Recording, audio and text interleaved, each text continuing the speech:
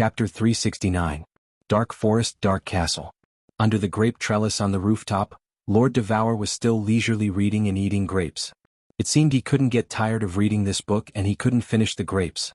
All of a sudden the door opened. Madame Jiao in her gray robe walked in with a cup of hot tea. Looking at Lord Devour's back, she smiled and put the hot tea on the crystal table. She bowed and stood aside quietly. Lord Devour acted as if he didn't see her, continuing to read his book. After a while, he tilted his head and said emotionlessly, "What's up?" "Yeah." Madame Jiao smiled and then said, "My lord, you don't want to take care of little Han anymore?" "Why should I care about it?" Lord Devour arched his brows, asking with surprise, "I've repaid his favor, haven't I? Do you owe him a favor?" "No." Madame Jiao was a little surprised, answering with an embarrassed face. "Even if you owe him a favor, you should take care of him. You want me to help him, so you owe me another favor." Lord Devour closed his book, taking a sip of the hot tea. Then he continued, "Do you want to owe me another favor?" "Ah, my lord, you must be joking. I can't repay your favor for the rest of my life. How could I dare to ask for more from you? Audiobook will leave now." Madame Jiao bowed one more time, walking away gracefully. "I've helped him once. If Yi Qinghan can't handle such a small matter, I'm wrong about him." Lord Devour put down the teacup, picking up the book and saying faintly, "Audiobook, you don't need to go down there. Let's go to Tsang City to watch a good show." However, when she picked up the book, she suddenly looked towards the south in astonishment. Then, her expressionless face revealed a slight smile. She put down the book and stood up, saying, "Audiobook, there's no need to go down. Let's go to Tsang City and watch a good show." Audiobook was surprised, looking at Lord Devour, but he didn't ask anything. After a while, two shadows, one red and one gray, disappeared from the dark castle. Yi Qinghan felt like he had a very long dream. In the dream, there was nothing but darkness and a drop of water that kept dripping down. He felt that this dream seemed to have gone on for a very long time. Perhaps it was a few days, perhaps it was a few years, perhaps it was tens of thousands of years. For such a long time he had nothing to do, as if he could do nothing. Like a bored child watching ants crawling on the ground, he began to study the drop of water. Where did this drop of water come from? Why was it spinning when it dripped down? Why did it create ripples when it landed? In the end, how did it disappear for no reason? He thought about it for a long time, but he still couldn't figure it out. In the end, he simply stopped thinking about it. If the water droplets fell, so be it. If they disappeared, so be it. Why should he care so much? However, when he stopped thinking about it, he suddenly understood.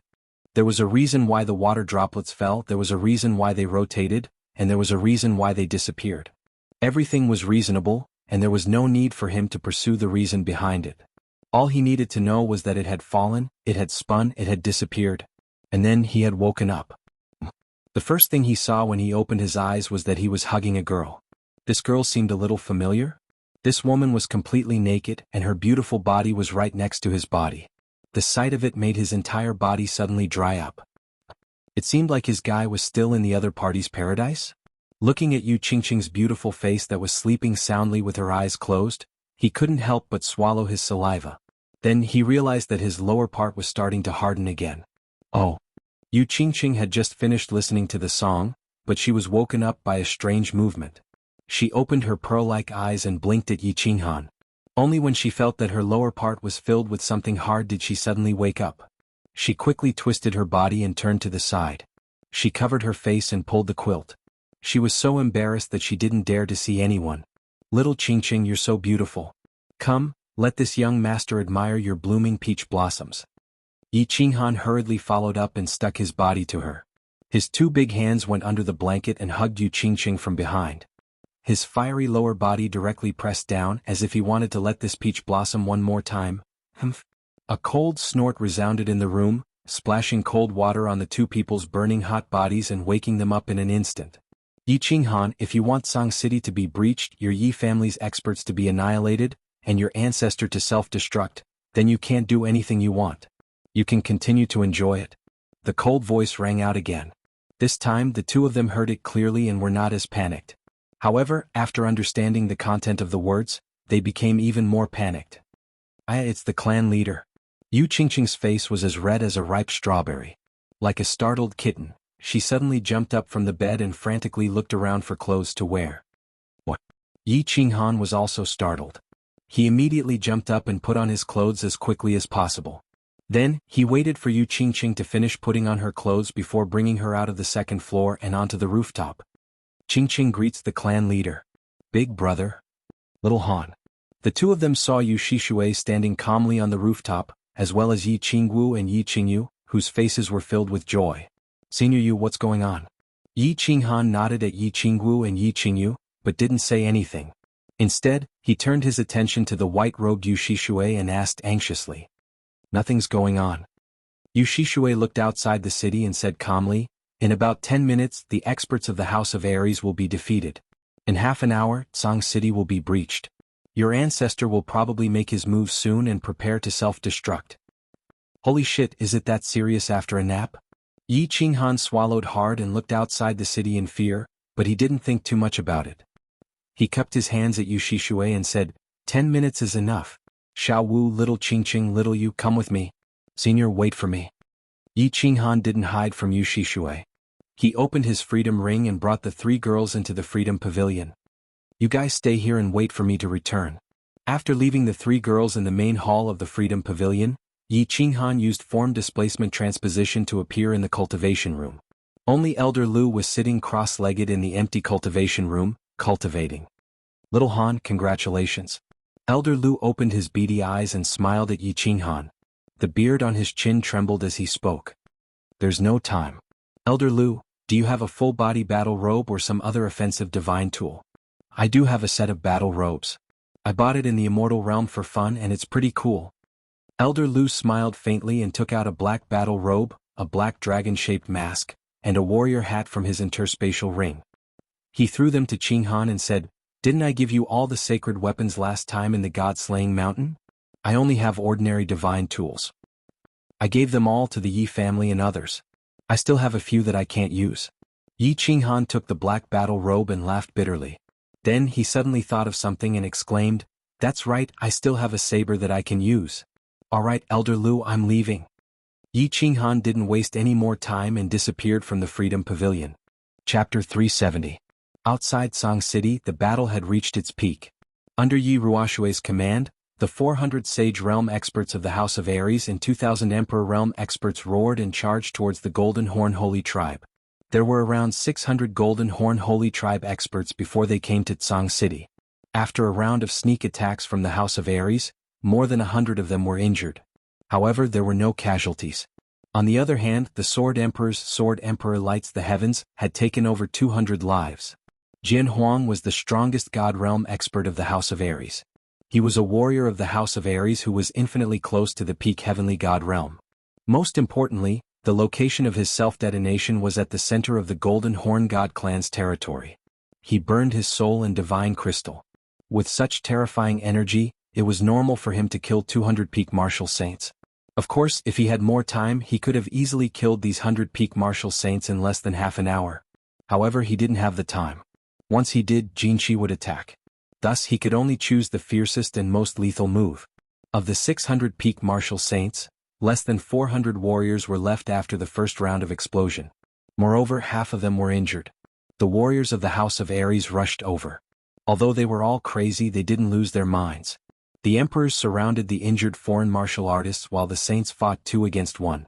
Taking advantage of the fact that the foreign martial artists were in a daze from the explosions, they smashed their bodies with all their might. Jinchi roared with a gloomy face. He scolded all the Golden Horn Holy Tribe experts to fight. The 4 peak martial saints beside him didn't dare to speak. They were afraid that Jinchi would go crazy and ask them to self-detonate. Of course, Jinchi didn't dare to ask them to self-detonate to kill people. Self-detonation could destroy the formation. This wasn't against Lord Devour's rules. After all, they had only broken the formation and self-detonated. This was equivalent to giving Lord Devour an explanation. If he asked the peak Heavenly God Realm experts to kill people, he was afraid that Lord Devour would kill him in anger. After a while, under Jinchi's continuous roars, under the leadership of the 200 uninjured experts, the Golden Horn Holy Tribe managed to stabilize their footing. After all, they were all at the peak of the Martial Saint realm. As long as the Black Flame Barrier was activated, the Emperor Realm martial artists could only watch helplessly. Although the number of martial saints in the House of Ares was almost enough, how many peak martial saints were there in the House of Ares? There were only a dozen of them and Dragon Butt was the strongest. As for people like Yi Jian who had just stepped into the Saint Realm, he had not completely grasped the Saint Realm. Although he could barely reach the peak of the first level of the Saint Realm after merging with his beast, there were still a lot of saints like him. Emperor Realm martial artists, retreat. Yi Ruoshui coldly gave the order, and all 2,000 Emperor Realm martial artists retreated to the top of Tsang City's city walls. When the 2,000 Emperor Realm martial practitioners returned, there were less than 1,500 left. Moreover, there were countless who were either injured or crippled. However, they also managed to take away close to 100 injured Golden Horn Holy Clansmen's lives during the chaos.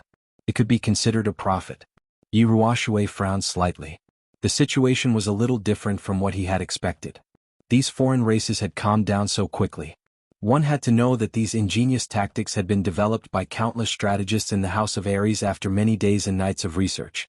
Originally, the Emperor Realm martial artists had predicted that they would be able to kill half of the injured foreign races. Now that the foreign races had stabilized their footing, he naturally wouldn't let these Emperor Realm martial artists die in vain. Yi Jian was suffering. He carefully avoided the Golden Horn Holy Clansmen's attacks while cursing in his heart. Why didn't the foreign races descend a few months earlier? Why did they let him descend after he had broken through to the Saint Realm? His beast was only at the 7th level and he had just broken through to the Saint Realm. Even his Saint Realm had just been comprehended not long ago. Now he had to risk his life against a group of crazy peak martial saints. He still believed that death wasn't scary.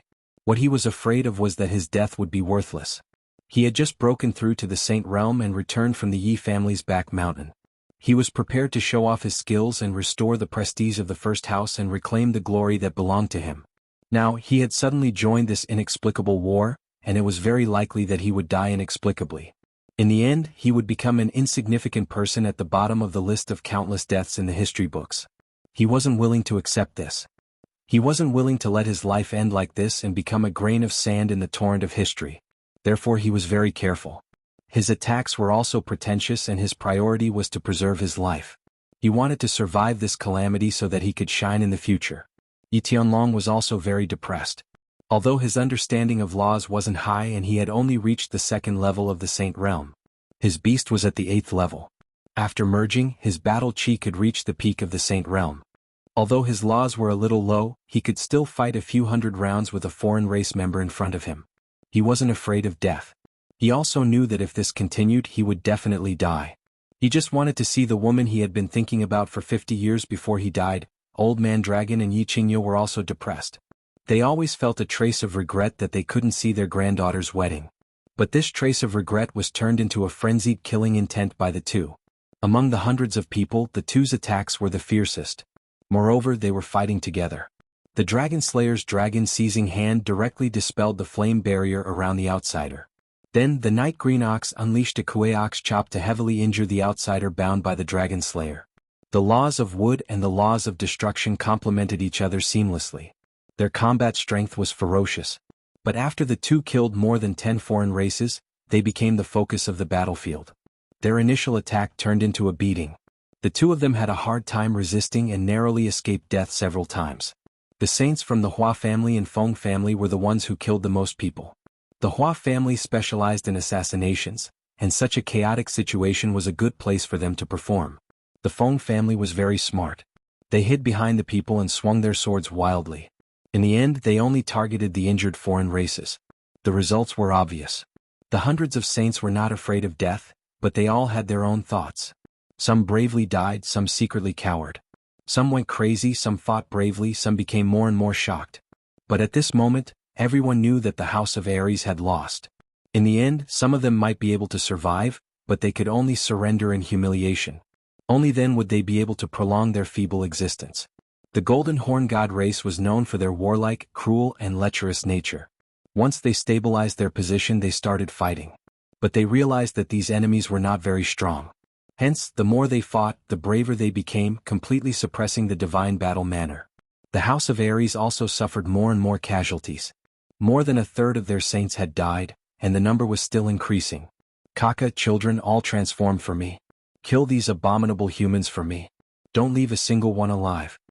Seeing that the time was right, Jin Qi's eyes turned red as he decisively gave the order to attack. The losses this time were too great.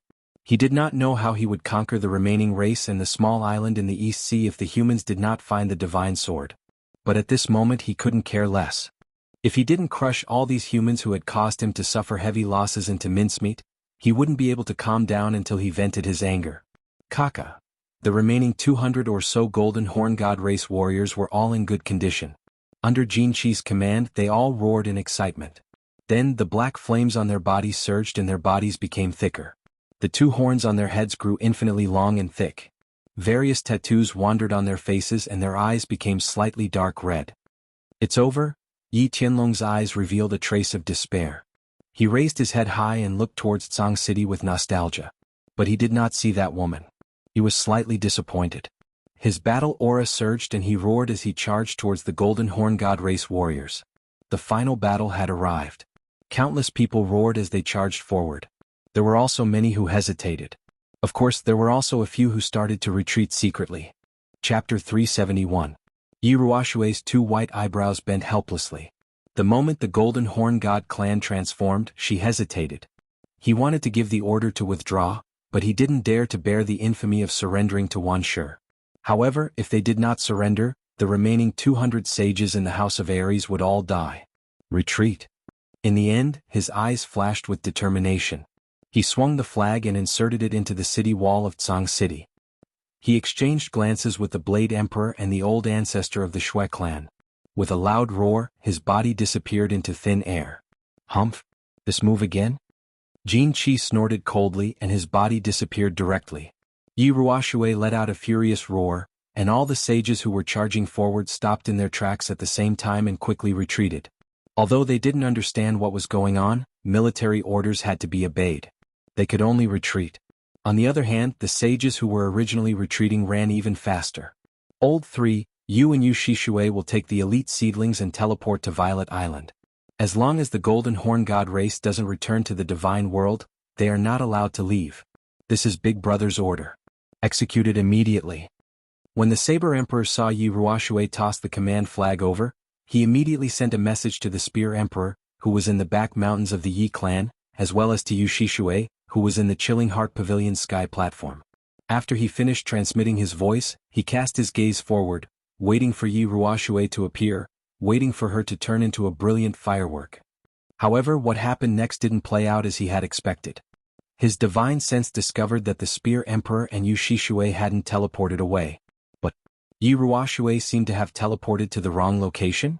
Yi Ruoshui had actually teleported above the sage domain of the House of Ares, causing Jinqi, who had teleported above the Golden Horn God race and was waiting for Yi Ruoshui to arrive, to lock onto him with his god domain, to miss. What was going on? The Saber Emperor and the Shui clan's ancestor looked at each other in bewilderment. The Spear Emperor and Yu Shishui had fallen asleep? Yi Ruoshui was drunk? Jinqi's eyes were also filled with bewilderment. Scary, right? Why did it suddenly change? Why didn't it self-destruct this time? Is it fun for you to teleport here and there? However, he did not dare to take action in advance and could only lock onto the 3 divine-level experts. Once the 3 of them teleported above the Golden Horn God race, he would immediately suppress them with his god domain, not giving them the chance to self-detonate. At the same time, he immediately stopped the charge of the saint-ranked Golden Horn God race. Since the human race had started to retreat, they might be preparing to surrender. Therefore, he decided to observe for a while. Of course, Yu Shishui and the Spear Emperor weren't asleep, and Yi Ruoshui wasn't drunk either. In that moment, both the Spear Emperor and Yi Ruoshui received a transmission from Yu Shishui. The content of the transmission was only 2 words: wait a moment. Of course, Yu Shishui wouldn't send a voice transmission for no reason. She hadn't even sent a voice transmission when the Sword Emperor had self-detonated.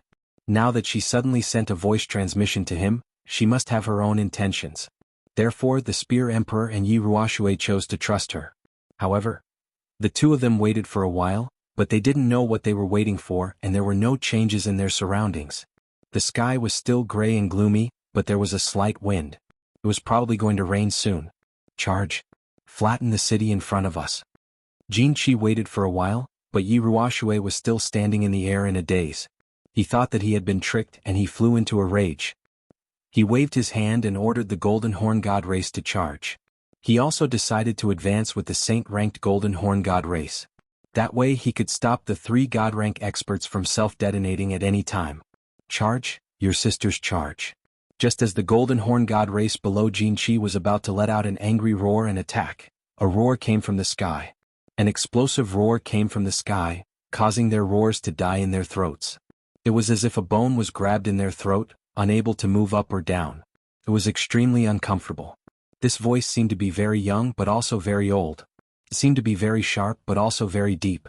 Furthermore, this voice had obviously been enhanced by battle chi. The voice had also been intentionally altered, making it difficult to distinguish the original voice. This voice was incredibly loud after being enhanced by battle chi. It was like a bolt from the blue, exploding in the sky above Tsang City. The thousands of Tsang City martial artists were all dumbfounded. It's windy and thundering. It's going to rain soon. Why are you guys still messing around here? The voice continued. Sometimes it was sharp, sometimes it was deep, and sometimes it was deep. It made people want to vomit blood. At the same time, a black figure rapidly glided down from the sky, gliding towards the center of the 2 teams. His movement was elegant and at ease. However, when everyone looked at this figure in shock, their expressions of being struck by lightning turned into one of being struck by lightning again. Black lines appeared on their faces and some people's hair even stood on end. He couldn't tell if the person was a man or a woman, nor could he see his appearance. He also couldn't determine his age. This was because this person was covered in a black robe embroidered with dragons and phoenixes. On his back was a black devil's cape, and on his face was a Qilin mask. He wore a black bamboo hat on his head. Alright, this wasn't important. What was important was that this person had a very strange weapon on his waist. It seemed to be similar to the butcher's butcher knife. Jianghu and the rest of the Golden Horn God race were confused. They recognized this robe and this attire. This was the attire of an honorary god of war in the heavenly realm, the god of war robe. However, this god of war robe didn't have any stars that represented its grade. Also, the quality of this robe seemed to be inferior. Obviously, it was forged. However, why would the god of war robe, which represented glory and power, appear in this realm? Most importantly, it was forged. Forging a god of war robe was a serious crime. In the heavenly realm, only a small number of bandits would do this on purpose. The people from the House of Ares were also confused. Where did this fierce person come from? He actually came out with a butcher knife so arrogantly. Oh, he seemed to have appeared out of thin air? Could he be a god-level expert? But there were only so many god-level experts on the continent. Could he be from the heavenly realm? There were butchers in the heavenly realm too? Otherwise, why would there be a butcher knife? Yi Ruoshui, the Saber Emperor and the old ancestor of the Shui family, had a sudden flash in their eyes. They looked at each other and smiled. However, Yi Ruoshui seemed to recall something. He frowned, especially when he used his divine consciousness to cover the dark forest and found that there was no one in the dark castle. His brows furrowed even more. Who are you? Leave now. Otherwise, don't blame me for tearing you apart. Jianghu's eyes twinkled. Apparently he was very angry. However, he was afraid that another Lord Devourer would appear. Thus he didn't act rashly. Instead he spoke coldly. This old man's surname is Lord? I come from the Tang Kingdom of the East. I passed by this place and saw that you guys were slaughtering. I couldn't bear it, so I came to ask you to stop. Minotaur, give me some face and let this go. How about that? The black-cloaked man stood in the air. While talking, he turned his head, his back facing Jianghu. It seemed that he wasn't afraid of a sneak attack. The black devil cloak behind him fluttered in the wind, which made him look imposing. However, the butcher knife at his waist looked a little funny. Who the F***ck are you? Do you believe that I won't slap you to death? Jianghu didn't dare to move anymore. Facing a God General Realm expert and 4 Peak of Heaven God Realm experts, he dared to be so arrogant. If he wasn't a fool, he must be a super expert. This man's power was only at the Martial Saint realm. However, he had appeared out of nowhere. It was really strange. You dare to attack me? I'm just a Martial Saint realm warrior.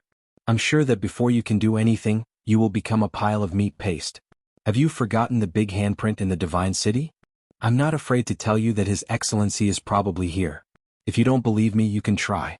The black-cloaked man didn't seem to be a super expert. He was just a fool who had exploded his power. He had pointed out that he was just a Martial Saint realm expert. He had even boldly used Lord Devourer's name to intimidate others. Martial Saint realm? *CKU. Jianghu was startled when he heard that. He had just seen the black-cloaked man teleport here with such attire. He was a little dumbfounded. However, after probing with his spiritual sense, he discovered that this person was truly a martial sage. He had probably comprehended the law of space, which was of little value, and had come up with a half-baked teleportation technique to scare people. Right, his teleport seemed to have a big space fluctuation. He was a martial saint realm warrior, a trashy lunatic who had just entered the martial saint realm. This place wasn't the divine realm. How could there be so many hermit experts? The more he thought about it, the clearer his mind became. He was so enraged that his face darkened. He was a god general warrior. How could he be frightened by a piece of trash? If this news spread out, he would lose a lot of face. As he was enraged, his face twisted. He swung his hand and shouted indignantly, "I won't do it. I won't make a move.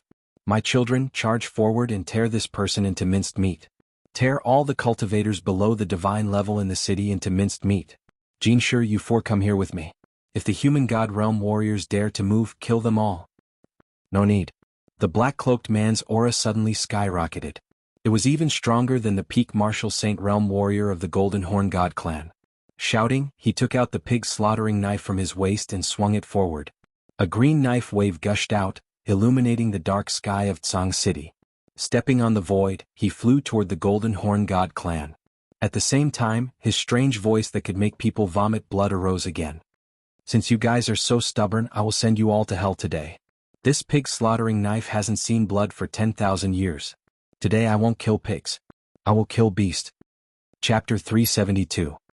A one person against 100? This lunatic who just entered the martial saint realm wanted to fight hundreds of peak martial saints alone? It seemed like this person was crazy. He probably couldn't be cured. Did he think he could go against the heavens just because he was wearing a fake god of war robe, a broken bamboo hat, and a strange blade?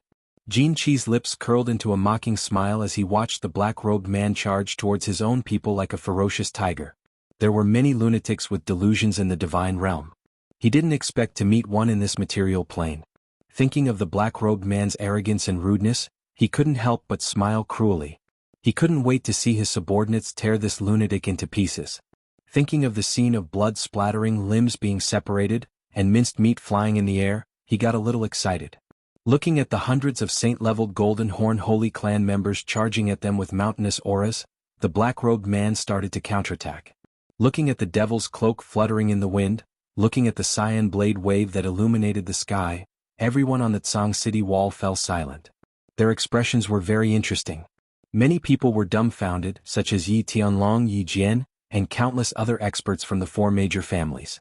This scene of 1 against 100 was so familiar. Many of them had done it before and seen it before. But what they were facing or seeing were powerful martial artists pouncing on a group of weaker martial artists. He had never seen a weak martial artist charge against a group of strong martial artists. Had the world gone mad? Had it become chaotic? This black-robed man was undoubtedly a human. Only the House of Ares and the Hidden Island had pure humans. Not to mention the Divine City, he was already in such a state. There probably wasn't such a promising person. The Hidden Island didn't seem possible either. Those gangsters and bandits didn't have the habit of helping people do good deeds. Moreover, they did good deeds without leaving their names. Then, was this person from the House of Ares? But this person had obviously just broken through to the Sage Realm. There weren't many peak Emperor Realm experts in the House of Ares. Dragon City and the 5 major families had a clear record of this. Moreover, all the peak Emperor Realm experts were in Tsang City. Then, who was this person? Many people were confused, such as Yi Chong, Tian Qing, and the martial artist who had been to Luotian Mountain's Heaven's Path. This scene? Why did it feel so familiar? Of course, they didn't dare to think of the young man who went crazy at Mount Luotian. After all, even the legendary Tian Mai individual couldn't cultivate from the first level of the Emperor Realm to the first level of the Saint Realm in a few months. Still the same question, who was this person? Yi Ruoshui frowned again, Saber Emperor smiled faintly, and Shui clan's ancestor was a little jealous. However, the 3 of them were clearly worried. Yi Ruoshui kept using her divine sense to scan the continent over and over again. She even scanned the rooftop of the dark castle. However, he couldn't find the red-clothed woman's figure, so he couldn't help but become even more worried. Looking at the ferocious demon cloak and the dazzling butcher knife, he, the Blade Emperor, and the ancestor of the Shui clan looked at each other. The 3 of them nodded at the same time, as if they had made some kind of decision. More than 200 members of the Golden Horn God clan were engulfed in black flames. The black, thick, and long horns on its head shone with a dark light. Looking at the black-robed man charging towards them, they didn't show any emotion. Since the young master said that he was a Saint Realm warrior, then he must be trash. To them, who were at the peak of the Saint Realm, all the Saint Realm warriors in the material plane were trash. Therefore they ignored the black-robed man who was getting closer and closer. Only 3 of them charged towards the black-robed man while the rest continued to charge forward. Their thick and strong legs didn't even tremble a little. "Haha, you bastards dare to look down on me? Take this move of mine, a butcher knife leaves no trace behind." The black-robed man's sharp and deep voice sounded again. The black-robed man directly charged towards the Golden Horn God clan. He didn't stop at all. It seemed like he wanted to fight them head-on. "Golden Horn God of Destruction. Go and die." The black horns on the heads of the 3 Golden Horn God clan flickered even more frequently. The corners of their mouths revealed a cruel and mocking smile. This puny human didn't even dodge when facing their golden horns? One must know that even a normal God Realm expert wouldn't dare to take such an attack from the 3 of them. Looking at the black-robed man charging towards them, the corners of the 3's mouths curled up at the same time, revealing a sinister and wild smile. However, before their smiles could widen, they felt a sudden fluctuation in the space around the black-robed man, and this fluctuation quickly spread towards the space around the 3 of them. It was as if a stone had been thrown into a lake, causing ripples to appear. When the ripple was transmitted to their side, all of a sudden, a strange change occurred. They felt as if their advancing bodies had suddenly crashed into a wall, causing them to stop abruptly. However, this wasn't the most frightening thing. What frightened them the most was that they suddenly realized that they couldn't move. Then they saw a bewitching purple light flash and the 3 of them completely lost consciousness. When they regained consciousness, they were even more frightened. They found that their bodies seemed to be constantly floating. That's not right, it was their heads that were continuously falling down. They saw their opponent's head falling down as well. Their opponent's body, which was still standing upright, was constantly spewing out green blood. Then all 3 of them lost consciousness at the same time. Shio. The Golden Horn God clan members on both sides were still charging forward, but the Golden Horn God clan members at the back suddenly stopped. They blinked their eyes at the same time, looking at the 3 bodies that were still spurting out blood, as well as the 3 heads with their eyes wide open on the ground. They were confused. What's going on? Without waiting for them to think clearly, the black-robed man continued charging forward. Then a strange ripple appeared in the space, followed by a purple radiance. Then the black-robed man easily walked through the center of the Golden Horn God clan members who were standing there foolishly. His figure was very elegant. A strange saber emitting green saber waves directly slashed across the neck of the Golden Horn God clan members. Then the black-robed man didn't even look at them. The black-robed man continued moving forward. After a moment, the heads behind him slowly fell to the ground, green blood spurting out. The black-robed man's black demonic cloak and butcher knife charged forward like lightning. In the blink of an eye, he had already perfectly passed through the Golden Horn God clan's formation. Only when he reached the back of the formation did he stop. Behind him was a row of headless bodies with blood spurting out, as well as countless heads with their eyes wide open. Drip, drip, drip. When the black-robed man was halfway through his charge, the Golden Horn God clan members on both sides had already stopped. All of them stared at the black whirlwind in a daze as it blew past them. Until the last head fell to the ground, the entire place was silent, deathly silent. Only the sound of the black-robed man's demonic cloak fluttering in the wind, as well as the dripping sound of the butcher knife dripping blood. Drip, drip, drip. Blood continued to drip from the black-robed man's blade, dripping onto the ground. The yellow ground was dyed greenish-black, and the faces of the thousands of people in Song City were also dyed greenish-black. The sky above Song City seemed to have turned even darker. The wind was getting stronger, a storm seemed to be coming. Chapter 373. This pig slaughtering knife, leaving no trace for 1,000 li? This move was called pig slaughtering knife, leaving no trace for 1,000 li? Jin Chi wasn't thinking about anything at this moment. Instead, he kept repeating the name of the move that the black-robed man had just mentioned. There was nothing wrong with the knife, but how could it not leave a trace? Wasn't there blood on the knife? Giving random names was not good. Giving random names was not right. Giving random names was very immoral. Yi Tianlong was even more confused. Yi Jian was even more confused. Everyone else was even more confused now. This situation was inexplicable. A first-level Saint Realm martial artist killed a peak Saint Realm martial artist as if he was slaughtering a pig? Had the world gone crazy? Was this the way of the world and not the way of the past? Countless people began to rub their eyes.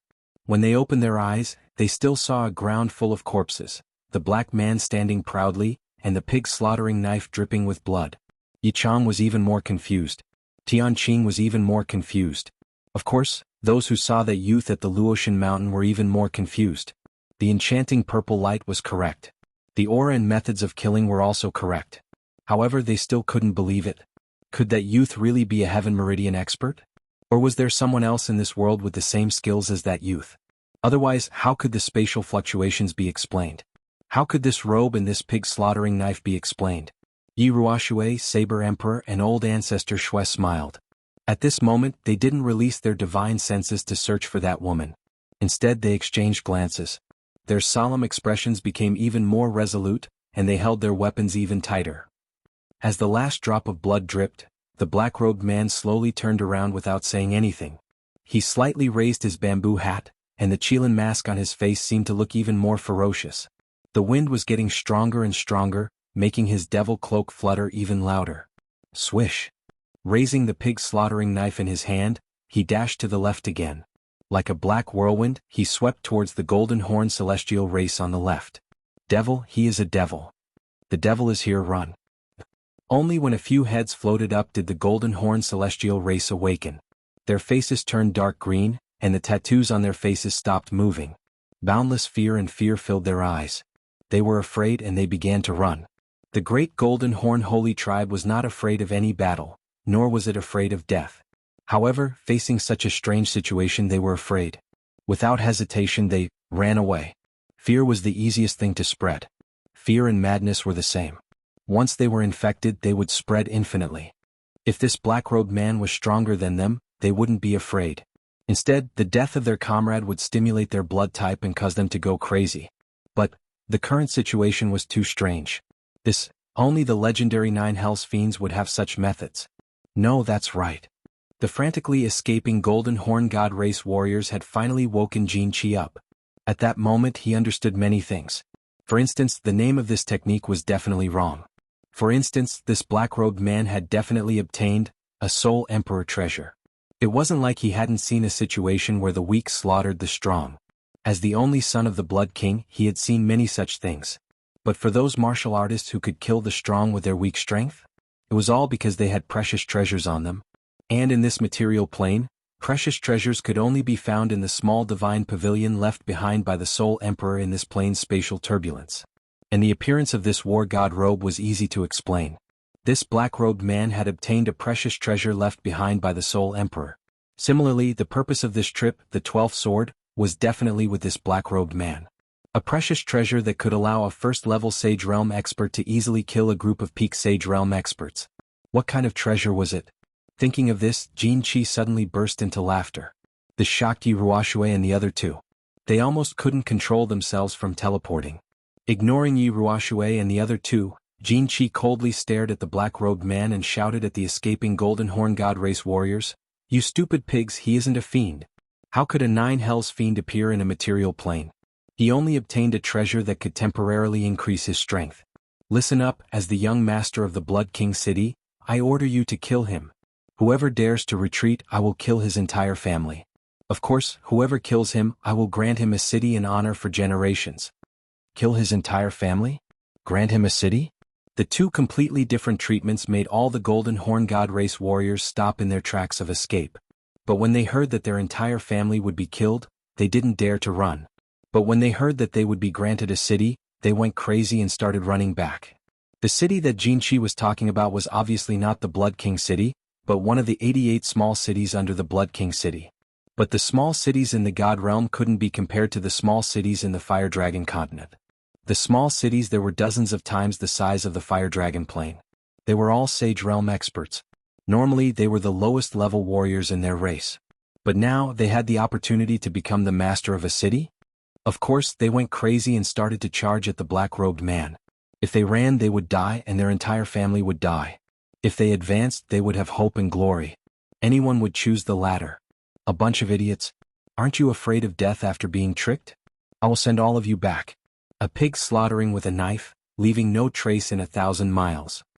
When the black-robed man saw this, he stopped chasing after the golden horn god race warriors and murmured to himself. His hand gently wiped the blade that was covered with greenish-black blood. Then he waved his hand abruptly. A cyan saber wave was spurted out and resolutely rushed towards the red-eyed golden horn god clansman. Below Tsang City, a black whirlwind started to blow again, making the wind that was getting stronger and stronger. Whoosh! Blood and heads flew everywhere under Tsang City. The space above Tsang City suddenly trembled, and two people appeared out of nowhere. The cold and elegant Yu Shishui and the white-haired, white-bearded Spear Emperor appeared above Tsang City's gate at the same time. Little Yi, congratulations. Brother Ruoxue, congratulations. The two instantly appeared above Tsang City and looked at the black-robed man with deep meaning. At the same time they transmitted a message to Yi Ruoxue. Lord Devour isn't in the Darkness Castle. I can't find him. Yi Ruoxue didn't turn around, nor did she look happy. Instead, she had a serious expression on her face as she transmitted a message to the two of them. Yu Shishui and the Spear Emperor's expressions simultaneously changed. They didn't say anything, but they closed their eyes and spread their divine senses out to scan the continent. However, after they scanned the area a few times, especially when they scanned the empty rooftop of the dark castle, their expressions turned ugly at the same time. Their divine senses attracted Jinqi's attention, especially Yu Shishui, who had just become a deity not too long ago. She wasn't very familiar with her divine sense, so the ripples she caused were much stronger. Their dark expressions didn't escape Jinqi's notice. He muttered to himself for a moment, then began to spread out his divine sense. After a few rounds of probing, his expression suddenly changed and became very complicated. That terrifying woman wasn't in the castle? And she wasn't in the Flame Dragon realm either? What was going on? Had that woman left the Flame Dragon realm? Or was she hiding? Jinqi was extremely confident in his divine sense. He firmly believed that even if that woman was a god emperor, there was no way she could hide so well that he couldn't detect her. As he watched more and more of his clansmen's heads float into the air, and as that butcher's knife danced around more and more, he gritted his teeth and made a decision. I'll bet. I'll go all out. Jin Shi, all of you prepare to activate the teleportation array. Once I succeed, I'll immediately teleport back to the god realm. After making up his mind, he didn't hesitate to send a message to the four-peak heavenly gods. Jin Shi and the others didn't know what their young master was going to do, but Jin Qi had already given the order. Without any hesitation, they took out a triangular black stone from their spatial ring. This was something the Blood King had prepared to protect Jin Qi's life. It was an emergency teleportation array. As long as the four of them crushed the triangular stone at the same time, a teleportation array would appear in the sky and take them straight to the Blood King city. Die for this, daddy. Under the terrified gazes of Yi Ruoxue and the others, Jin Qi's figure suddenly teleported. In the next second, he appeared next to the black-robed man below, a sinister smile on his face. He immediately activated his god domain and enveloped the black-robed man. At the same time, a wave of golden flames shot towards the black-robed man, trying to burn him to ashes. No! Yi Ruoxue roared. The five heavenly gods in the sky above Tsang City emitted white flames at the same time, then disappeared from the sky above Tsang City. Chapter 374. Jin Qi wanted to gamble. This divine sword was very important to both his father and his uncle. Because this divine sword was one of the keys to enter the Soul Emperor Pavilion, which was the #1 treasure trove in the Divine Realm. The Soul Emperor was the most important person in the Divine Realm. His treasures were undoubtedly the most important. However, this wasn't the most important thing. In the end, Jin Qi made up his mind to let the black-robed man, who was at the initial stage of the Martial Saint level, instantly kill a bunch of Martial Saint level treasures. This treasure was so magical that it was a supreme treasure even in the Divine Realm. Even if he got the divine sword, it would belong to his father and uncle. Whatever he got from the Soul Emperor Pavilion would belong to his uncle and father. But the black-robed man's supreme treasure was different. He got it so it would belong to him. So he did not hesitate to let the four-peak heavenly god treasures activate the teleportation formation. He teleported and burned the black-robed man to ashes with his flames. As for the divine sword and the supreme treasure in the black-robed man's spatial ring, he was not worried.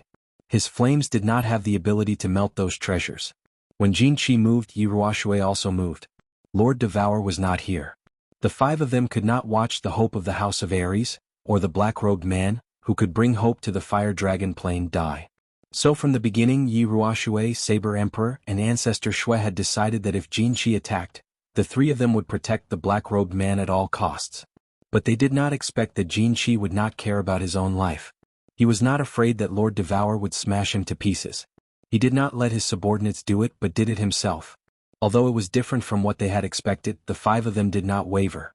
They teleported. They decided to use their lives to exchange for the black-robed man's survival.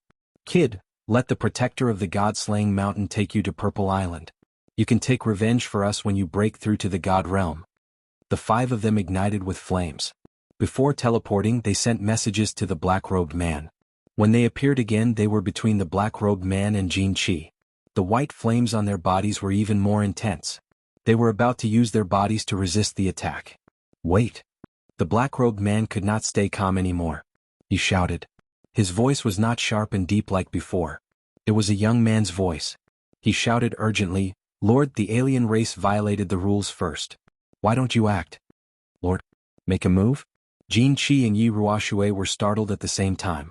A trace of fear appeared on Jin Qi's face. However, he didn't hesitate and continued to shoot the golden flame in his hand forward. At that moment, the five of them were delighted.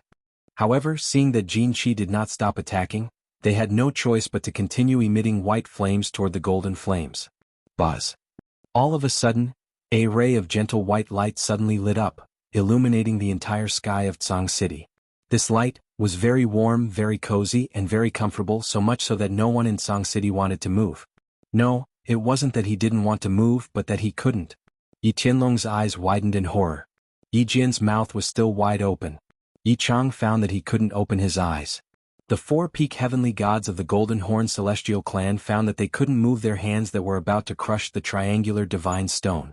Jin Qi's golden flames were still suspended in mid-air, while the white flames on Yi Ruoshui and the others' bodies were still burning.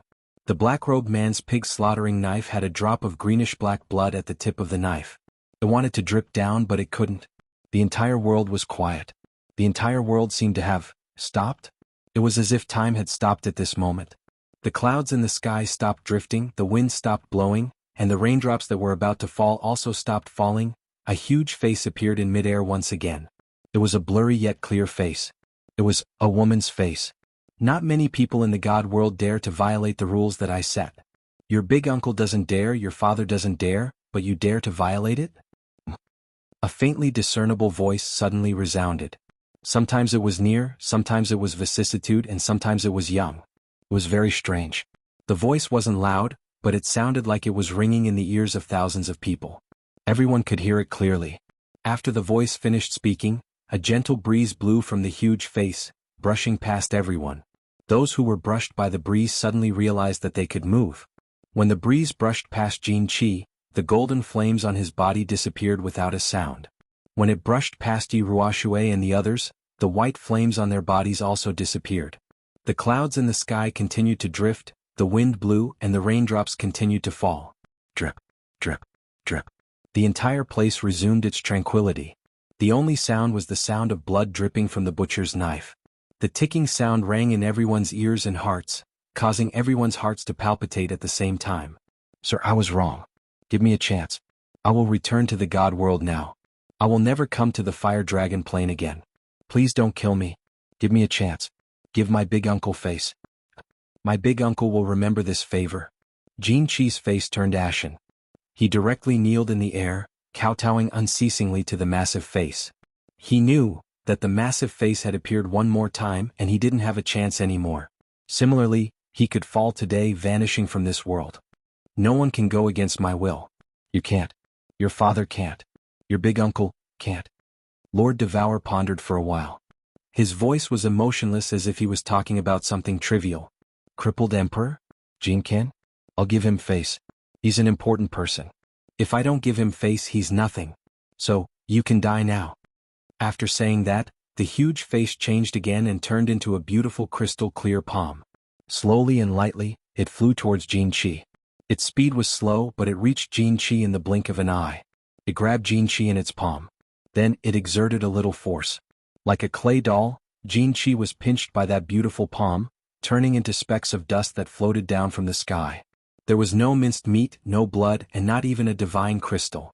Everything had turned into dust. It seemed slow, but it happened very fast.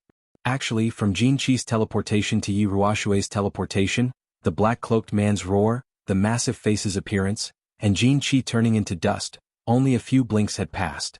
Young master. Until Jin Qi turned into dust, the four-peak heavenly god realm experts finally got themselves together. When the massive face appeared in the god city, they had used their soul consciousness to sense that Jin Kuan had been smashed into a puddle of blood. However, they hadn't seen it directly. This was the first time they saw it, so they were bewildered. Then they pulled themselves together. Their faces changed as they screamed in pain. You guys can go to the god world now. Tell the crippled emperor that I killed him. If you're not convinced, you can come and find me. Devour. The massive face said before disappearing in the sky of Tsang City. Devour? Devour. Dancing butterfly war god? When the four-peak heavenly god realm experts heard this name, they were a little confused. Eventually, they thought of something. Their faces changed again. They opened their eyes wide, looking at the place where the massive face had disappeared. They shivered. After a while, their faces turned ashen. Without a word, they crushed the triangular stones in their hands. A seven-colored radiance lit up the sky, and a black hole slowly appeared in the radiance. As for the four deity-level Golden Horn Holy Clan members, they directly teleported and brought the remaining dozens of Martial Saint-level Golden Horn Holy Clan members into the black hole. Finally, with a flash of light, they disappeared into the sky. It's done. I'm going now. The dead silence outside Tsang City was once again broken by a sharp and low voice.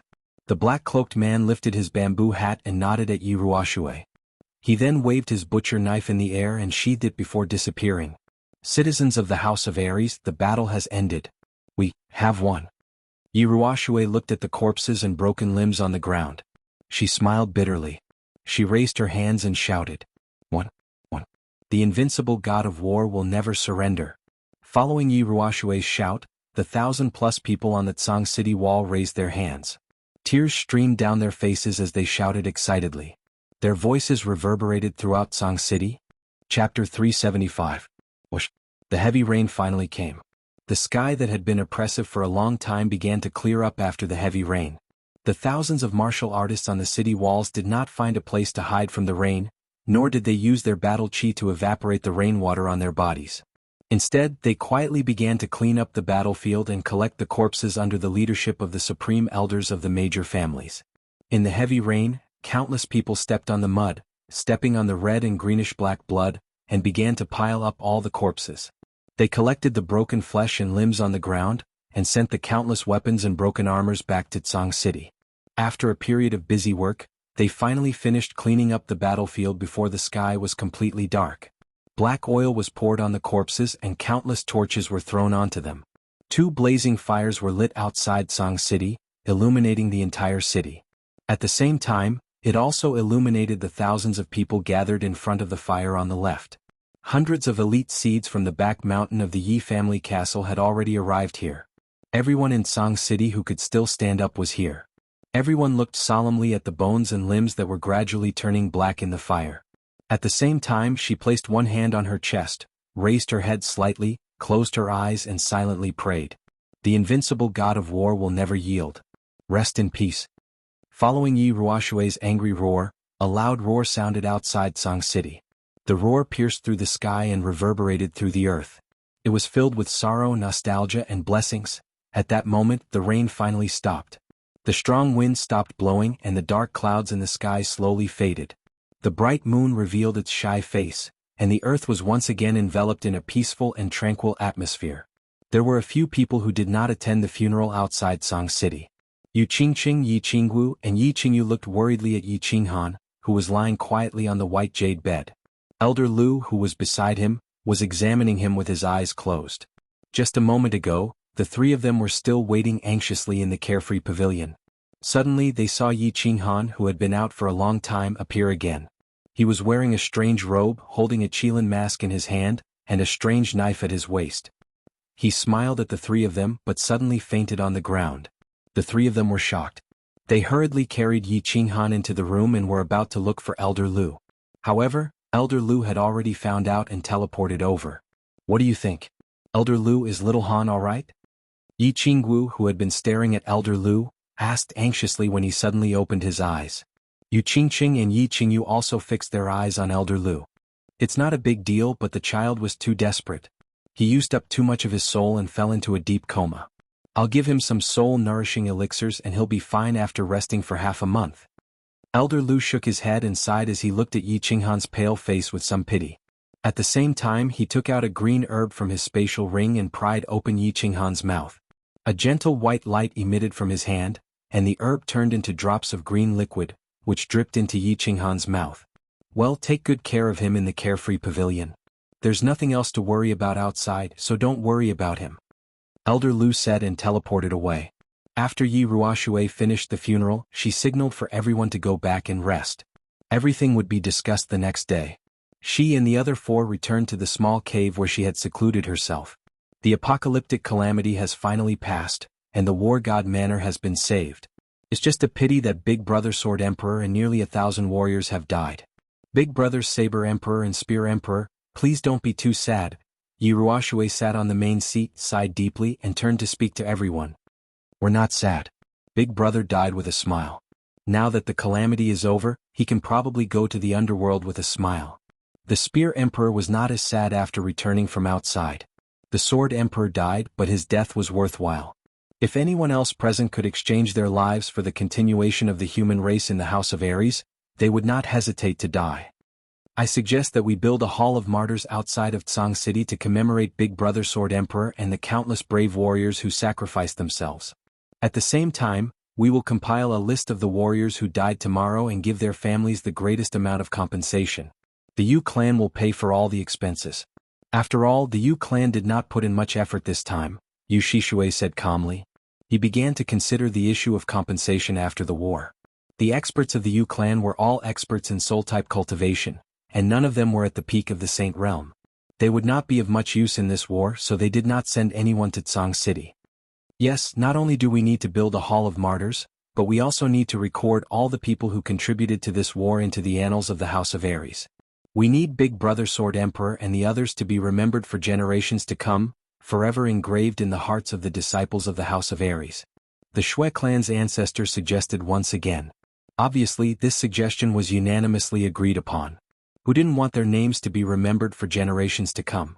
The Sword Emperor and the others, on the other hand, had to be recorded in the annals of history. Otherwise, how could they repay their contributions? Oh, that's right, do you want to record that kid from your clan? He came out with his face covered. Could it be that he has some hidden trouble? The Saber Emperor asked. The five of them had immediately used their divine sense to detect the black-robed man as soon as he appeared. They had investigated the #1 expert on the Earth rankings, Yi Qinghan, before, so they recognized him. Yi Qinghan had contributed greatly to this war. It could be said that he was second only to the Sword Emperor. If his name was recorded in the annals of history, or if his identity was made known, his name would definitely shake the entire continent. Ignoring his age, just the fact that he was able to instantly kill a group of peak saints while only at the first level of the Saint Realm was enough to shake the entire continent. However, Yi Qinghan had appeared with his face covered, and he had even purposely changed his voice. He had even hidden his signature blade and used a butcher's knife. It was obvious that Yi Qinghan didn't want to reveal his identity. At least, he didn't want too many people to know that the black-robed man was him. I don't know the reason either. I don't even know where he is now. This kid has too many secrets. He must have his reasons for hiding his identity. We will help him hide this matter for the time being. When he appears in the future, I will ask him properly. A trace of pride flashed in Yi Ruoxue's eyes. However, it disappeared in a flash. She then said. The few of them nodded at the same time. They didn't pursue Yi Qinghan's secrets. Yi Qinghan was related to that powerful woman from the Dark Forest. So, it wasn't strange for him to have some secrets. Yes, this kid's future is boundless. I think we should tell him the secret of the Fire Dragon continent. Whether the continent can be saved or not, I think we can only rely on him. This kid has brought us too many miracles. I hope he can walk out of this dead well in the end. Then the Fire Dragon continent will have a bright future. The Saber Emperor suddenly said as he recalled the black whirlwind outside the Tsang City. Yes, this kid is so abnormal. Moreover, he has such a relationship with that person in the castle. If he can't save the continent, I think it's even more impossible to rely on us old things. The old ancestor of the Shui family nodded. His eyes flickered as if he had seen a glimmer of hope. Good. When he comes back we will talk to him in detail. As for how far he can go in the end, it depends on the arrangement of the heavens. Yi Ruoxue saw that the four of them were looking at him expectantly. So she made the final decision. Chapter 376. After the torrential rain, the 13 streets of Tsang City were all washed clean, looking extremely comfortable. At this time the moon hung high in the sky, dyeing the entire Tsang City white. There were only 1,000 or so people in Tsang City tonight, all gathered in the square outside the city lord's residence. The Yi family's experts tirelessly moved large amounts of cooked food from the Yi family castle, as well as large amounts of strong alcohol, and started drinking in the square. It wasn't because they were hungry, nor was it because they were tired. It was because they had suffered too much today, and they needed a relaxed atmosphere to ease their nerves. They needed strong alcohol to ease their moods. There were no chairs, no maids, and everyone just lit a few bonfires in the square. The people split into countless groups, holding wine jars and lamb legs, sat on the stone slabs, and started eating and drinking to their heart's content. At first no one said anything. They all silently drank, ate, and stared blankly at the bonfires. However, as more and more alcohol was drunk, people in the square started whispering, which quickly spread. In the end, as more and more alcohol was drunk, the square gradually became more lively. Some people started crying bitterly, some started laughing wildly, some started cursing, and some started praying. The square was filled with noise and excitement. After crying and cursing, everyone felt much better. Some emotions that had been suppressed for a long time needed to be vented out. Otherwise they would be suffocated. After venting, some people hugged their wine jars and fell into a deep sleep, while others started discussing what had happened today in low voices. They talked about the Sword Emperor's self-destruction, the giant face in the sky, the black whirlwind, and the blood-dripping butcher knife. Who was that giant face? Who was the owner of that butcher knife? They had heard of the terrifying giant face and could roughly guess. However, after seeing it face to face and feeling its unparalleled might, they thought that they would never forget it for the rest of their lives. No one dared to talk about the giant face and they just exclaimed in shock. However, the owner of that butcher knife became the topic of discussion for most of the people present. A strange voice, strange attire, elegant figure, tyrannical strength, and miraculous performance. They were deeply shaken to the core and overturned their previous understanding. Some people had some guesses, such as Yi Chong, the experts who had been to the god-slaying mountain's heaven's path, Yi Jian, and the elders of the Yi family. That was because in the instant that Yi Ruoxue and the others were about to self-detonate, the strange voice was no longer strange. Instead, it was the voice of a young man, a voice they were all familiar with. It was Yi Qinghan's voice. More importantly, that bewitching purple light was too obvious. This was Yi Qinghan's signature skill. Presumably, no one in this world could possess it. After all, there was only one soul-devouring beast. However, they still didn't dare to confirm it. After all, this news was too shocking, so shocking that they didn't dare to believe it. A 21-year-old saint whose overall strength was invincible below the god level. This was a strength that even the heavenly meridians that appeared in history did not have. This was simply a miraculous existence. Everyone listen up. Today's matter regarding that lord and the black-robed man are forbidden to discuss or spread. Otherwise we will be hunted down by the entire house of Aries. This is a decision made by the five of us. Remember. At this moment, a calm voice rang out in the square, completely suppressing the discussions of the crowd. They all recognized this voice. It was Yi Ruoxue's voice. Everyone in the square shut their mouths immediately. It wasn't that they were afraid of Yi Ruoxue, but they respected the will of the five god-level experts and the will of the guardian of the house of Aries. In the next few days the entire Tsang City started to get busy. The original residents of Tsang City were sent back, and the warriors of the Yi family started to gather in Tsang City. A huge hall of martyrs was built outside Tsang City. Countless people started to flock to Tsang City. Some came to pay their respects to the battlefield. Some came from the families and clansmen of the fallen warriors. They went to Tsang City to pay their respects to their dead relatives and to receive the sympathy of the house of Aries. Tsang City was filled with a large number of carriages every day. The official road outside the city had a few deep wheel marks. 10 days later Yi Qinghan finally woke up. However, his body was still a little weak. Under the insistence of the three ladies, he was not allowed to get out of bed. He spent his days recuperating in his room. Yi Qinghan asked Elder Lu. There was nothing important in Tsang City now, so he was not in a hurry to go out. Anyway, he had disappeared for so many days. It didn't matter if he disappeared for a few more days. He spent his days with the three ladies in the carefree pavilion, immersing himself in the warmth of his home. It was a happy and romantic life. On this day Yi Qinghan had completely recovered. He had just snuck away from the three ladies and visited Dark Moon in her room. Dark Moon was still in a deep sleep. Although she looked fine, Yi Qinghan still felt a pang of heartache. "Alright, I'll take care of this child. She's fine. Your injuries are almost healed. If you don't go out now, I'm afraid your ancestor will scold you." Just as he was pondering whether he should tell Yi Qingyu and the others about Dark Moon, Elder Lu sent him a voice transmission. Yi Qinghan rubbed his nose and glanced at Dark Moon again. He walked out and appeared in the Cold Heart Pavilion with the three ladies. The Cold Heart Pavilion looked the same. It was beautiful and exuded a faint fragrance. However, Cui Hua and the others had not been sent back. There was no one in the pavilion. "Little Han, come to the back of the mountain."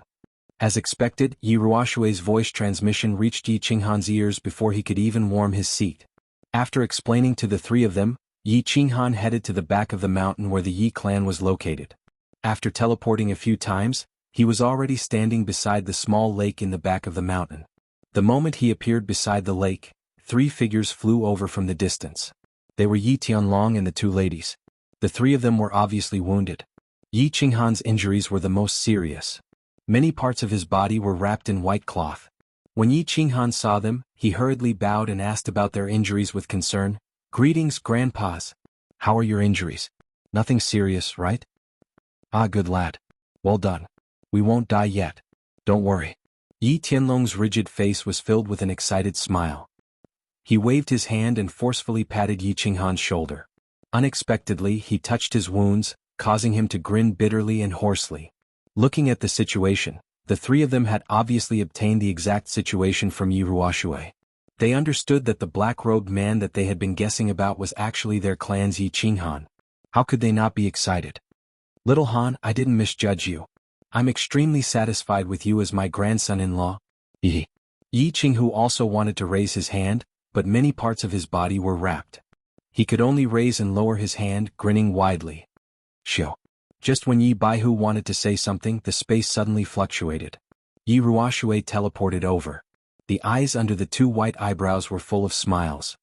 "Alright, the three of you rest well. We'll talk later. I have something to discuss with little Han." With that, she teleported with Yi Qinghan, bringing him to the cave where they were cultivating. Upon entering the cave, he discovered that the Saber Emperor, the Spear Emperor, and Yu Shishui were all smiling at him. Yi Qinghan pays his respects to the four seniors. Yi Qinghan didn't recognize the three of them. He had only seen them once outside Song City. However, he knew that these three were the deity tier elites of the House of Ares, so he hurriedly bowed respectfully. "You're welcome, our little hero," the Saber Emperor said with a smile. Saber Emperor said with a smile. Then he waved his hand and arranged a domain that enveloped the entire cave. Only then did he stand up.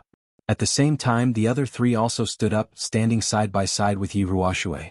The five of them had extremely serious expressions on their faces. Saber Emperor took out 3 red tokens from his bosom, and handed them over to Yi Qinghan in a solemn manner. "Today I've called you here for 2 things. The first is that the 5 of us represent the billions of citizens of the House of Ares to thank you for everything you have done for the House of Ares. You, Yi Qinghan, are the hero of the House of Ares. You saved the House of Ares. On behalf of the House of Ares, I bestow upon you 3 War God blood tokens.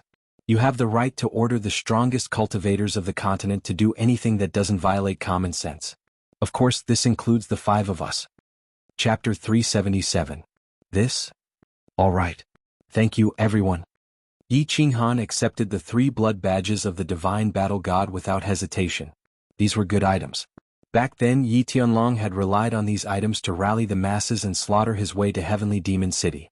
He wasn't going to take them, but he wasn't going to take them. When the Saber Emperor saw that Yi Qinghan had accepted the items, he glanced at Yi Ruoshui and the others. The 5 of them nodded, then bowed deeply to Qinghan. The Saber Emperor bowed and said in a low voice, "The second matter is that we would like to ask you a favor on behalf of the citizens of the Flame Dragon continent." This? What are the 5 of you doing? Hurry up and rise. Yi Qinghan was playing with the 3 War Gods blood medallions when he suddenly saw the 5 people bowing to him respectfully. What a joke. One of these 5 was his ancestor, while the other was his wife's ancestor. Would he dare to accept their bow? That would shorten his lifespan. He hurriedly jumped up and was about to help them up.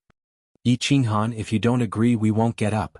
The Saber Emperor said seriously, refusing to get up. The five of them seemed to have steeled their hearts and continued to bow. Even Yi Ruoshui and Yu Shishui were silent, as if waiting for Yi Qinghan's response. I agree. I agree to anything. Is that okay? Yi Qinghan's expression became bitter. They were basically forcing him onto the path of death. His ancestor and 4 people who could be his ancestors were begging him like this. Even if they wanted him to challenge that Baldi in the Divine City, he had no choice but to do so. Yes, I thank you on behalf of the entire Fire Dragon continent. If you can succeed in this matter, you will be the savior of the entire Fire Dragon continent. The 5 people stood up at the same time. They didn't look unnatural at all. Instead, they looked at Yi Qinghan with gratitude. Wait, the Flame Dragon continent? What does this have to do with the Flame Dragon continent? Yi Qinghan surreptitiously glanced at Yi Ruoshui and Yu Shishui. When he discovered that the 2 of them weren't embarrassed in the slightest, he twisted his body and asked in surprise. His heart was pounding. How could the Flame Dragon continent be a small matter? It seemed like these 5 old fellows were going to give him a heavy burden. At the same time, he was also very puzzled. Nothing big happened in the Fire Dragon continent? Now the foreign races had either been killed or retreated. The continent was at peace. What we beg of you is that you must do your best to save the Fire Dragon continent. Saber Emperor pondered for a while and said in a serious manner. The more Yi Qinghan heard, the more confused he became. Save the Fire Dragon continent? Why rescue? Can you make it clearer? What was wrong with the continent? Everything seems to be fine on the continent, right? Wrong? At this moment, Yi Ruoshui, who had been silent the entire time, suddenly spoke. His eyes flashed with a trace of humiliation and anger, and he became extremely agitated. You said that the continent is peaceful, but that's all on the surface. It's all an illusion. Let me explain it to you this way. The Flame Dragon continent originally belonged to the people of the Flame Dragon continent, but after the first world-destroying battle thousands of years ago, the Flame Dragon continent no longer belonged to us. We are now just a bunch of livestock that can be killed and played with as they please. When Yi Ruoshui finished speaking, he seemed to have triggered a memory in the hearts of the 5 of them. A trace of sorrow, a trace of pain, a trace of humiliation, and a trace of grief and indignation appeared on their faces. The continent isn't ours? We're livestock that's been reared? Yi Qinghan looked at their expressions as he repeated Yi Ruoshui's words. A few thousand years ago? The world-destroying battle?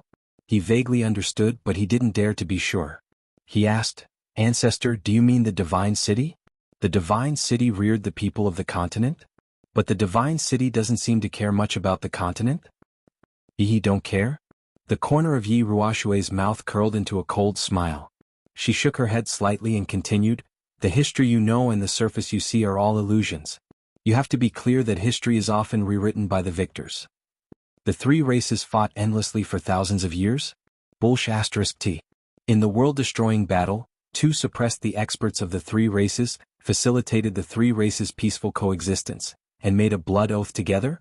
Bullsh*T. The Divine City won't interfere with the internal affairs of the 3 races. The more Yi Ruoshui spoke, the more agitated she became. She even cursed. Let me tell you, the Flame Dragon continent has always been peaceful for thousands of years. Think about it, there were so many God-rank experts on the continent. Once a war broke out, would the continent still exist? There were so many peak God-rank experts on the continent, and there were countless of them. How could 2 suppress them all? Do you really think he has the aura of a bastard? Intimidate the 4 seas with a single move? Not interfere with internal affairs? How did you encounter danger in the prefecture battle? When Sky Dragon brought people to the Heaven Demon City, why did the 4 guards of the Divine City come? What's the truth of the matter? The more Yi Qinghan thought about it, the more he felt it made sense. Because he knew one more thing, the matter of the Soul Seed. This was obviously a secret force of the Divine City. Obviously there were many of them in the Divine City. These people were monitoring the situation of the continent. Saber Emperor interrupted. The truth of the matter is very simple. Tu is the Lord of the Flame Dragon Plane. He had mastered the Fire Dragon continent's encyclopedia of life and death. He sent people to cause a war between the 3 races. Then he single-handedly killed dozens of God-rank experts on the continent, forcing all the experts of the continent to submit. They had no choice but to sign the Undercity Alliance. Moreover, he set the rules of the prefecture battle. It's a battle every 30 years. In fact, it's not to resolve the dispute between the three races. Instead, he's collecting the souls of the dead to cultivate dark evil techniques and to refine the soul pill. Every 30 years, a new generation has just grown up. Then they have to go to the Nether Island to die. He's treating the people of the Flame Dragon continent like animals. Every 30 years when the animals grow up, he'll kill them. Prefecture battle? That's right. Yi Qinghan suddenly realized something. During the prefecture battle, he discovered a strange phenomenon on the Scarlet Plains. People couldn't help but have a bloodthirsty impulse on the Scarlet Plains. The more they killed, the crazier they became. It was as if the atmosphere there had a strange magical power that made people want to kill. Moreover, every time a battle ended, the sky above the Scarlet Plains would suddenly become windy and gloomy. It turned out that someone was playing tricks. Someone was using a special method or formation to collect souls. He had always been curious why the prefecture battle happened every 30 years, and why the elite prefecture battle and the chaotic prefecture battle alternated. Now that Saber Emperor mentioned it, he understood. This was Tu's plan to raise people. Not only would the population of the continent not shrink, but it would also maintain a balance. Moreover, the prefecture battle every 30 years would make the hatred between the three races deeper and deeper. He could easily collect the largest number of souls every 30 years. If he killed everyone at once, he could only get tens of millions of souls. But now he could have an endless supply of souls to collect. The people of the continent had become pigs raised by Tuesday. When the piglets grew up, half of the breeding pigs and piglets would be slaughtered. Then the remaining breeding pigs and piglets would continue to give birth. After a period of time, the piglets would grow up and be slaughtered again. This cycle would continue endlessly. What? Why didn't anyone kill Tu? Go and resist?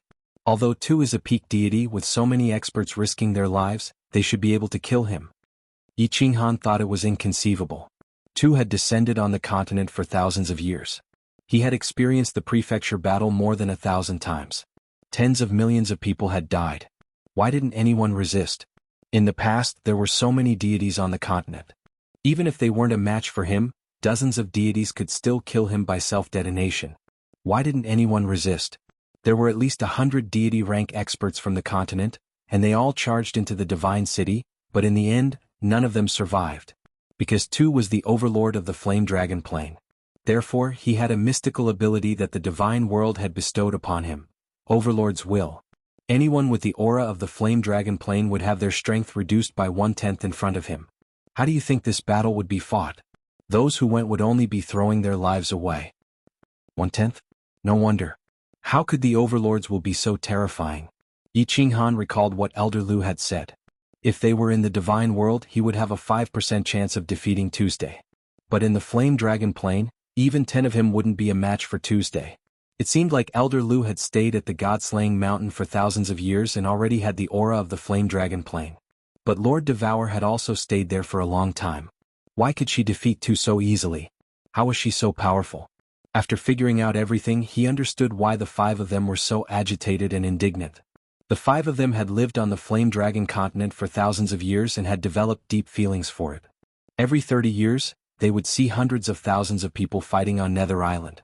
Finally, they would turn into wisps of resentful souls that were collected by Tu for cultivation and alchemy. This resentment had accumulated over the years. Wouldn't they be angry? Wouldn't they be sad? Of course not. There's one more thing I haven't figured out. What can I do? Even if I cultivate to the divine realm, I might not be able to kill Tuesday. Didn't you say that he has the Overlord's will? Although he had figured out the matter, he was still very doubtful. Could he do something that countless experts couldn't do for thousands of years? We don't want you to kill Tu, and you can't kill him. Because he is the Overlord recognized by the divine world. Once the divine world finds out that he is killed, the divine world's law enforcement team will kill everyone in the Flame Dragon Plane. This is what Lord Devour said. What we want you to do is to cultivate to the divine realm, then go to Purple Island and challenge the last barrier. Finally, you will reach the divine world and find a way to become the Overlord of the Flame Dragon Plane. In this way you can kill Tu openly and save the Flame Dragon Plane. Saber Emperor said as he bowed deeply again. Why me? Can't you guys go to the divine world? Yi Qinghan helped Saber Emperor up and asked again. We can't. Because Tu has sealed the Flame Dragon Plane. For thousands of years, no one has broken through this dead well and gone to the divine world. Yi Ruoxue shook her head slowly and revealed a trace of disappointment on her face.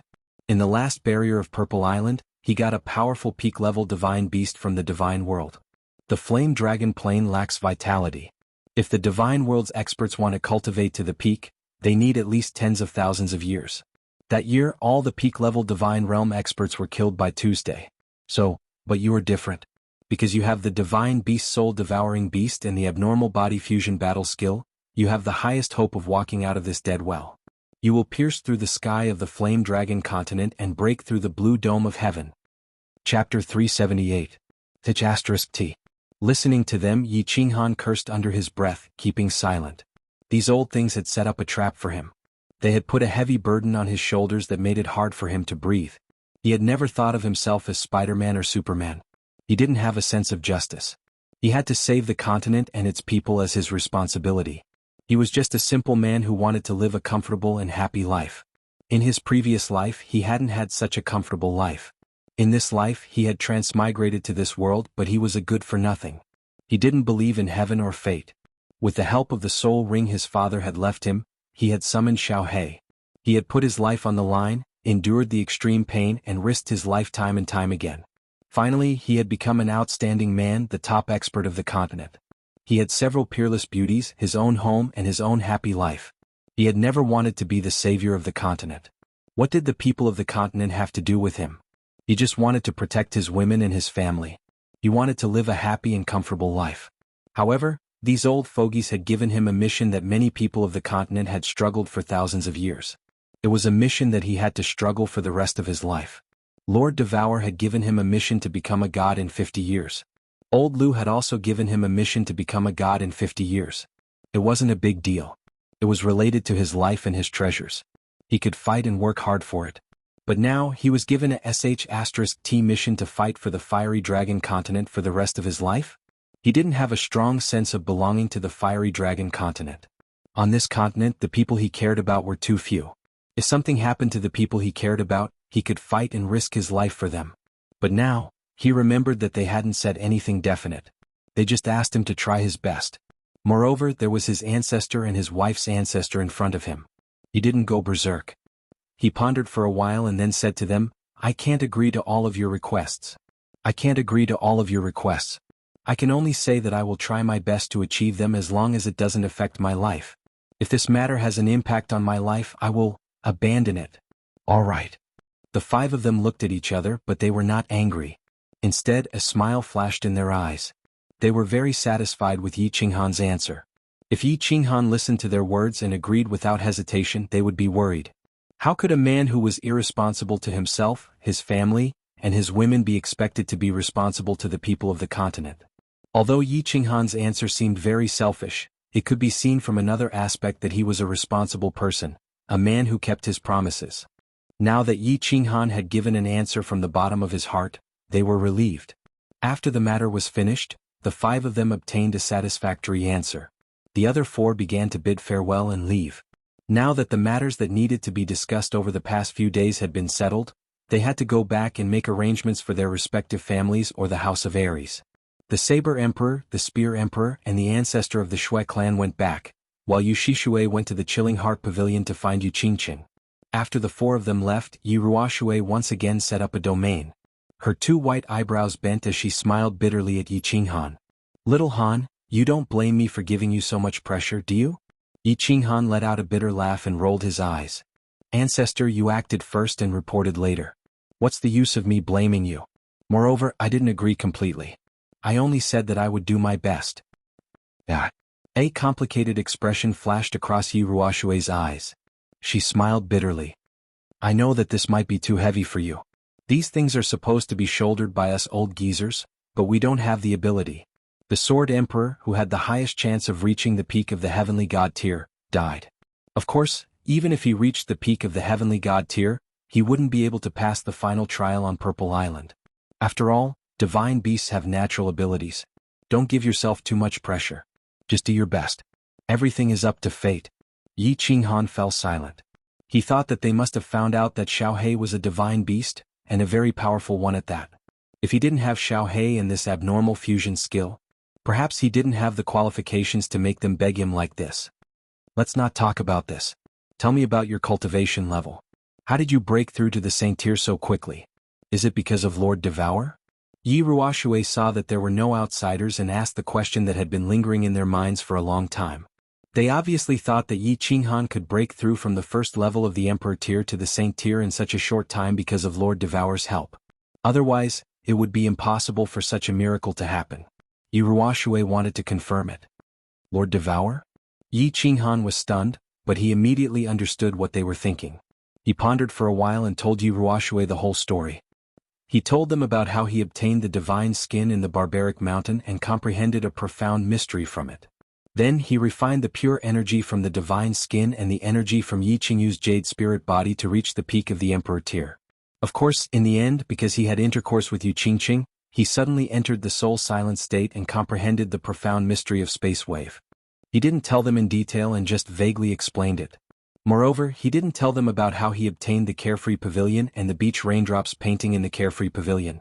He also didn't tell them about killing Tu Qianjun in the barbaric mountain. He subconsciously wanted to keep some things a secret. It wasn't that he didn't trust Yi Ruoshui. Perhaps it was the selfish nature of humans. The sudden increase in Yi Qinghan's strength could be said to have been achieved with the help of many treasures. The Li Xiang beast's divine skin and Yi Qingyu's jade spirit body allowed him to break through to the peak of the Emperor tier. The beach raindrops painting and the soul silence state allowed him to comprehend the profound mystery of space wave. Of course, Yi Qinghan was a little confused. It wasn't that he hadn't entered the soul silence state before. In fact, he had done so many times at the Fallen God Mountain. However, it seemed like he had improved even more this time. He had asked Yu Qingqing about this before, but she only knew a little about it and wasn't very clear. It's definitely the soul silence state. Yi Qinghan wasn't sure, but Yu Shishui was certain of this after investigating Yu Qingqing's situation and listening to her bashful recount of what had happened that day. Little Qingqing, show me the method power you've comprehended. Yu Shishui suddenly thought of something, and her expression became extremely excited. She had predicted that something amazing would happen when Yu Qingqing and Yi Qinghan intercourse for the first time. However, she hadn't expected that the outcome would be far beyond her expectations. Yu Qingqing had entered the soul silent state, and she had suddenly comprehended a strange profound mystery. She hadn't just comprehended it but had completely comprehended it. Her cultivation had reached the peak of the second level of the Emperor tier, and her soul had also become much stronger. If this wasn't the soul silent state that the Moon Queen had mentioned, there was no way to explain it. I'll go get the zither. Yu Qingqing nodded. The two of them were currently on the Chilling Heart Pavilion's rooftop. Yu Qingqing walked into her room, holding a black zither in her hands. She sat down cross-legged on the rooftop and began to play. Clang clang. A melodious and beautiful sound began to ring out from the Chilling Heart Pavilion's rooftop, spreading throughout the entire Yi family castle. There was nothing wrong with the sound of the zither. It was just an ordinary lyrical song, high mountains and flowing water. The problem lay in the person who heard it. A pleasantly surprised smile appeared on Yu Shishui's face.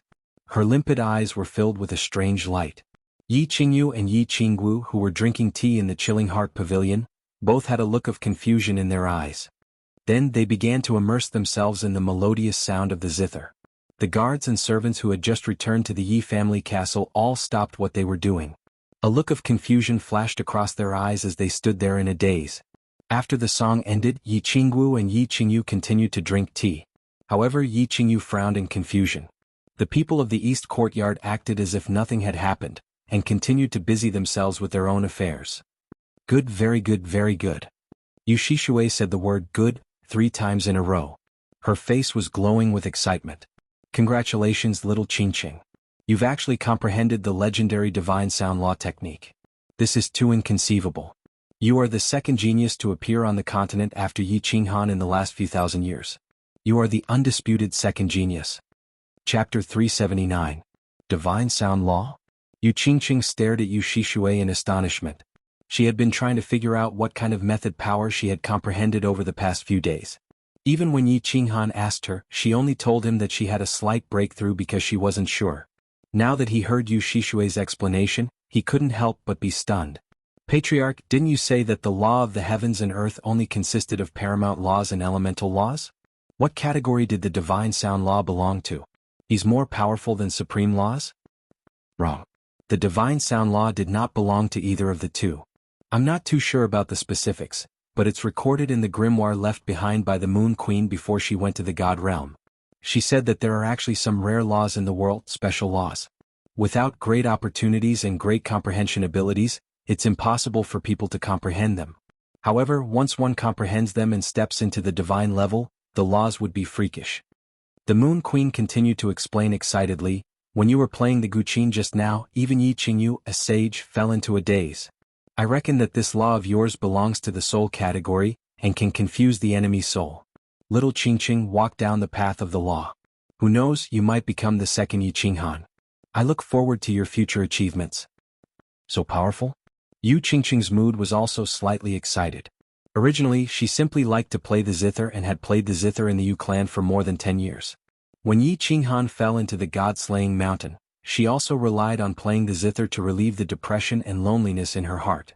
Finally, in the deep state of soul silence, she also heard a very wonderful song. He did not expect that he had actually comprehended the divine sound law, which was a soul-type technique. All of this seemed to be the will of the heavens, and everything seemed to have a cycle of karma. Nodding her head, she smiled. Qingqing will definitely continue walking down this path because Qingqing truly loves music. Being able to enjoy music while cultivating at the same time, this is Qingqing's great fortune. Yu Shishui gave Yu Qingqing a gratified smile, then gave her a few more instructions before teleporting back to Tranquil Lake Island. Ancestor, I forgot to ask. How can I become the overlord of the Flame Dragon Plain? After speaking with Yi Ruoshui, Yi Qinghan prepared to return to the Chilling Heart Pavilion. However, he suddenly thought of a problem. Since he had agreed to become a deity, he had to figure out what this mission was all about. I'm not too sure myself. I'm afraid I'll have to go to the God Realm to find out. Alright, when you have time you should ask Master Devour. She's such a powerful existence. I'm sure she knows.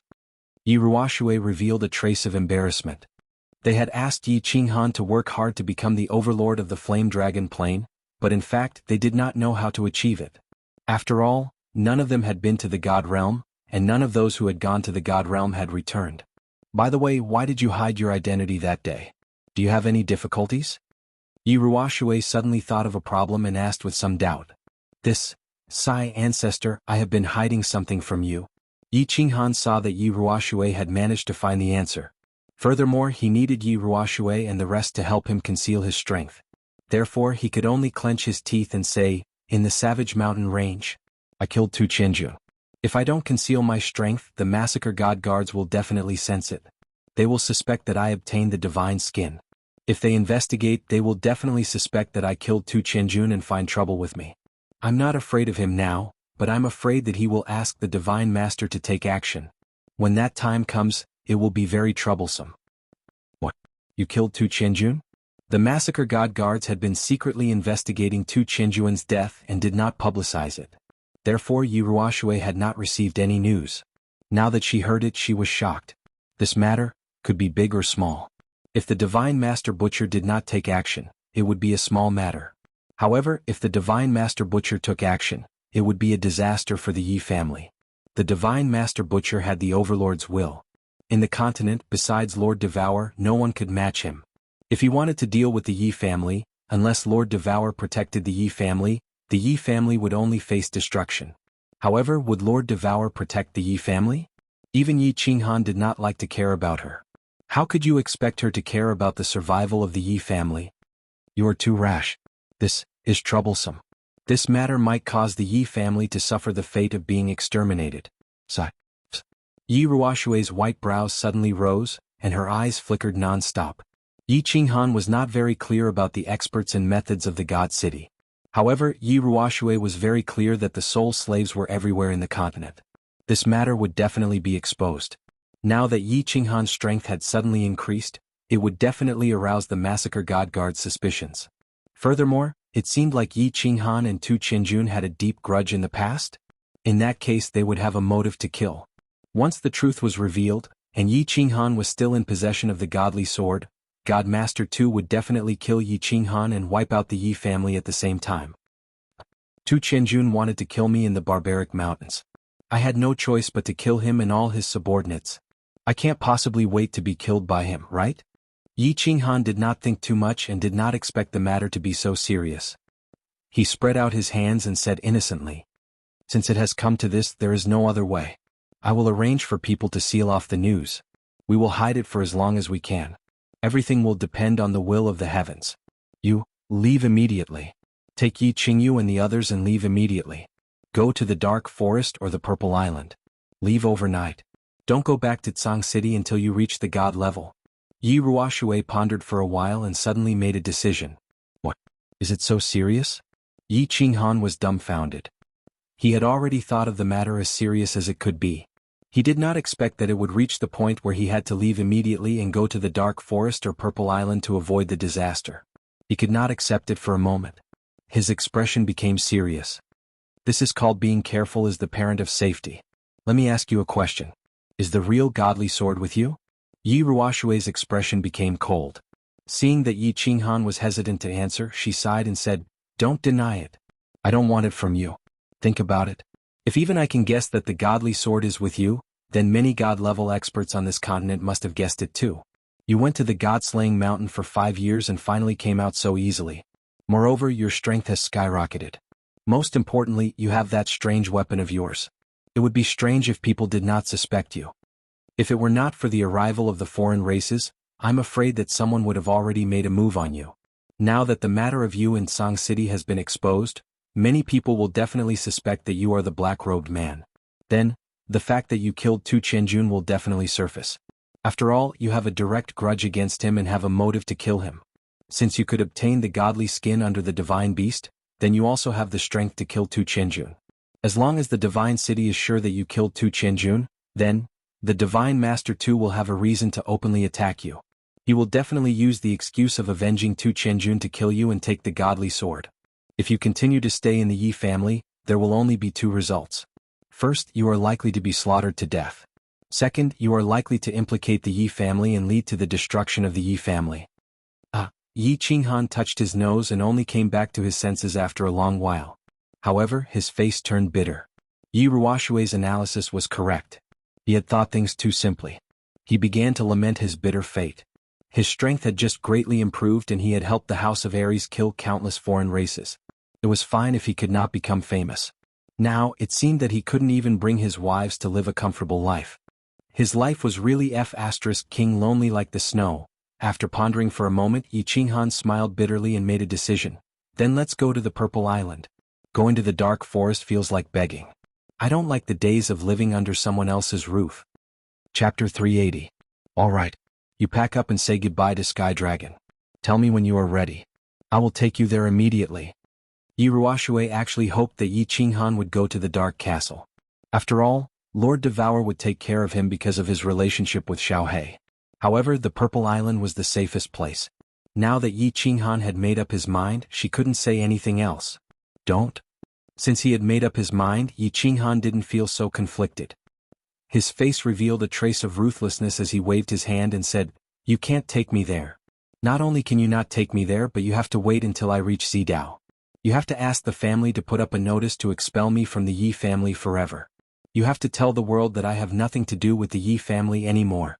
The Yi family won't be responsible for my behavior." All right. How are you going to get there?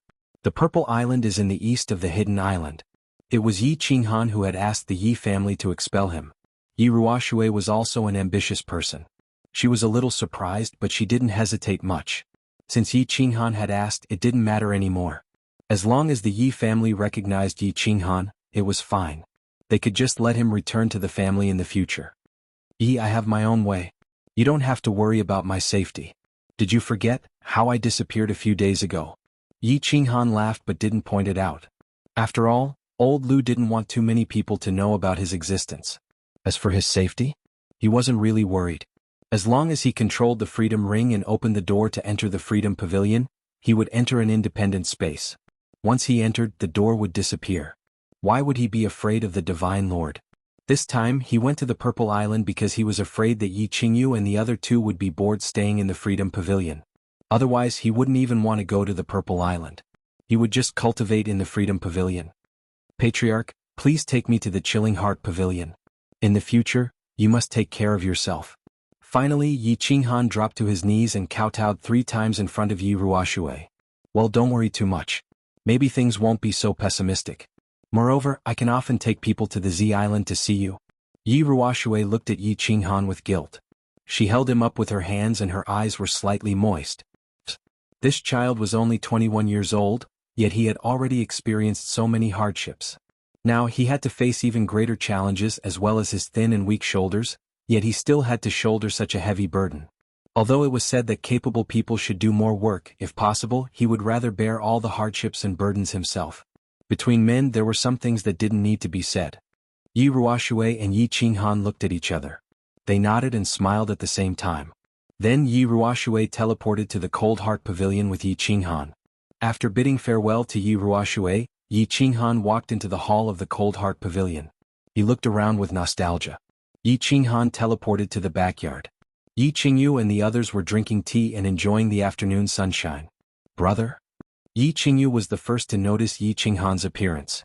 She stood up and shouted happily.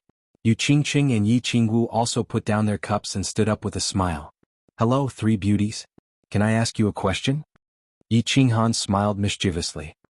He extended his hand and said to the three beauties in a serious manner, Three beauties, are you willing to accompany me to travel the world? Travel the world? The three looked at Yi Qinghan's serious expression. They didn't understand what was going on. They looked at him in confusion and waited for his explanation. I will explain the specific reason later. Right now I can only tell you clearly. I'm all alone now. I can no longer stay in this Yi family. I'm going to travel the world. May I ask if you are willing to come with me? You have to think about it carefully. Maybe you won't be able to return for 8 to 10 years. Or maybe, you won't be able to return for the rest of your life. Yi Qinghan looked at the three of them with guilt. He was lucky enough to marry three beauties. Yet he couldn't give them a stable life. Now he had to wander from place to place. He was a failure as a man. I will go wherever you go, brother. Yi Qingyu said without hesitation. To her, wherever Yi Qinghan was, that was her home. Traveling the world is not bad. I am willing to go to the ends of the earth with you. The four seas are my home. Yu Qingqing smiled sweetly. The days without Yi Qinghan by her side were too difficult. She didn't want to continue playing the zither alone by the tranquil lake. I will go with you too. But, can I really not come back? Yi Qingwu's voice was resolute, but her face was a little bitter. Anyway, if she couldn't come back in this lifetime, she couldn't show her filial piety to her grandfather. What if her grandfather didn't come back after he passed away? She would hate herself for the rest of her life. Good. That's my Yi Qinghan's woman.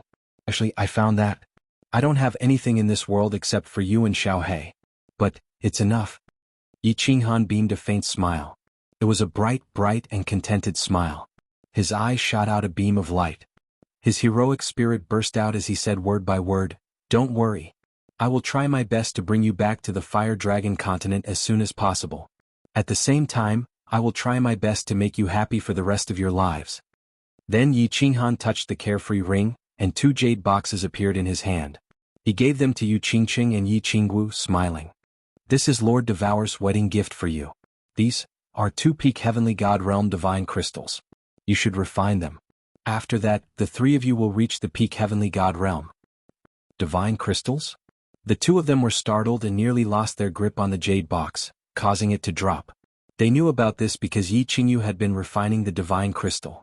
At this moment, her cultivation level was even higher than Yi Qinghan's, and it was said that in a few years she would become a deity. This item was priceless. Yi Qingwu can become a god realm expert one day. And a peak heavenly god realm expert at that. Yi Qingwu couldn't bear to part with the jade boxes. In fact, she was a little jealous of Yi Qingyu.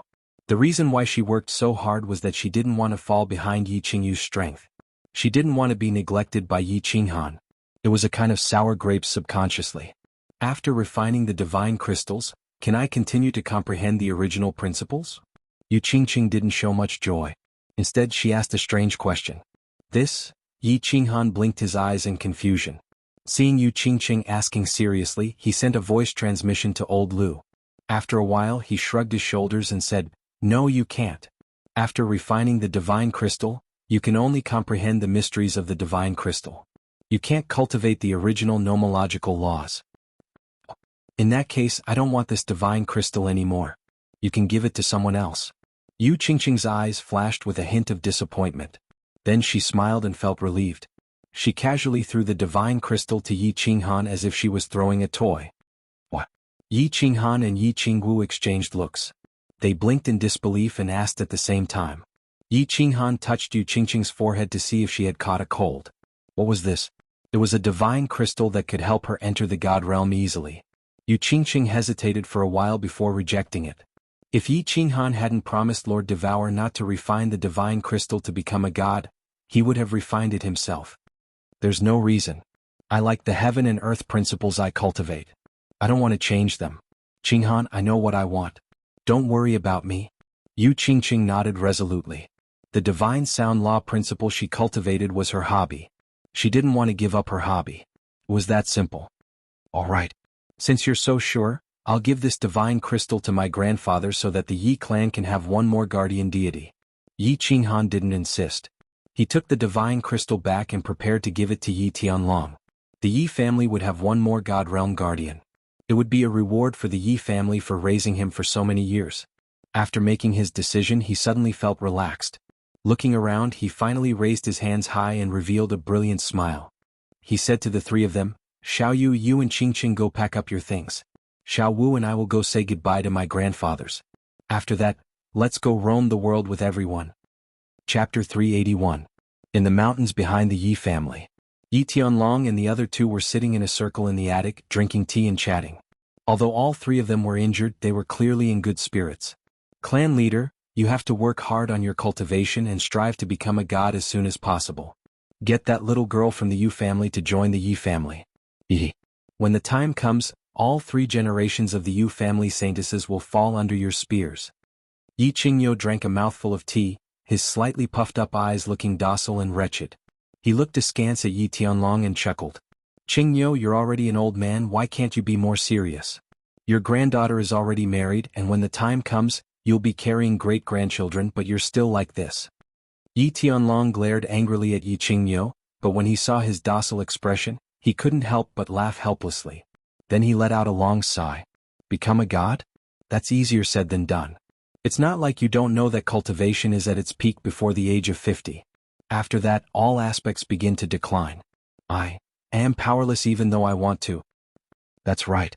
Yi Baihu also sighed faintly. The 3 of us broke through to the Saint Realm 20 years ago, but now we're still at the 2nd tier. This road to godhood is too difficult. Seeing little Han and little Yu's strength soar and almost catch up to us, I feel my old face heating up. What else can we do? On this road of cultivation, the younger one is and the higher one's tier is, the higher the chance of becoming a god.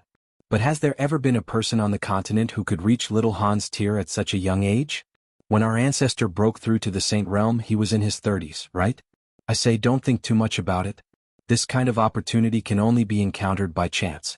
In any case, I've already accepted it. I've played what I wanted to play and enjoyed what I wanted to enjoy, so I have no regrets. Whether or not we can take this last step depends on the will of the heavens. At least we've tried our best, so we won't have any regrets before we enter the grave, right? Yi Qingyo had a carefree personality, and he spoke without any scruples. He was very open-minded about some things. Well said. Who cares about him? What's fated can't run away, and what's not fated can't be forced. I still have a few decades of lifespan left, so let's fight one last time. A bitter smile appeared on Yi Tianlong's rigid and resolute face. Yi Qingyo had no regrets, but he did. It was just that he had never been good at expressing it. Yu Shishue had always been a wound in his heart that could never be healed. Shio. Right at this moment, the sound of something tearing through the air resounded from afar. The 3 of them stopped talking at the same time and stood up with smiles on their faces as they walked towards the door. Yi Qinghan greets the 3 grandfathers. It was Yi Qinghan and Yi Qingwu. Yi Qinghan brought her all the way here and landed in front of the attic. Yi Qinghan smiled and bowed. Greetings to the 3 grandfathers, Aya. Grandpa, why are you so hurt? Is it serious? Yi Qingwu was just about to bow when she saw that Yi Qingyo's entire body was wrapped in white cloth. Her pretty face immediately paled in fright, and she hurriedly threw herself at Yi Qingyo, inspecting him from head to toe in worry. Girl, what are you making a fuss about? You're already married, so why are you still so unsteady? As a cultivator, getting injured is a common occurrence. What's so strange about that? Who is your grandfather? He's a saint expert, so he'll be fine after a few days of rest. Yi Qingyo's eyes bulged as he pretended to reprimand her, but there was a benevolent look in his eyes. He obviously didn't want to lose face in front of Yi Tianlong, Yi Baihu, and Yi Qinghan. Grandpa Qingyo, these are 10 bottles of peerless healing medicine. Apply them on your injuries and they'll be fine in a day. Yi Qinghan was already prepared, and he asked for 10 bottles of healing medicine from the immortal realm from Elder Lu and handed them over. He knew that if Yi Qingwu saw Yi Qingyo's injuries, she would probably be extremely worried, and she would probably make a fuss about staying for a few more days. Grandpa, quickly go in, I'll apply it for you. Yi Qingwu took the bottles. Thinking about how she was about to leave, tears welled up in her eyes, and she supported Yi Qingyo as they walked in. After busying herself, the healing medicine was indeed miraculous. Once it was applied, the wounds healed at a speed visible to the naked eye. Under Yi Qinghan's insistence, Yi Tianlong and Yi Baihu helplessly applied the medicine as well. Finally, the 3 elders returned to the main hall. Yi Qinghan asked Yi Qingwu to accompany the 3 of them, and he didn't explain much. Instead, he directly teleported to the Cold Heart Pavilion and brought Yu Qingqing and Yi Qingyu with him. Bang! At Yi Qinghan's signal, the 4 of them knelt in front of the 3 elders and performed the most solemn ceremony of 3 kowtows and 9 kowtows in the entire continent. The 3 elders were baffled, and Yi Qingwu was a complete mess of tears. Yi Qingyo was so anxious that he almost went berserk. Grandpa's Qinghan will take them far away from Tsang City in a while. After this trip, I don't know when I'll be able to return to fulfill my filial duties to the 3 of you. Don't be in a hurry to ask, wait for me to finish speaking. This is something that the old ancestor and I have decided on together. As for the reason, the old ancestor will tell you. After we part today, I don't know when we will meet again. I hope the 3 grandpas will take good care of yourselves.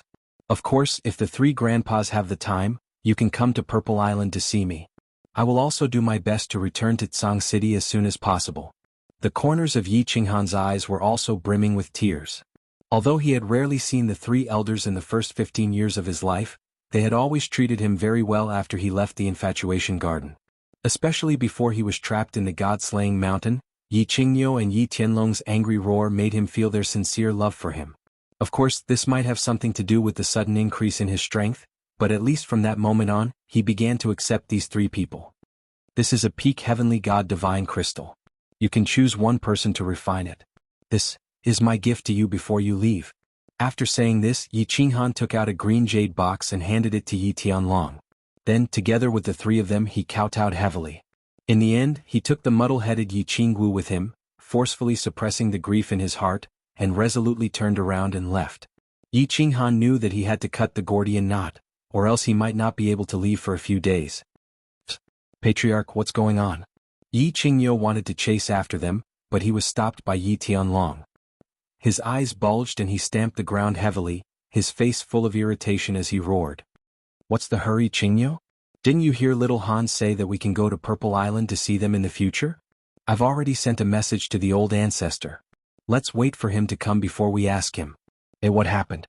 It's so serious that we have to go to Purple Island to seek refuge? Yi Tianlong glared at Yi Qingyo, as if blaming him for not being able to distinguish the severity of the situation. Yi Baihu was still shocked by the peak heavenly god divine crystal that Yi Qinghan had given to the Yi family. The 2 of them were roused by Yi Tianlong's words. Yi Qinghan's strength had just improved greatly, and he had resolved a great crisis for the House of Aries. Now he had to leave in a hurry. Moreover, the 3 of them simultaneously thought of Yi Qinghan's strange appearance and deliberately altered voice when he was killing the outsiders. Could it be that he had encountered some great trouble that even the Yi family couldn't protect him? Because he killed Tu Qianjun, so he must leave. Otherwise the Yi family will be finished. At this moment Yi Ruoshui suddenly teleported over. She let out a deep sigh and said somewhat helplessly, "Pass down my order. Seal up the outside of Tiansong City. Anyone who talks about this matter will be expelled from the Yi family. Those who are serious will be killed on the spot." A moment later, a luxurious carriage without any insignia quietly left from the east gate of Tiansong City, leaving behind a trail of dust. Chapter 382. Recently, something strange had happened in the House of Aries. It was so strange that people were a little scared. All the experts who had participated in the great battle in Tsang City a few days ago and survived the calamity received the highest level order from the Divine Battle Abode. It meant that they were forbidden to talk about the giant face and the black-cloaked man who had spread the news of that battle. Moreover, it was even more serious this time. The House of Aries had directly issued a War God Blood order, saying that this matter was related to the survival of the House of Aries. Anyone who talked about it would be killed without mercy. Last time in Song City, perhaps all the experts were suspicious. But this time they were obviously frightened. This matter was obviously very serious. It was so serious that it was related to the survival of the House of Aries. Who dared to talk about it? Many people had secretly talked about it with others. They hurried to clean up their messes. Others wanted to bury this matter in their stomachs. Obviously, Yi Ruoshui's 2 muting spells had played a big role. Although all the God Realm experts on the continent had used their soul consciousness to check occasionally during that battle, they were afraid of enraging Jin Qi. However, because he was afraid of angering Jin Qi, he didn't dare to spread his divine sense to the center of the battlefield. Later, after the giant face appeared, he didn't even dare to investigate from afar. Only after the battle was over, when the giant face and the alien tribes had disappeared, did they dare to spread their soul consciousness. But they found that the alien tribes had all disappeared. However, at that moment, it was obvious that they all thought that Lord Devour had killed or driven away the alien tribes. That was how this world-ending crisis had ended. While the barbarian god mansion's hidden island was secretly happy, they began to inquire about what had happened. While the demon god mansion's divine city was cursing, they also began to inquire about what had happened that day. Yi Ruoshui's first message was effective. That night, many soul consciousness had locked on the Emperor Realm warriors on the Tsang City's square. But no one talked about it afterward. They only heard that a black-cloaked expert had saved the House of Aries. This half-understanding made them even more curious. Hence, the spies of the House of Aries, who had been bribed in 2 prefectures, 1 city and 1 island, began to investigate everywhere. They wanted to get to the bottom of what had happened that day. Otherwise, they would feel uncomfortable if they were hung up on one thing. However, under the second gag order from the House of Aries, they did not manage to obtain any concrete information. This was even more incredible. The various powers hadn't paid much attention to it at first, but now that the House of Aries had issued a few gag orders, they understood this matter so well that not a single hint of it leaked out. No one would believe that there was no secret hidden in this. Therefore, the entire House of Aries appeared calm on the surface, but under the surface, a turbulent undercurrent was surging. Although the gag order had been issued twice, it was obvious that there were still people who dared to go against the rules of the House of Aries and whisper to each other. For example, Yi Jian had the guts to do so. Yi Jian had always been a snobbish person. When he was young, his talent was average and he was suppressed by Yi Dao for decades. However, he had always endured. That time Yi Dao stubbornly went to the god-slaying mountain. He thought it was an opportunity, so he made a decisive move. In the end he won and Yi Dao died. Under his careful management, the first branch controlled the Yi family and the south of the House of Aries. However, 6 years ago, Yi Dao's son suddenly became extremely powerful. During the battle in the Garden of Enchantment, Yi Tianlong was lured out. In the end, Yi Qinghuang was crippled and he was imprisoned. The second branch once again suppressed the first branch. He did not give up and continued to endure. In the back mountain, because there were no mundane matters to deal with, he had plenty of time. Coupled with his stubborn personality, he was lucky enough to break through to the Saint Realm and return. However, he thought he could revive the first branch, regain power, and restore his former glory and dignity. However, he realized that the sky in Song City seemed to have changed. Yi Qinghan became the young clan head, and his position was firmly above him. Furthermore, the family did not confer him the position of heavenly elder, and he did not even have the position of an elder with actual power.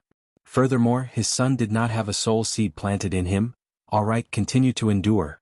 That day, when that black-robed man appeared and instantly killed a group of peak sages, and he confirmed the identity of that black-robed man from Yichang. He knew that he could not endure anymore. He decided to make a move. Are you sure that Tu Qianjun died in the barbaric mountains? In the study, Yi Jian carefully released his sage domain. At the same time, he carefully communicated with Yi Qinghuang via voice transmission. Through the information he had gathered over the past few days, he felt that he was about to touch the core of this secret. Father, this is the biggest matter before the divine city's foreign races descended. Furthermore, the god-slaying guards even gave a condition. Whoever finds the murderer must immediately remove the soul seed in his body. How can I remember such a big matter wrongly? Yi Qinghuang had just returned to the Yi family castle when he was summoned by Yi Jian. He thought that something big had happened. Unexpectedly, Yi Jian asked about something that he had reported to Yi Jian previously. After hearing Yi Qinghuang's confirmation, Yi Jian was silent for a long time. His expression kept changing and it was obvious that he was struggling internally. After combining all the information, he had a general understanding of the matter. He started to hesitate and paced back and forth. Just like how he had decided to sell Yi Dao's information to the demon race more than 10 years ago. This was a gamble, but the risks and benefits were equal.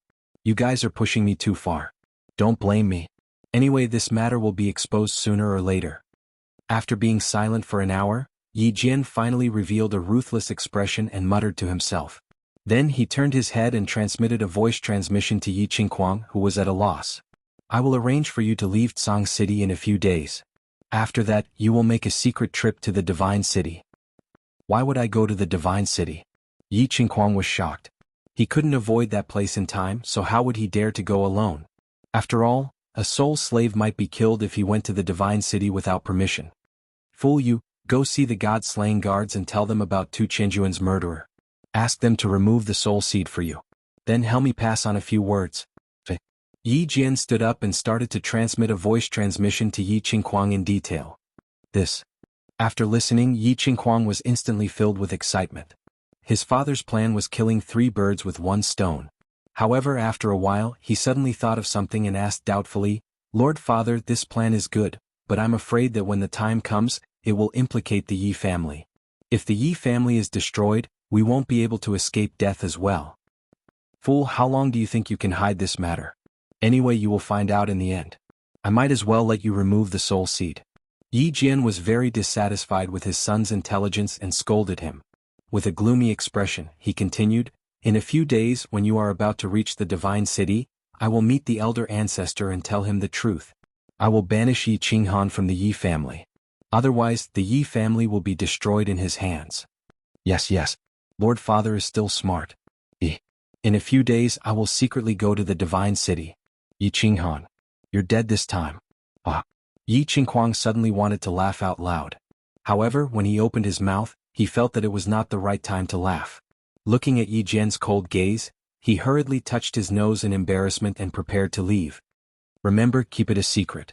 After you deliver the letter, don't come back for a while. After a period of time, I will send your 2 younger brothers away. If the Yi family is really destroyed because of Yi Qinghan, at least there will be some seeds left.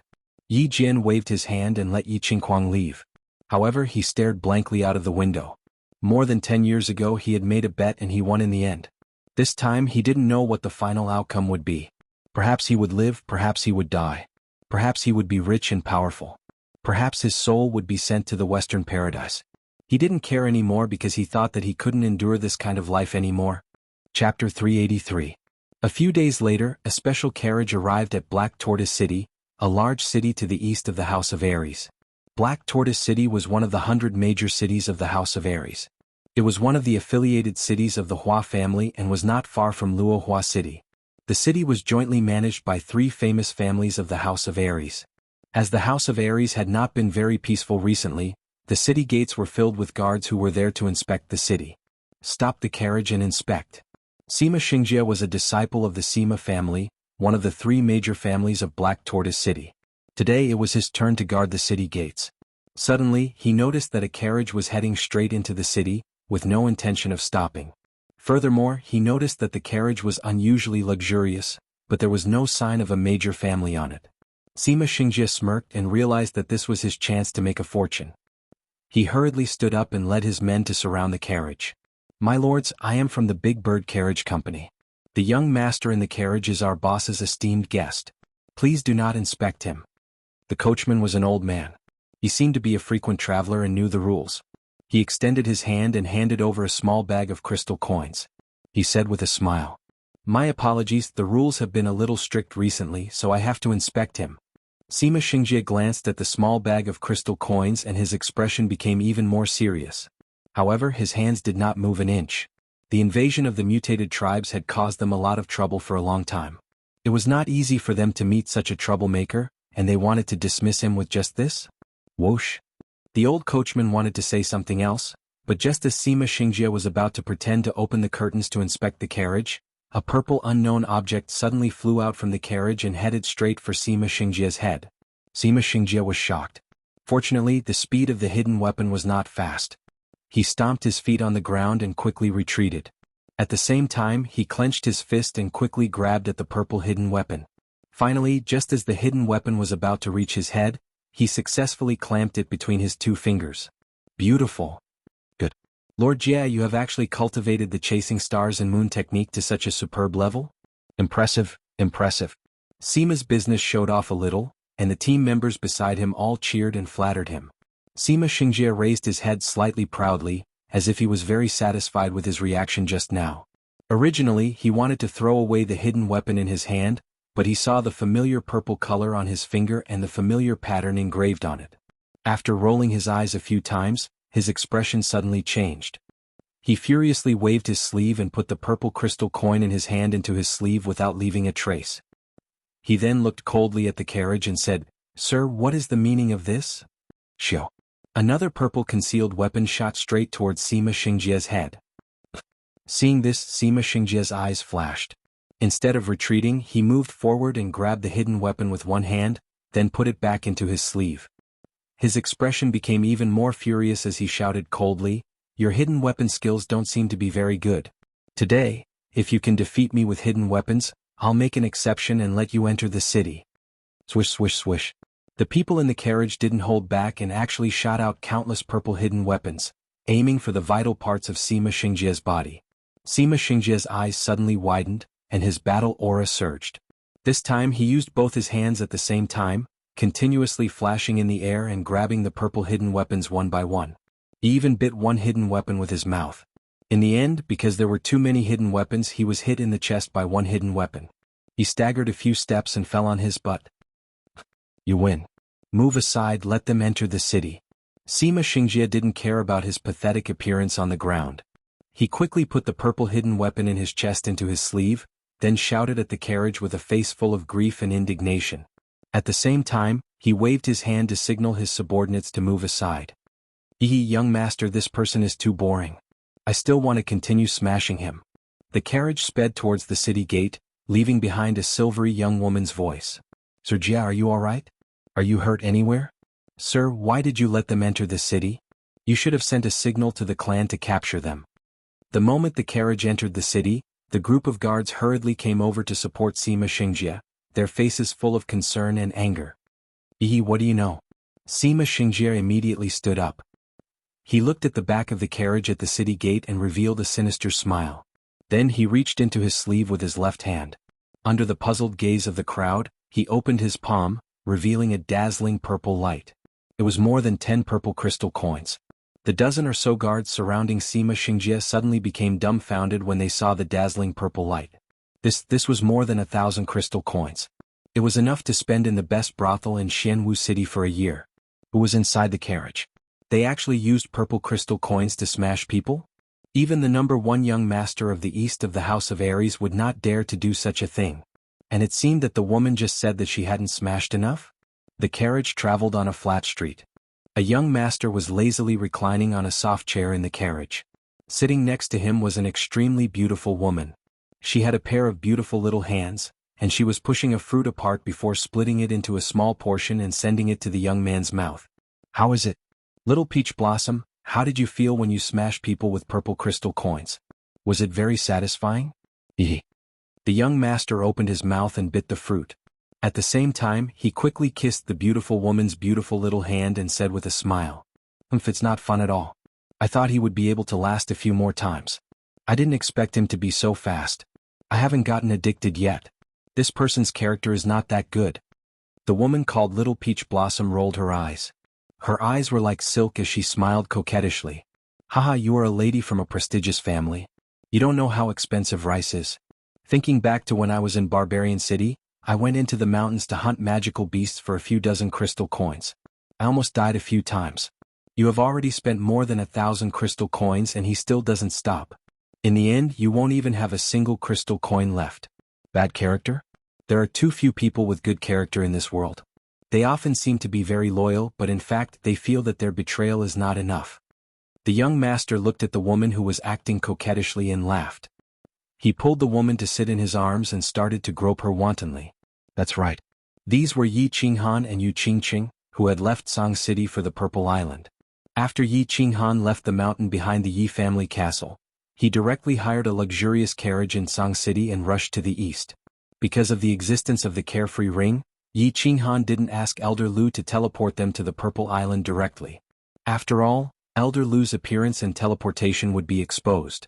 If he asked Elder Lu for help, it would be a request. He still had 2 chances to attack and he didn't want to waste them. Moreover, he had the carefree ring. He could ask Elder Lu to release a wisp of divine sense outside. As long as a god-level expert was investigating, he would know immediately.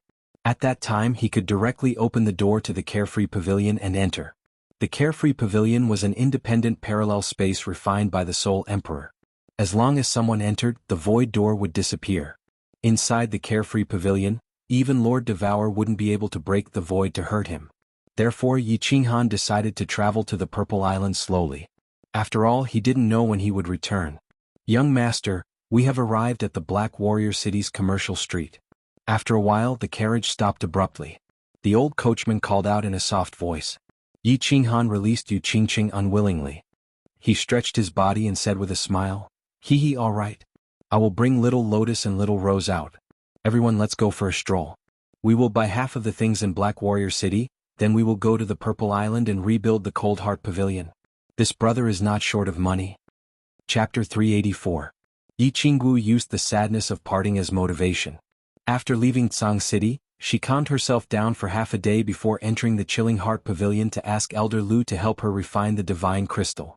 Yi Qingyu also wanted to quickly comprehend the mysteries of the divine crystal so that she could become a god and help Yi Qinghan. Thus, she left Yi Qinghan and Yu Qingqing behind to cultivate in the Chilling Heart Pavilion. Yi Qinghan flashed into the Chilling Heart Pavilion and brought the 2 of them out after a short while. "What's wrong, little Han?" "Young master, I have only refined the divine crystal for a few days. I have just stabilized the energy in my body and sorted out the knowledge in my mind. Why did you call us out?" Yi Qinggu was still immersed in the shock of the divine crystal. However, she was pulled out by Yi Qinghan. She pouted her lips in dissatisfaction and stretched her body in the carriage. When she looked at Yi Qinghan, her heart skipped a beat. Yi Qingyu didn't say anything when she came out. Instead, she smiled and walked over to Yu Qingqing. She held Yu Qingqing's hand and listened to their conversation.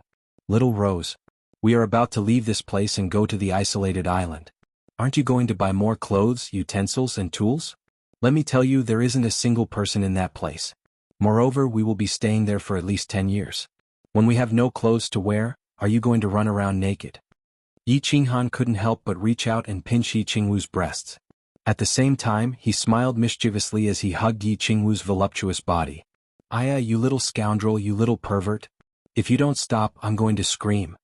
Yi Qingwu's breasts were suddenly attacked by Yi Qinghan in front of Yi Qingyu and Yu Qingqing. She was greatly shocked and embarrassed. She immediately slapped away that pair of big hands unceasingly. Only after he let go did she jump away from Yu Qingqing's and Yi Qingyu's hands.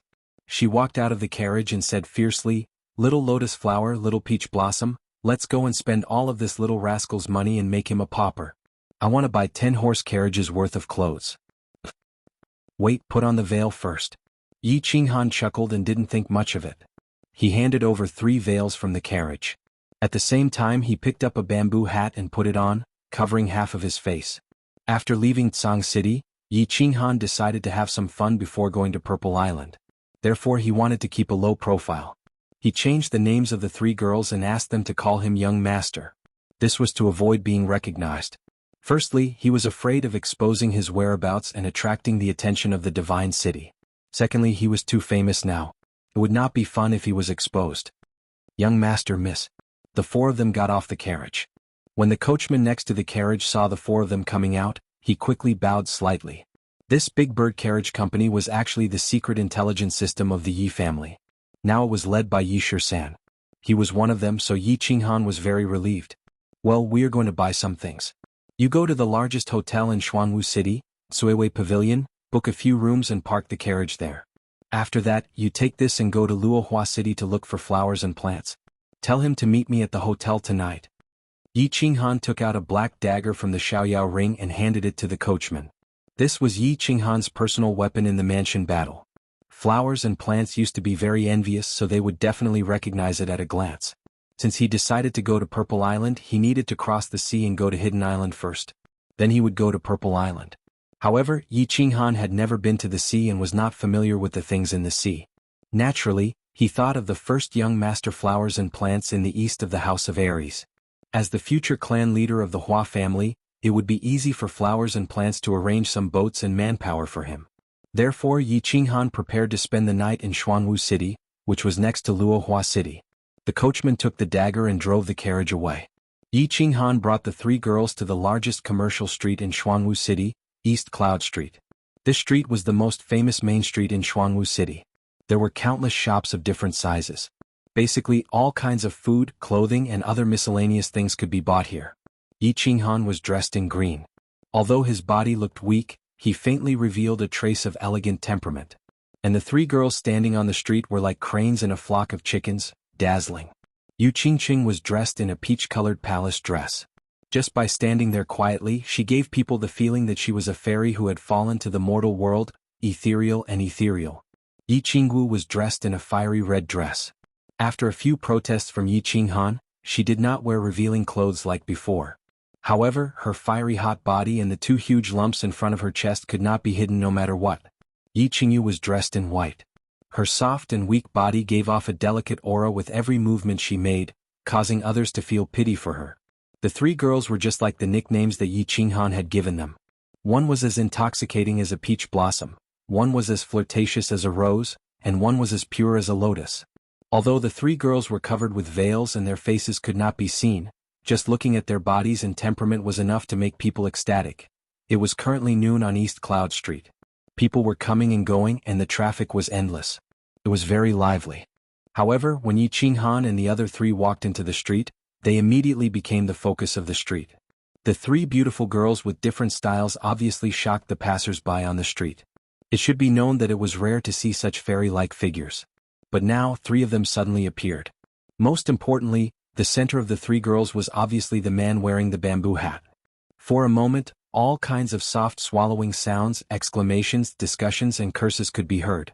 All kinds of envious, intoxicated, greedy, and jealous gazes drifted over the four of them. In the end, the men's gazes stopped on Yi Qinghan, who was dressed in green, and they began to guess his identity. What kind of young master from a great family could have such amazing luck with women? And the girls on the street also stopped their gazes on Yi Qinghan, as if they wanted to see Yi Qinghan's face clearly. What kind of man could make three girls fall in love with him? Just as the passers-by on the street were guessing the identities of the four. The four of them turned into the first jewelry shop, then walked out after a while and went into the second clothing shop. And the owner of the first shop suddenly walked out, his face full of excitement. At the same time he quickly called for a carriage and began to move things out of the shop. They actually moved all the things out of the shop, an entire carriage. Then the four of them walked out of the second shop and continued on to the next one. Similarly in the second shop, they rushed to the door with faces full of excitement, and began to loudly order the shop's employees to load all the clothes in the shop into a large carriage. When the four of them walked into the third shop, they casually glanced around, then threw a bag of purple crystal coins, and the shop owner began to load the goods excitedly. Only then did the countless people on the street come to their senses and understand what had happened. They all looked at the four of them in horror as they continued on to the next shop. The street was silent. Looking at the increasing number of carriages filled with goods following the four of them, their eyes became more and more astonished. What was going on? Were the four of them crazy? Or were the purple crystal coins of the mainland going to be useless soon? It was not as if they had never seen a shopping spree before.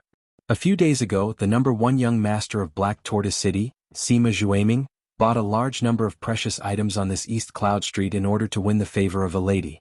But young Master Sima paled in comparison to the four of them. What he did was called buying, but this was called clearing stock. He packed everything up and took it away. Without asking for the price, he just looked at the goods and threw a bag of purple crystal coins over. Although they did not know how much the goods in this shop were worth, seeing how the shop owner was grinning so widely that his teeth were about to fall off, they knew that he must have made a killing. Lunatic, lunatic. Prodigal, prodigal. Countless people began to curse in their hearts in shock. They hated this young master's crazy behavior to the core. He actually treated money like it was money. Wasn't this a clear slap to the faces of those who did not have money? At the same time they secretly despised him. This person was even crazier than the young master of Black Tortoise City.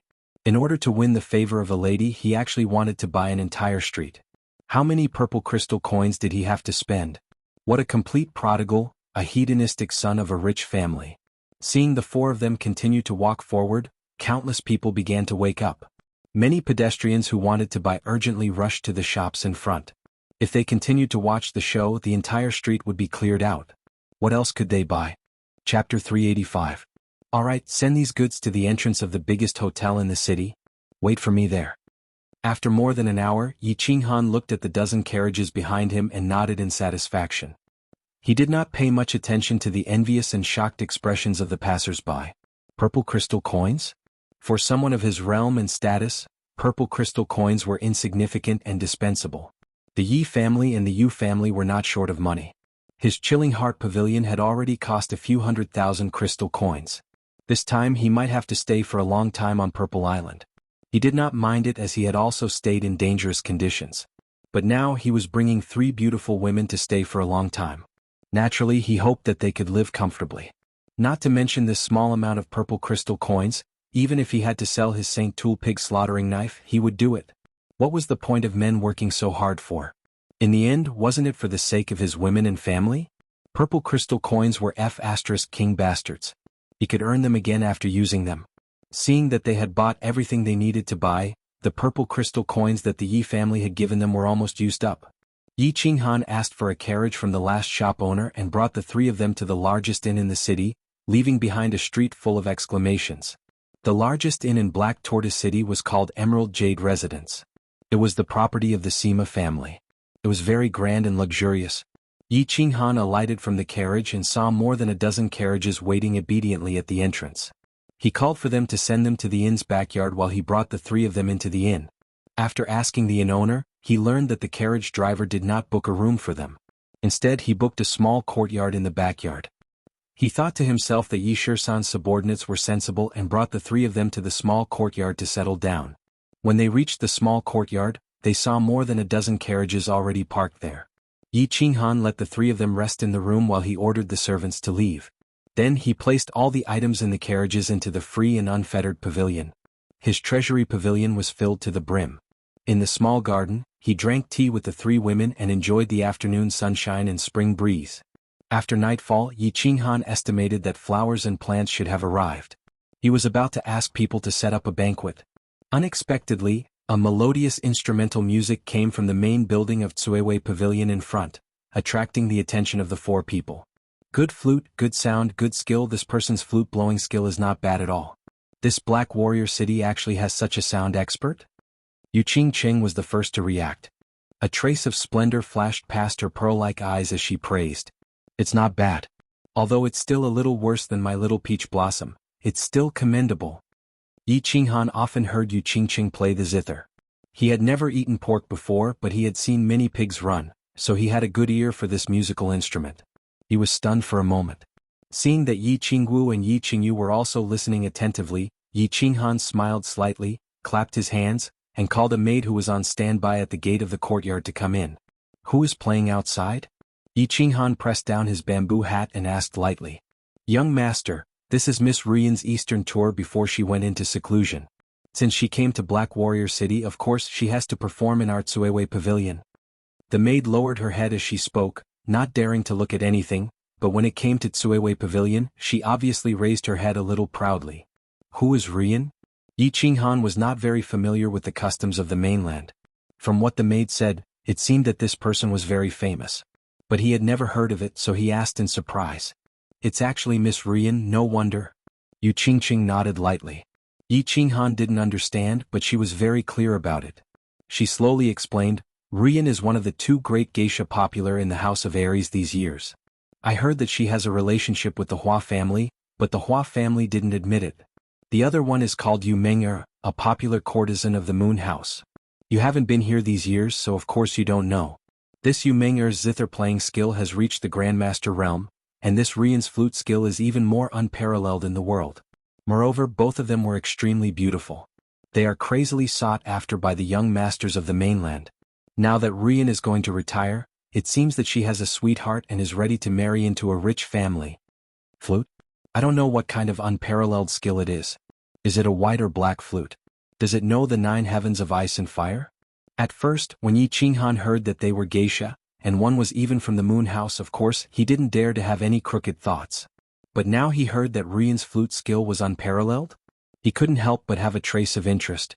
He evilly smiled, and an evil scene appeared in his mind. Young master, this is Ruyan's secluded tour. Well, it's not easy to come across it. Do you want to go and take a look?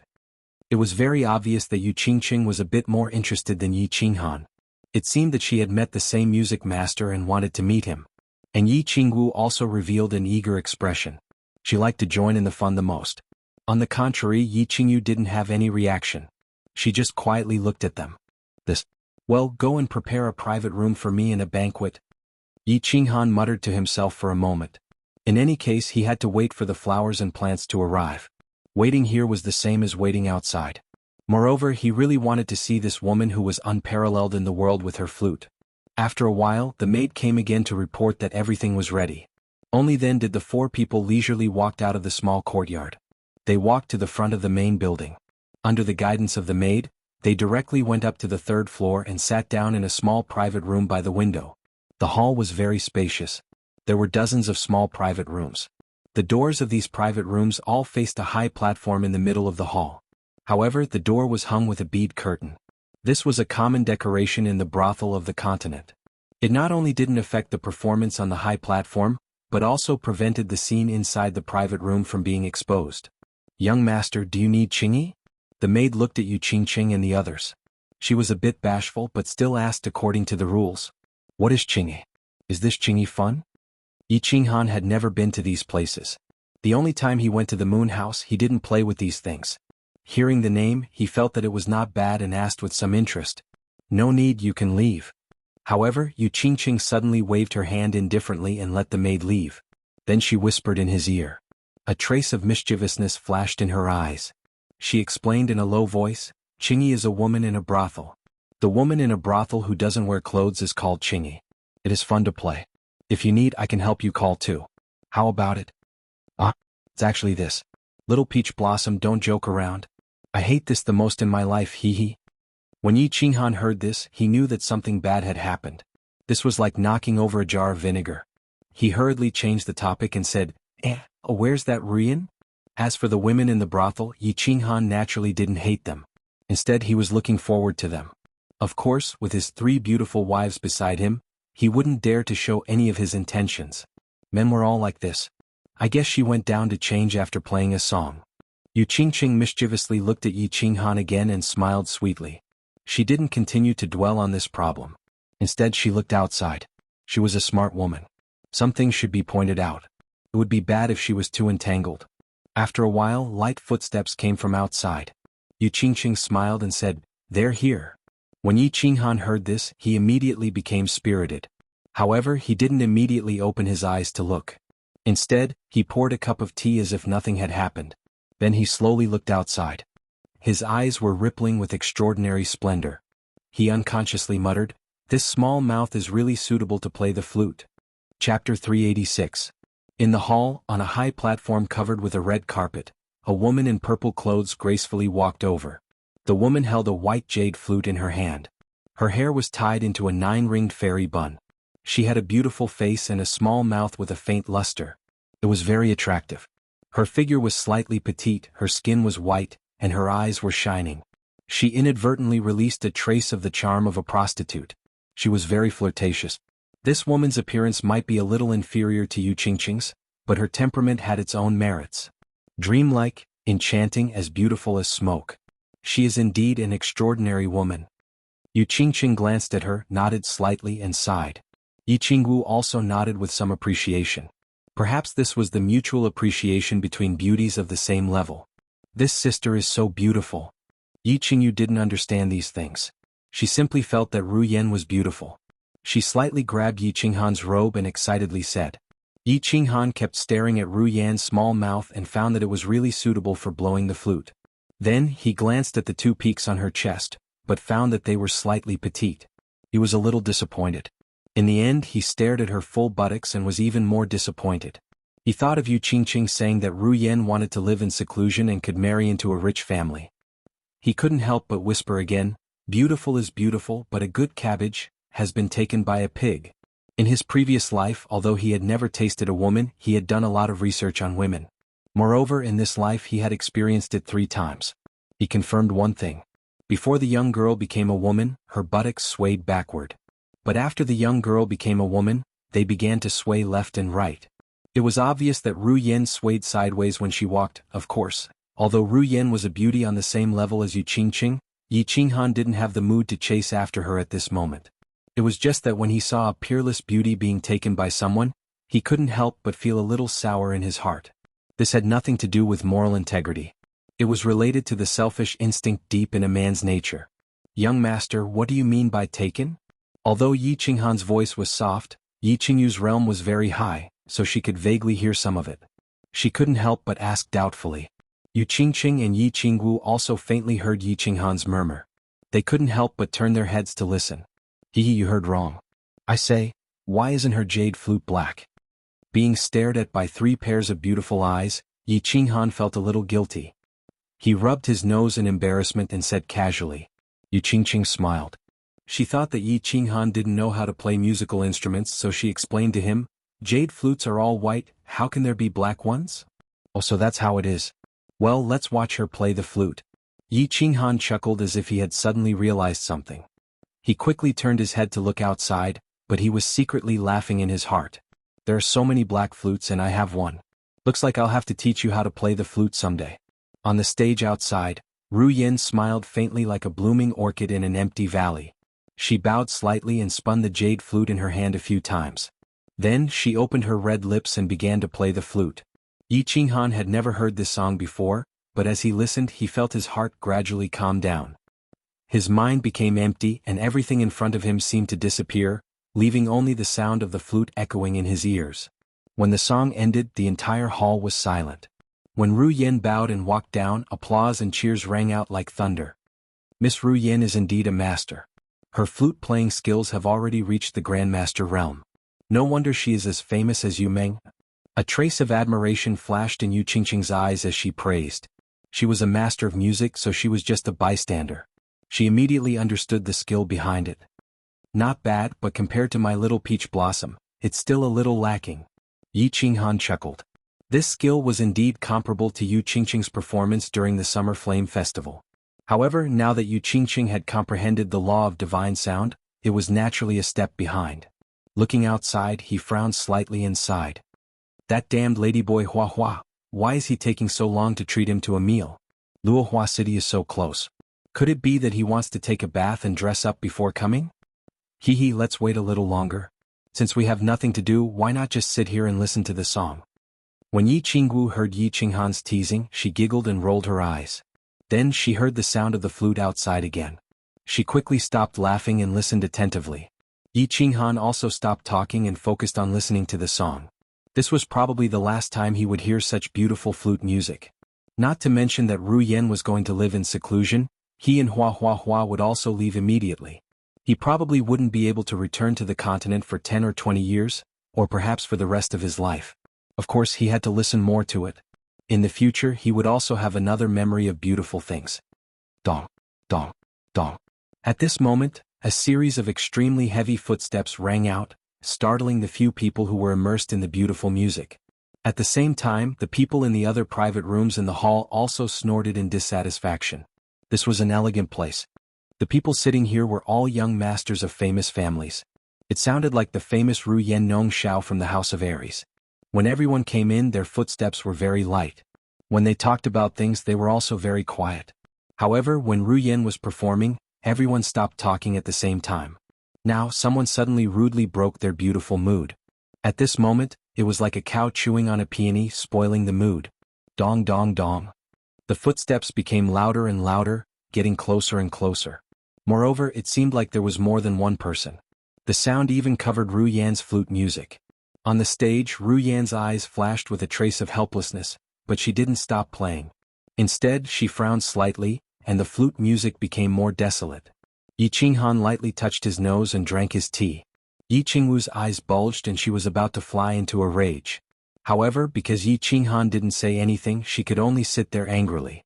Who is so arrogant? Don't you know that I, Lu Fei, am here?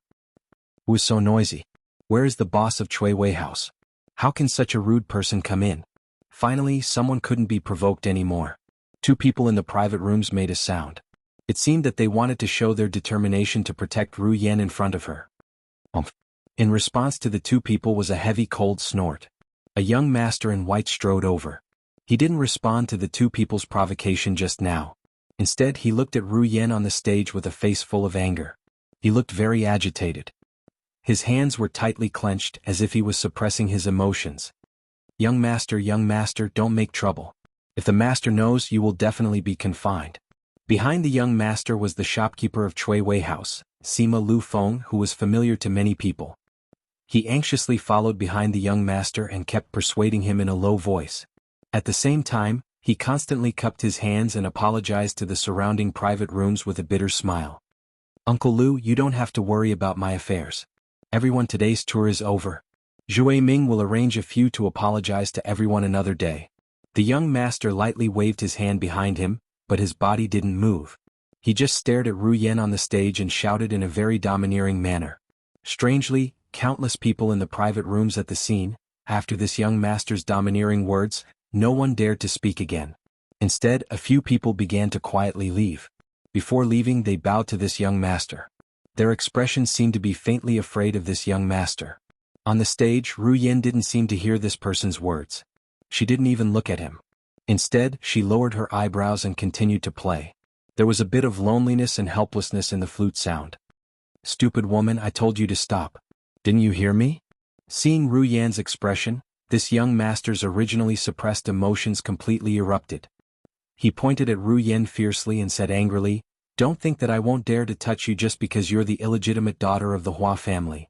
Right now, young Master Hua's branch is the only one in power. Your father is nothing in the Hua family. What's more, you're an illegitimate daughter. I've been following you around for 3 years. The things I've given you are enough for you to use for a lifetime. In the end, you actually want to run away with someone else? I'll ask you again. Are you willing to marry into my Sima family? I can guarantee your identity as the principal wife. Otherwise, once I find out who your man is, I'll cut him into pieces." The loud roar echoed in the hall, causing everyone's ears to ring. Yi Qinghan curled his lips and guessed the identity of this person. He was the first young master of Black Tortoise City, Sima Zhui Ming. He sighed and was a little surprised. This Ru Yan was actually the illegitimate daughter of the Hua family?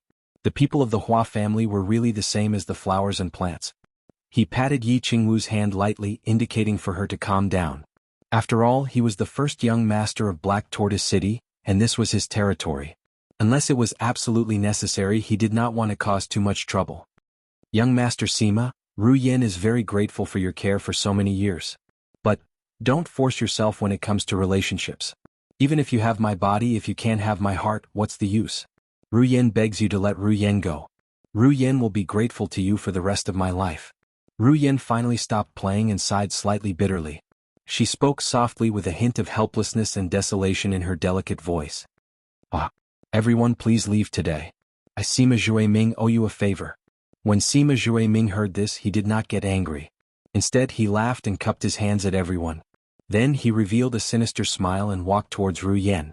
At the same time, he laughed and scolded, "Stupid woman, you forced me to do this. I don't want your gratitude. I don't want your heart either. I want your body. You're an illegitimate daughter. Do you really think you're the young mistress of the Hua family? I'll *CK you today. I'll go to the Hua family to ask for forgiveness another day." Although there were countless people in the surrounding private rooms who were filled with grief and indignation, this matter involved the Sima family and the Hua family. They did not dare to make a move. After all, the Sima family had subtly suppressed the other two families in Black Tortoise City. Moreover, if the tragedy today really happened, it would be difficult for them to deal with the Hua family if they wanted to woo them in the future. Helpless, they all left in a hurry with complicated expressions. Smack. Looking at Sima Zhui Ming approaching Ru Yan step by step, Yi Qingwu finally could not hold it in anymore. She slammed the table and decided to save Ru Yan first. Beside her, Yu Qingqing and Yi Qingyu were also very angry. Their eyes were burning with anger, and they seemed to be very supportive of Yi Qingyu's actions. "Little Rose, calm down, calm down. The main character is here. He doesn't need our help anymore. Prepare to watch the show." Just as Yi Qingwu was about to rush out the door, she was pulled back by Yi Qinghan. Then Yi Qinghan's teasing voice rang in her ears, which temporarily calmed her down. "There's no need for another day. You'll apologize today. A figure suddenly flew in from the window of the hall. The face was even more beautiful than a woman's, and it was filled with coldness. Chapter 387. This figure was dressed in black and wore a bamboo hat just like Yi Qinghan's. He held a green dagger in his hand. He flashed in through the window and suddenly disappeared. When he reappeared, he was in front of Ru Yan. Yi Qinghan and Yi Qingwu were the only ones in the room. The moment the figure appeared, they saw a beautiful face. On the other hand, Yu Qingqing, Yi Qingyu, and Sima Zhuiming only saw a bamboo hat and a white chin. It's someone from the Hua family. It's him? There's a show to watch. Although Yu Qingqing didn't see the person clearly, she could tell it was someone from the Hua family from her stealth technique. She could also tell the person's identity from the green dagger in his hand. She couldn't help but smile at Yi Qinghan playfully. This ladyboy is imitating my appearance. He's too shameless. Yi Qinghan looked at the person with disdain. He immediately recognized the person's identity. It was the young master of the Hua family, Hua Chao. It seemed like Hua Chao had investigated his whereabouts in Sang City. He even used his voice to disguise himself. Now he was here to show off. Someone from the Hua family? Which young master of the Hua family is this? Can we meet? Sima Zhuiming was shocked when he saw that it was someone from the Hua family. However, he remembered that Ru Yan's position in the Hua family was very low. Perhaps she wasn't even considered part of the Hua family. Furthermore, this person's voice was suppressed by battle aura. It seemed like he wasn't some big-shot young master of the Hua family. Sima Zhuiming became bolder. Who do you think you are? Do you think I'll meet you just because you say so? Hua Hua seemed to be in a bad mood. He didn't even give face to the young master of the Sima family. He glanced at Yi Qinghan and grabbed Ru Yan's hand. He said coldly, "Go to the Hua family and ask for forgiveness. I'll spare your life." Yi Qinghan was originally hugging Yi Qingwu and sipping his tea leisurely. But when he heard that the flowers and plants not only imitated his appearance but also spoke in the same tone, he couldn't help but spit out a mouthful of tea when he heard the words, "young master." He almost choked on his tea. Sima Zhuiming's face turned ashen when he heard that. He was the #1 young master of Black Tortoise City.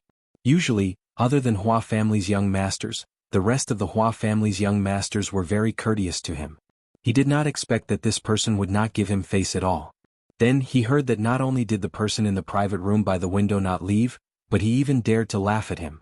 His expression darkened and he roared, "Who are you? Get out of here." "Humph! Idiot." Hua Chao shook his head and patted Ru Yan's hand to comfort her. He smiled and said, "Don't provoke the guests inside. You can't afford to provoke them." "Oh really? I'm going to provoke them today." Sima Zhuiming looked at Ru Yan's small hand being held tightly in the person's hand. When Ru Yan saw this person, her expression suddenly became extremely calm, and her eyes were full of smiles. He could not help but be even more furious. He did not dare to touch the Hua family. He decided to vent his anger on the person in the private room, to teach Hua Chao and Ru Yan a lesson. After a roar, seeing that the person in the private room still did not move, Sima Zhuiming became even more enraged. His battle aura suddenly soared. He stomped on the ground and leaped into the air. At the same time, his leg was surrounded by battle aura. He raised it high and slammed it down heavily on the private room. Sima Zhuiming's slash was about to smash the private room into pieces, but Hua Chao was still standing there calmly. Yi Qinghan smiled helplessly. He released a space lock and locked Sima Zhuiming in midair, but he did not continue to attack. Yi Qinghan was not an idiot. It was obvious that Hua Chao did not want to kill Sima Zhuiming himself. He was using him to kill him. Now that he had a lot of trouble on his hands, he would not attack recklessly. Furthermore, he could not be bothered to attack an opponent who was not of the same level as him. He flicked his sleeves lightly and released a wave of battle aura to bounce Sima Zhuiming back in midair. He then said calmly, "Young Master Sima, I'll leave after a cup of tea. You have to figure out who your love rival is." At the same time, he raised his head slightly and gave Hua Chao a look of disdain. His meaning was clear. "You want me to help you chase after a beauty yourself? Dream on." A light sentence turned Sima Zhuiming's hatred away. It was a Tai Chi, and it also made it clear to Hua Chao that he should deal with his own matters. Sima Zhuiming was shocked. He was at the first level of the noble realm, but he was bounced back by someone releasing a wave of battle aura. Thinking about how he could not move in midair, he was even more frightened. He secretly blamed himself for being rash and was thankful that this person did not get angry. His expression became complicated. He stood there in a daze, not knowing how to get off the stage. It was fine if he did not want to attack the young master of the Hua family, but he wanted to provoke the person beside him to show his power. Now he was being slapped in the face. If he left with his tail between his legs, Ru Yen would not be able to raise her head anymore. Moreover, if word of this got out, his reputation would be ruined. He was in a dilemma. Young Master Han, help me kill this person and I'll owe you a favor. How about it? While Sima Zhuaming was hesitating, Hua Chao began to communicate with Yi Qinghan through telepathy.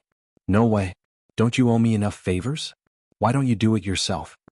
Although Yi Qinghan didn't like people like Sima Zhuaming who resorted to force when he couldn't get his hands on a beauty, he couldn't just kill him like that.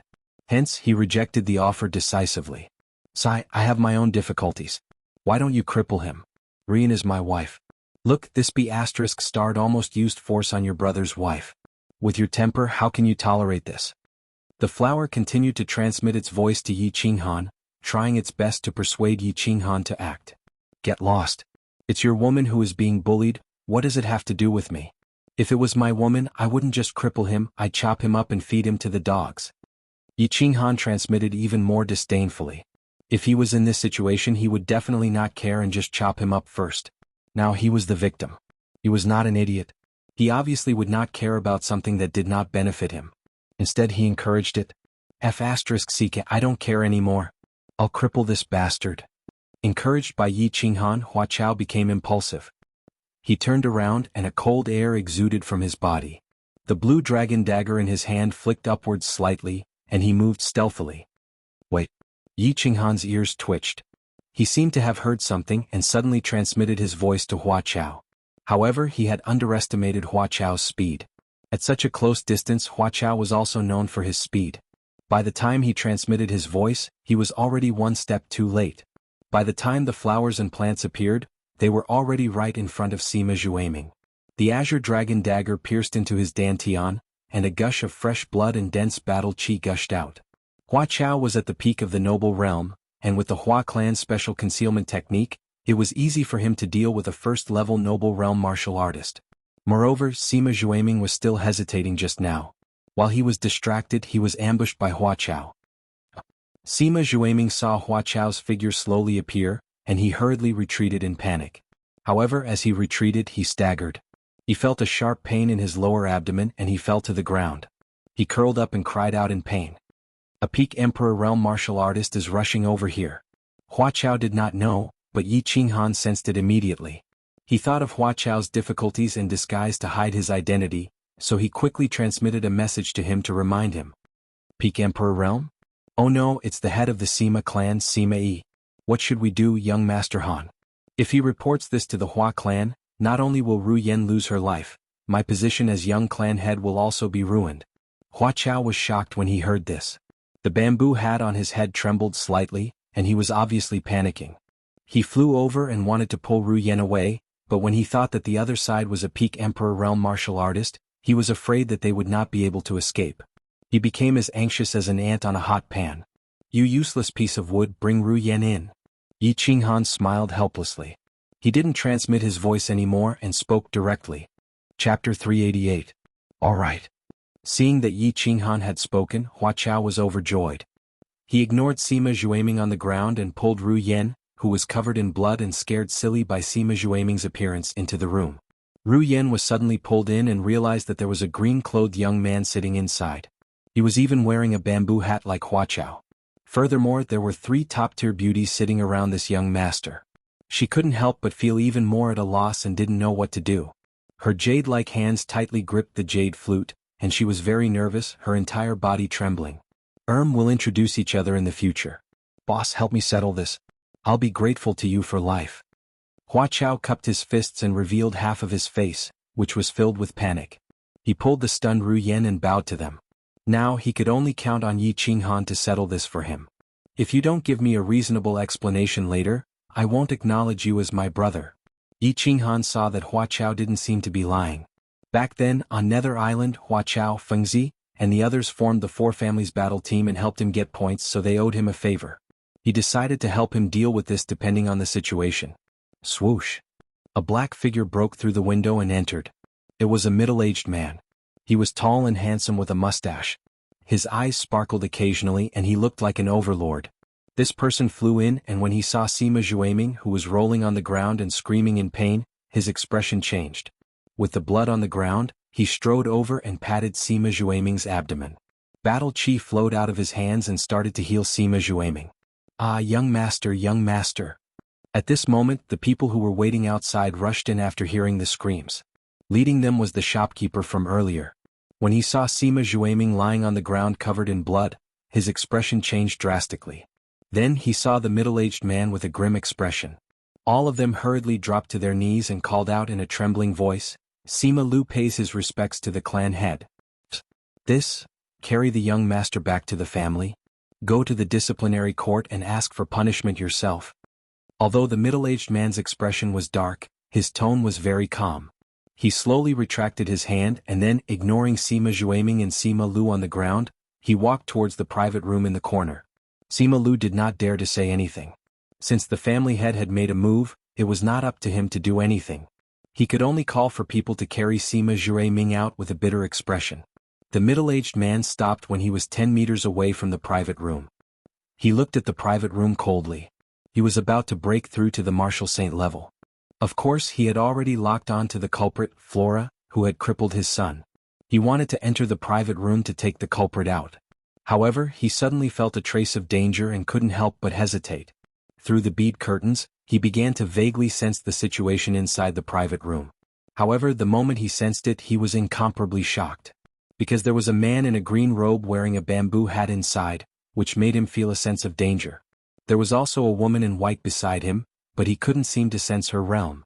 Thus, he immediately stopped and sent a voice transmission to Sima Lu. "This one is Sima Yi. Friend inside, come out and meet me." "Sima Yi? There's no need to come out.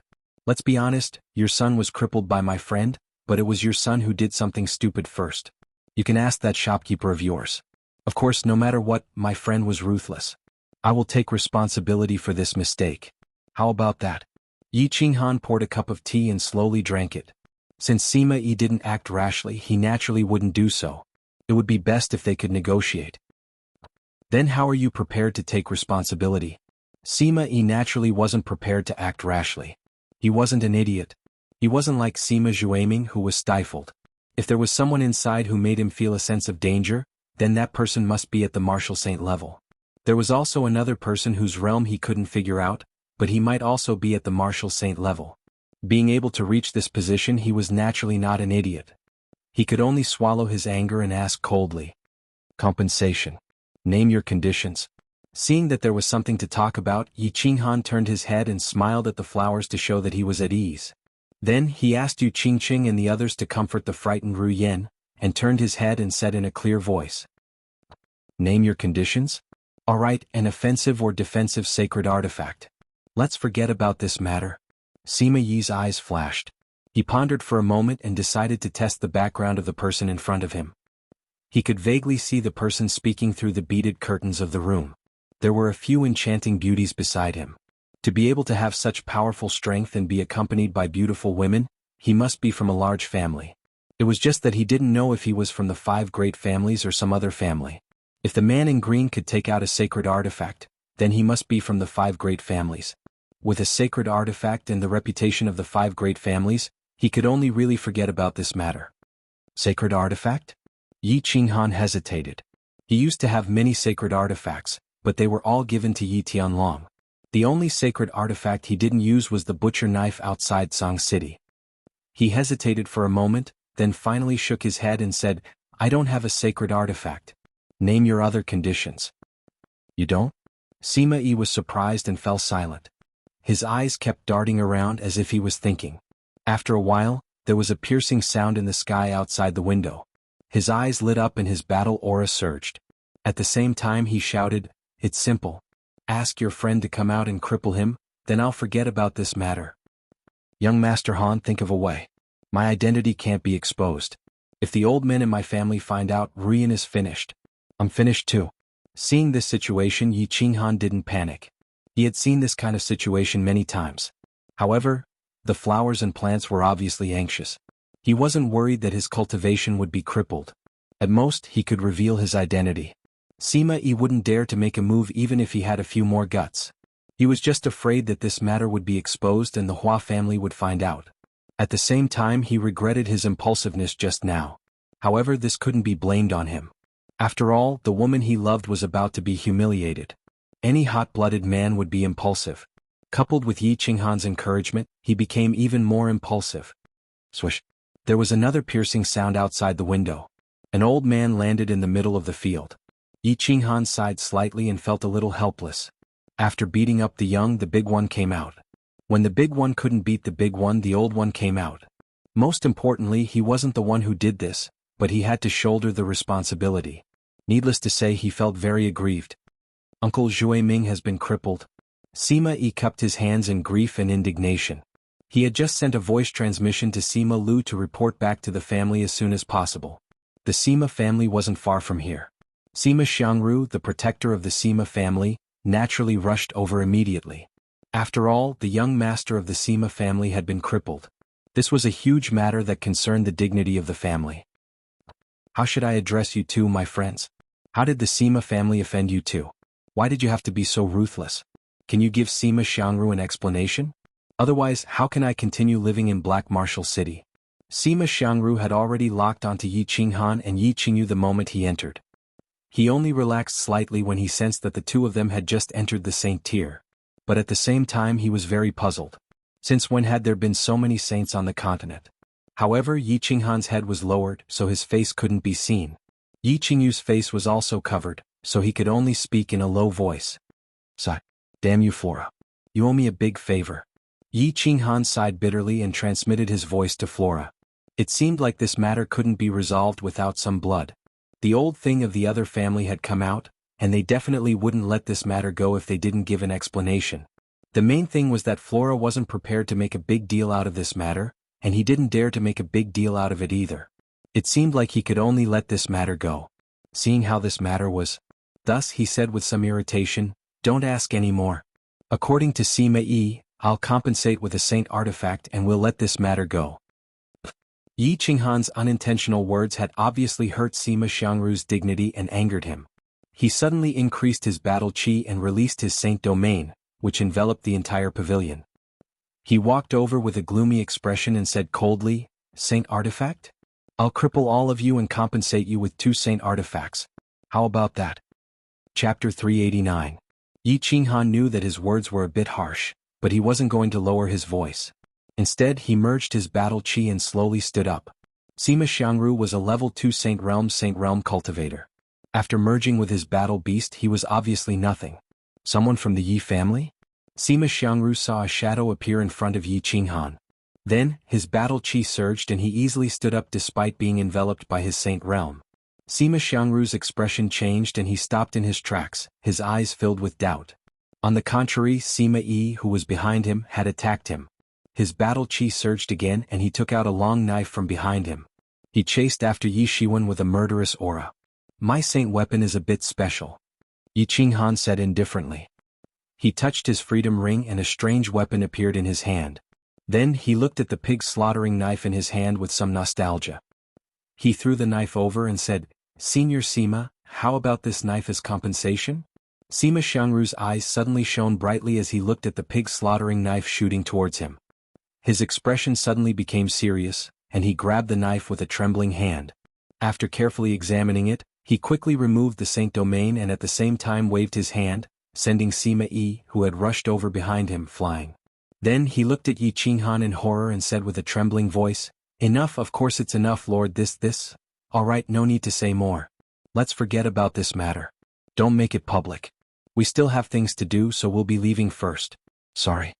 Yi Qinghan waved his hand to stop Sima Xiangru from speaking. This time he transmitted his voice to Sima Xiangru. Then he nodded at Yi Qingyu, Hua Chao and the others and left.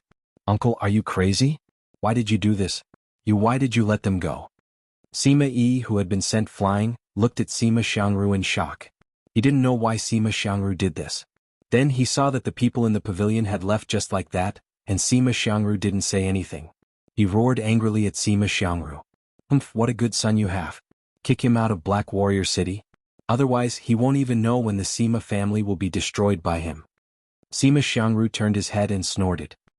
He waved the butcher knife in the air and said with lingering fear, "Let them go? If he wants to annihilate our Sima family he can just move his finger." Idiot. What? A pig slaughtering knife? Is it him? Sima Yi wiped the blood from the corner of his mouth, somewhat shocked by Sima Xiangru's words. But when he saw the butcher's knife in Sima Xiangru's hand, he suddenly stopped wiping and sat on the ground with a face full of fear and despondence. Both of them had participated in the battle outside Song City, so of course they recognized this butcher knife. He thought about what happened that day and the 2 gag orders issued by the House of Aries. The 2 of them were clearly frightened. They began to rejoice that they did not act impulsively just now. Otherwise, if the owner of the pig slaughtering knife was angered, their Sima family would truly be finished. The sound of the pig slaughtering knife dripping blood outside Song City was still reverberating in their minds. TSK, young Master Han is still the best. Once you make a move you can tell. I've always wanted to have a good reunion with you after the battle, but now that you're so awesome, it's not easy to see you. Later, something happened at home so I had to come back first. I really have to thank you this time. Why don't we go directly to Luohua City? Let me treat young Master Han and the sisters-in-law well. The few of them went downstairs and did not stop. They boarded Yi Qinghan's carriage and directly rushed out of Black Tortoise City towards the east. As soon as they left Black Tortoise City, Hua Hua giggled. Her beautiful face was full of smiles as she stood up. She waved at Ru Yen who was sitting beside Yu Qingqing. "Ru Yen, aren't you going to serve tea to young Master Han and the sisters-in-law? Let me introduce them to you. These are the famous people of the House of Aries. This is young Master Yi Qinghan, this is the holy maiden of the Yu family Yu Qingqing, sister Xiao Wu Yi Qingwu and sister Yi Qingyu." Ru Yen greets everyone. "Greetings to young Master Yi, greetings to all the sisters."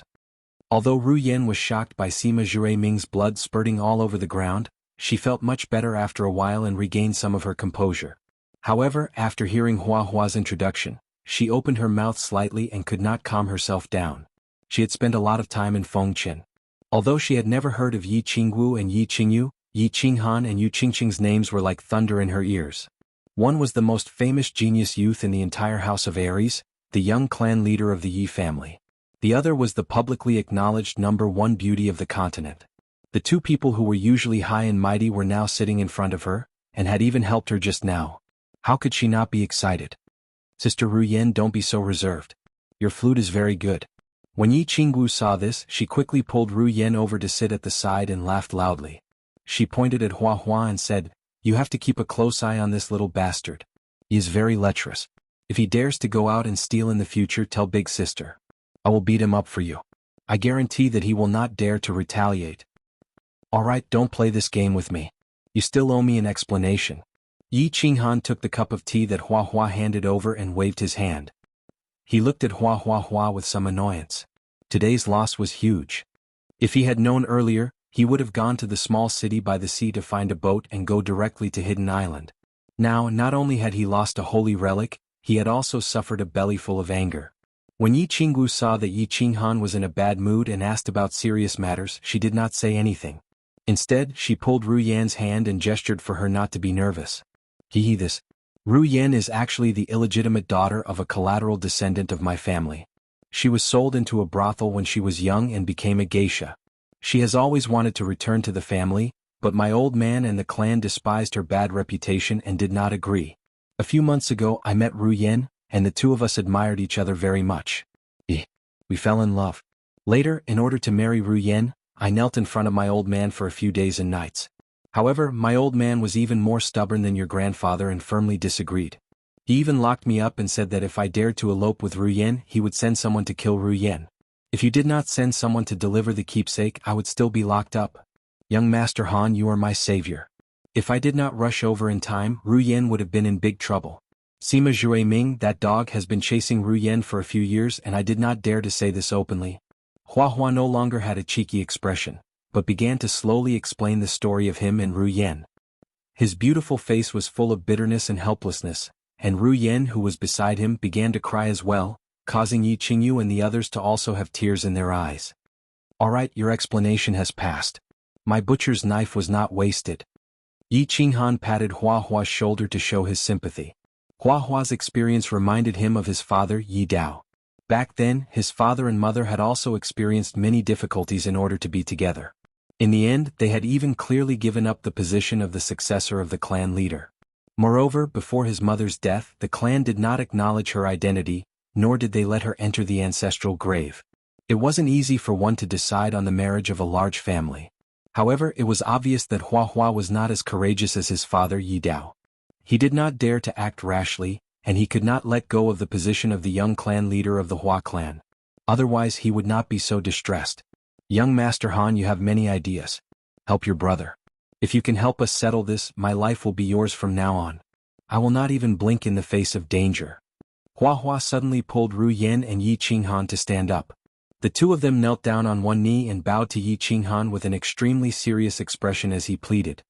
*CK this trick again? When Yi Qinghan saw this, he waved his sleeves and used his battle chi to lift the two of them up. He rolled his eyes and turned his face away. He felt that he had suffered a great loss coming to ask Hua Hua for help. He helped him marry a wife, and now he had to help him take care of his children. This whole thing was, brother, help sister Ru Yen. They are very pitiful. Think about father and mother. Yi Qinghan did not care, but Yi Qingyu, who was beside him, was unwilling. She pulled Ru Yen with one hand and pulled on Yi Qinghan's robe with the other. Yi Qinggu and Yu Qingqing, who were beside them, also looked at Yi Qinghan with a face full of hope, as if they were also yearning for him. Yi Qinghan looked at the three women who were overflowing with sympathy and smiled helplessly. He pondered for a moment and slowly said, there are three ways. First, I will go to Luohua City to help you persuade your father, but I will tell you clearly that I don't have time. Second, you give up the position of the young clan leader and marry Ru Yen. Third, elope with me and come back after a few years of giving birth to a child. You choose. Chapter 390. Actually Hua Chao wanted the first option. With Yi Qinghan's current prestige in the House of Aries, if he went to talk to their old man, then it was very likely that this matter would be settled. However, Yi Qinghan's first option made it clear that he wouldn't participate. The second option was obviously something he wasn't willing to do. Otherwise he wouldn't be so troubled. Then there was only the third option left. Go with him? Wait, go with him? Young Master Han, where are you going? Hua Chao was a little surprised. He remembered that Yi Qinghan wasn't going to Luohua City, but Black Tortoise City. He sent someone to ask him to come over, so he obviously wasn't here to play. Go to see. If you come with me, I promise your old man won't take you back. Come with me and stay there for a few years. Work hard on your cultivation, and after a few years your old man will beg you to come back. Then everything will be fine. Yi Qinghan laughed. Since Hua Chao had nowhere to go, he might as well go to Purple Island to play for a few years to save himself from boredom. Go to sea. To Hidden Island? Or a few years? Hua Chao's eyes lit up. That's right. If he followed Yi Qinghan, his family definitely wouldn't care about him. After all, Yi Qinghan was the most popular person in the House of Aries. His family would love for him to follow Yi Qinghan around all day. Don't worry about where. Just tell me, are you coming or not? Yi Qinghan said impatiently. Go. Of course. Following young Master Han will definitely be fun. In the future, Ru Yen and my lives will be sold to you. Hua Chao quickly agreed. He was tired of playing in the Hua family for so many years. Now that he could be with Ru Yen and follow Yi Qinghan to do exciting things, why wouldn't he agree? Sell your life to me, my ass. I still have to take care of you. If it wasn't for Sister Ru Yen, I wouldn't even bring you. Yi Qinghan snorted, then turned to the coachman outside and ordered, go straight to Azure Sea City. Qinghai City was the port city closest to the East China Sea. Basically, people who wanted to go to the Hidden Island could directly take a boat from this city. This time, the carriage didn't stop at any place and directly headed towards Azure Sea City. As the future clan leader of the Hua family, Hua Hua's every move was monitored by the Hua family. An hour later, Hua Chao's grandfather, who was the head of the Hua family, received the news about what happened in Suiwei Pavilion and Hua Chao following Yi Qinghan to Qinghai City. Of course, Hua Chao had gotten his permission to meet Yi Qinghan. However, when he heard that Hua Chao had crippled Sima Zhu aiming for Ru Yen, he was so angry that he nearly slammed the table and ordered his men to arrest Hua Chao and Ru Yen. But when he heard that Yi Qinghan had actually used the butcher knife as an apology from Wuxia, he beamed with joy.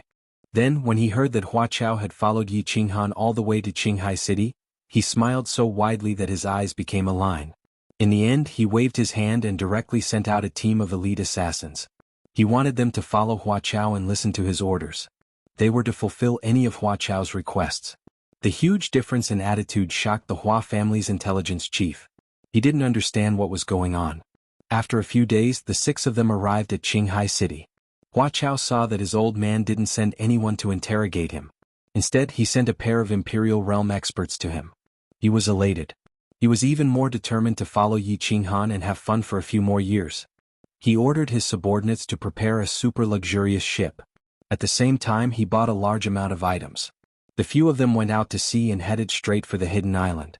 After Yi Qinghan and the others went out to sea, the Divine City, which had been quiet for a long time, welcomed a man in black today.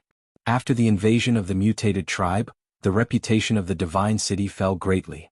No one went to the Divine City to admire it. Instead, many people started to sneak away. The mutated tribe raped and killed wantonly in the Divine City. However, the Divine Master that they believed in didn't appear to uphold justice for them. Furthermore, the Divine Master didn't show himself after the incident. This made many people feel cold. The 3 constabulary strategy against the mutated tribe, especially the House of Ares' all-out war preparations to defeat the mutated tribe, formed a huge contrast with the Divine City. During this period of time, no one went to the Divine City with reverence. Instead, countless people went to Tsang City and started to pay their respects to the Martyrs' Hall that was being built outside of Tsang City. The reputation of the Divine City fell greatly. On the contrary, Tsang City's reputation rose. It had the momentum of overshadowing the Divine City. However, the Divine City, which had been quiet for many days, suddenly welcomed a guest. It was a man in black who was completely wrapped in black cloth. The guards of the Divine City were a little nervous. All of them unsheathed their weapons and prepared for battle. However, this man in black said a code that they were familiar with. At the same time, he indicated that he had an important matter to discuss with the Massacre God Guards. When the guards saw that he was a sole slave under the Massacre God Guards, they didn't make things difficult for him and immediately brought him to the Immortal Massacre Pavilion. This sole slave belonged to the Divine City's secret guards. Furthermore, he was a secret guard that definitely wouldn't dare to rebel. Thus, the guards were naturally at ease. The Massacre God Guards were feeling vexed in the pavilion. Ever since that day, the Divine Master's personality had become very strange. Furthermore, the Massacre God Guards didn't order the sole slaves in the city to continue investigating the deaths of the Divine Sword and Tu Qianjun. As such, the Massacre God Guards didn't dare to make decisions on their own. They could only arrange the matters of the Divine City and serve the Divine Master carefully. When they heard that a hidden soul slave of the continent was looking for him, they were overjoyed and immediately brought him into the study. Greetings to the Massacre God Guards. Yi Qinghuang was a little afraid when he saw the Massacre God Guards. After all, the soul slave's life was in the hands of the Divine City. If he wasn't careful, the Divine City could kill him anytime. However, when he thought that he would be able to use this important news from his father to exchange for his freedom, he mustered his courage and didn't kneel down. Instead, he bowed slightly. And when the Massacre God Guards saw this, their expression turned cold. They snorted and seemed to be a little dissatisfied with this soul slave's attitude. I am here to ask Lord to remove the soul seed from my body. Yi Qinghuang gritted his teeth and took off the mask on his face. His eyes were glowing as he spoke with a hint of pride. I know who killed young Master Tuesday. I also know where the Divine Sword is. The Massacre God Guard's eyes shrank and he slowly regained his composure. He revealed a smile as he nodded his head and said, Tell me about it. If your information is correct, I will not punish you for the crime of disrespect. I am Yi Qinghuang. My father asked you to remove my soul seed. After you remove it, I will naturally inform Lord.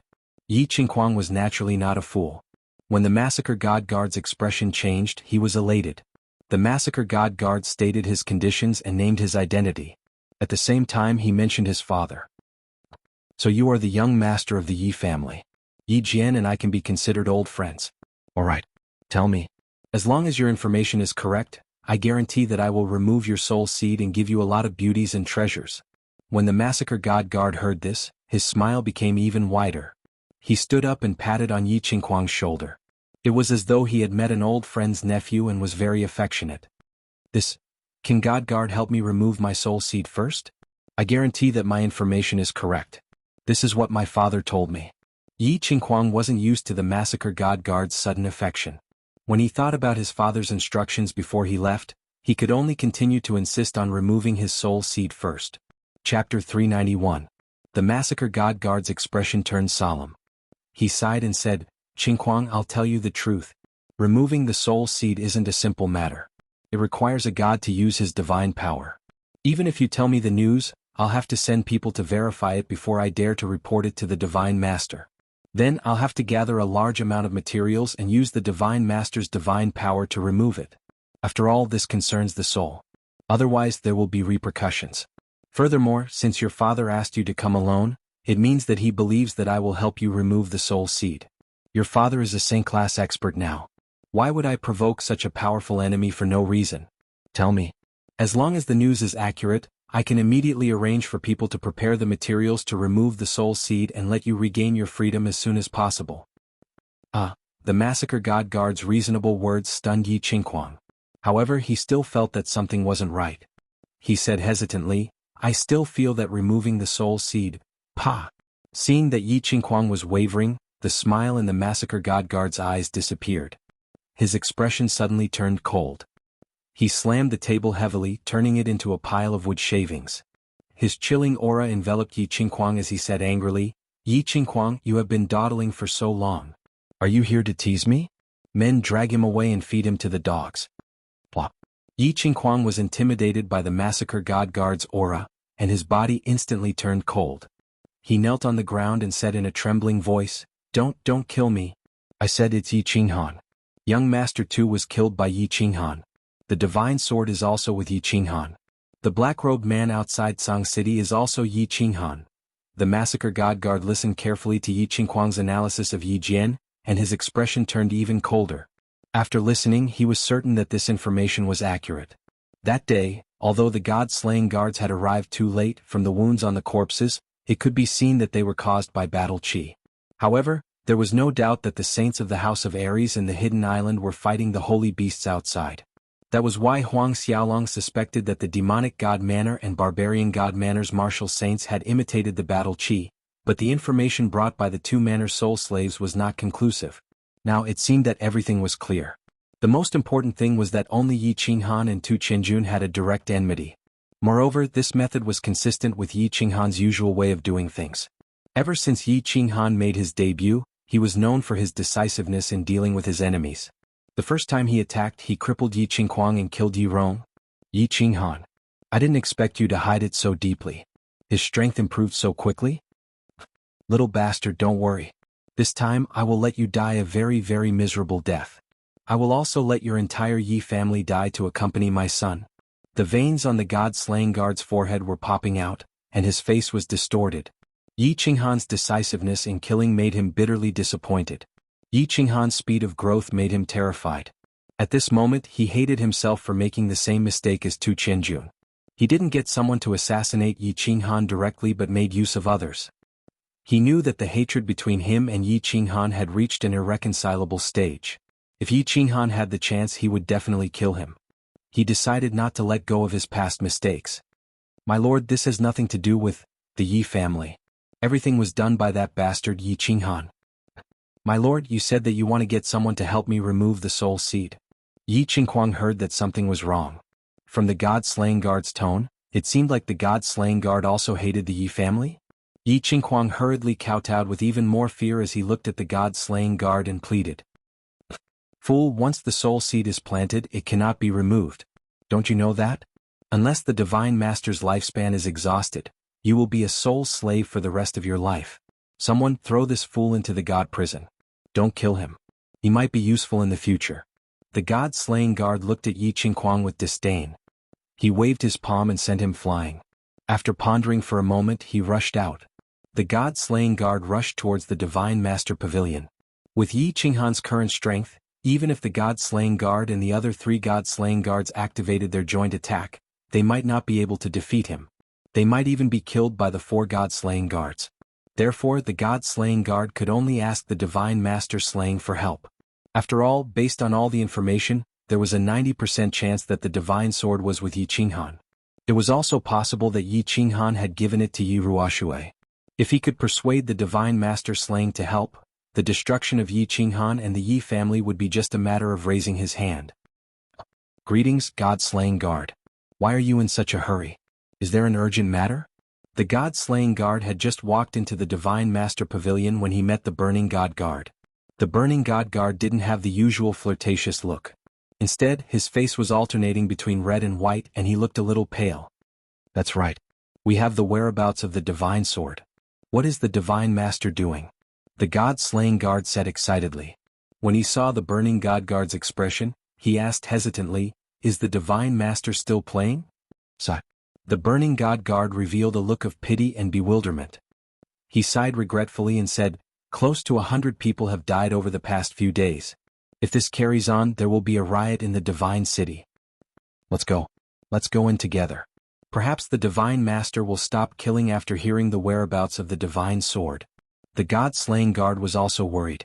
During this period of time, divine master Slang's personality had changed drastically. He requested for the burning god guards to send him 5 young men and 5 young women the next day. In the end, these people ended up in a tragic state. TSK. My chrysanthemum is ruined. My fungus is red and black. Boo-hoo, father, mother, where are you? Come and save Xiang. Devil, beast, I beg you, kill me. The god-slaying guard and the burning god guard arrived at the door of the study room. They heard divine master slaying guard's maniacal laughter from afar, as well as the young women's painful cries for help and the young men's indignant curses.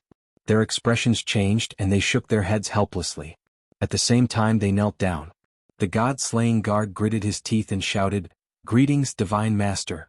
I have an important matter to discuss with you. Get lost. As expected, the two of them heard an enraged bellow. Following that, the sound of a whip and divine master slaying guard's maniacal laughter echoed in the study room. There were even more tragic cries. Divine master, I have received accurate information about the divine sword. The god-slaying guard gritted his teeth and spoke in a clear voice. Bam. This time, divine master slaying guard didn't curse. Instead, a huge hand floated out from the study room and sent the two of them flying into the sky. This palm strike was so powerful that it caused their chests to cave in. 2 mouthfuls of fresh blood spurted in the sky before crashing heavily onto the ground. They struggled for a long time before standing up. It was obvious that they were severely injured. TSK, find another 10 people for me tomorrow. If you can't find them, the 4 of you can wash your buttocks clean and let me play with you. TSK, your chrysanthemums will be destroyed, your fungus will be red and black. Cough, cough. The god-slaying guard's flirtatious face turned even redder and paler. He was so angry that his entire body was trembling.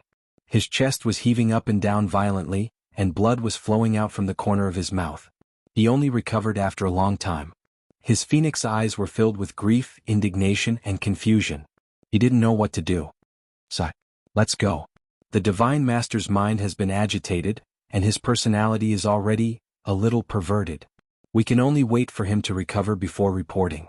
The god-slaying guard also had goosebumps all over his body. His body trembled slightly as he looked at the study room fearfully and transmitted a message to the god-slaying guard. After pausing for a moment, the god-slaying guard let out a deep sigh. He moved his body with difficulty and walked out. However, he suddenly thought of something and his face turned red in embarrassment. He transmitted another message, that the divine master's exchange must be done well. Otherwise, if he really does that, sigh. Chapter 392. Within a pavilion in the mountains behind the Yi clan. Yi Tianlong glanced at the jade box on the table, then turned to Yi Baihu and said, Baihu, you should refine it. Your cultivation base is the lowest, and you have no hope of becoming a god in this lifetime. White Tiger and I should at least have a chance. Patriarch, there's no need to say too much. The 3 of us know that it's basically impossible to become a god without some sort of special opportunity. At our age, if we still can't cultivate to the 3rd tier of the Saint Realm, then who in history has ever become a god? That dragon was already half a step into the deity ascension realm a few years ago, so why hasn't he taken the final step yet? Don't bring this matter up again, Yi Baihu said as he glanced gratefully at Yi Tianlong, his tone extremely resolute. Yi Qinghan had been gone for half a month, but the 3 of them had been giving in to each other and had yet to refine the divine crystal. Patriarch, don't look at me like that. You're still a man, so why did you refine it? To tell you the truth, even if the 2 of us were to leave right now, we would still be leaving with smiles on our faces. If you want to make up for your past regrets, then don't be so wishy-washy. Isn't it just a divine crystal? The 3 of us grew up together and we're brothers by blood. How could we just watch you leave with regrets? Hurry up and refine it. Yu Shishue is still waiting for you to marry her. When Yi Qingyo saw that Yi Tianlong was looking at him and was about to say something, he couldn't help but explode. He slammed the table, his eyes bulging as if he was about to beat up Yi Tianlong if he didn't refine it. Fine. Yi Tianlong laughed bitterly. He knew that the two of them had probably already made up their minds. He knew that all three of them wanted to refine the divine crystal. After all, who didn't want to live forever? Who didn't want to become a god? Now that Yi Qingyo had forced him into a corner, he could only put the divine crystal away and prepare to refine it at night. When he thought about the joke he had made with Yu Shishui on the rooftop of the Chilling Heart Pavilion, he couldn't help but feel his heart heat up. Clan leader, the elder ancestor wants us to send out a notice to expel little Han from the Yi family. Look, it's already been half a month, so it's about time to send it out. Seeing that the matter had been settled, Yi Baihu smiled in relief. Then he remembered what Yi Ruoshui had told him that day and began to ask for Yi Tianlong's opinion. It's been hard on this child.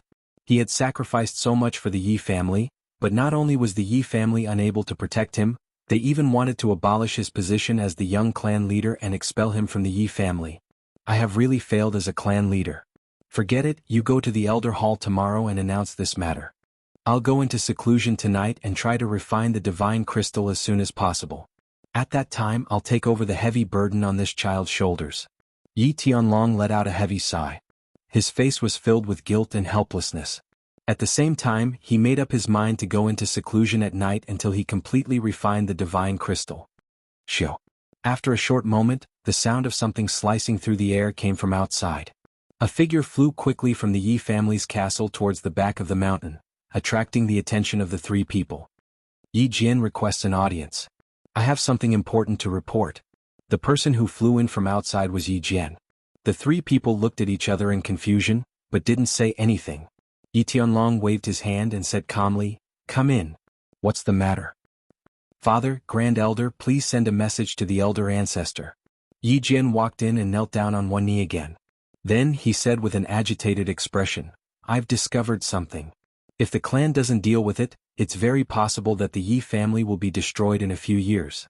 The Yi family's foundation of several thousand years will be destroyed in a day." "What exactly is it? It's actually so serious?" The three people were shocked. Looking at Yi Jian's expression, it didn't seem like he was faking it. Furthermore, he wouldn't dare to joke about such a serious matter. Their expressions all changed. "Father, please invite the elder ancestor here. Only the elder ancestor can decide on this matter."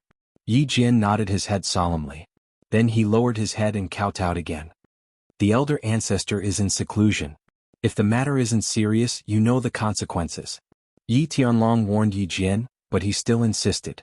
He could only use the communication jade talisman to tell Yi Ruoshui about the matter. "What's the matter?"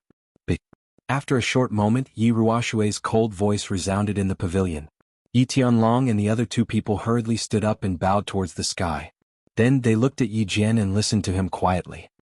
Yi Jian pays his respects to the elder ancestor. Yi Jian has discovered a major matter. If the elder ancestor doesn't deal with it within a few years, the Yi family will most likely suffer. When Yi Jian heard this, he knew that it was the number one person in the Yi family who had transmitted his voice to him.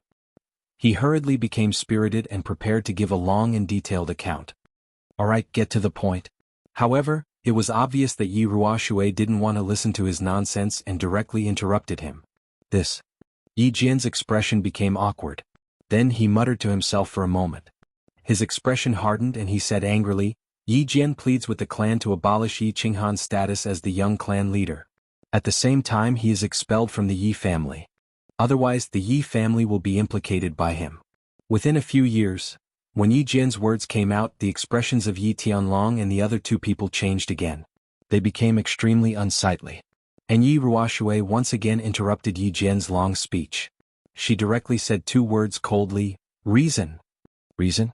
"Yes, elder ancestor Yi Qinghan is too bold.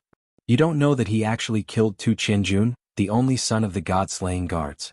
Moreover, I guess that he obtained the divine sword from the god-slaying mountain but didn't hand it over to the clan. With his selfishness and reckless behavior, how can he lead the Yi family? In the battle outside Song City, his identity will definitely be exposed. At that time, the divine master will definitely take action. If the Yi family wants to protect itself, the only way is to expel Yi Qinghan from the Yi family. There is no other way. Of course, In this matter Yi Jian doesn't have any selfishness. He is only thinking of the interests of the clan. The heavens and the earth can bear witness. Yi Jian's expression was impassioned. He explained bitterly. The more he spoke, the more agitated he became. He decided to take a gamble. If Yi Ruoxue didn't know about this matter, then it was very likely that he would win. If she knew, he could just say that he didn't know about it and push the matter aside. Sky Dragon, you handle it. However, after he finished speaking, Yi Ruoxue didn't express any opinion. She directly threw the matter to Yi Tianlong. When he looked at Yi Tianlong in confusion, he discovered that Yi Tianlong's battle aura had instantly surged. His eyes were filled with coldness, and his entire body was faintly trembling. His murderous aura was overbearing. Yi Qingyou and Yi Baihu, who were beside him, also had looks of pain and disappointment on their faces. Bang! Yi Tianlong didn't waste any words. He directly punched Yi Jian's chest, which had just straightened up. The fierce battle aura sent Yi Jian flying through the wooden walls of the loft, causing the entire loft to shake. You have two choices. First, get out of the Yi family. Second, go to the condemnation cliff. If you don't cultivate to the god level and think things through, you don't need to come out.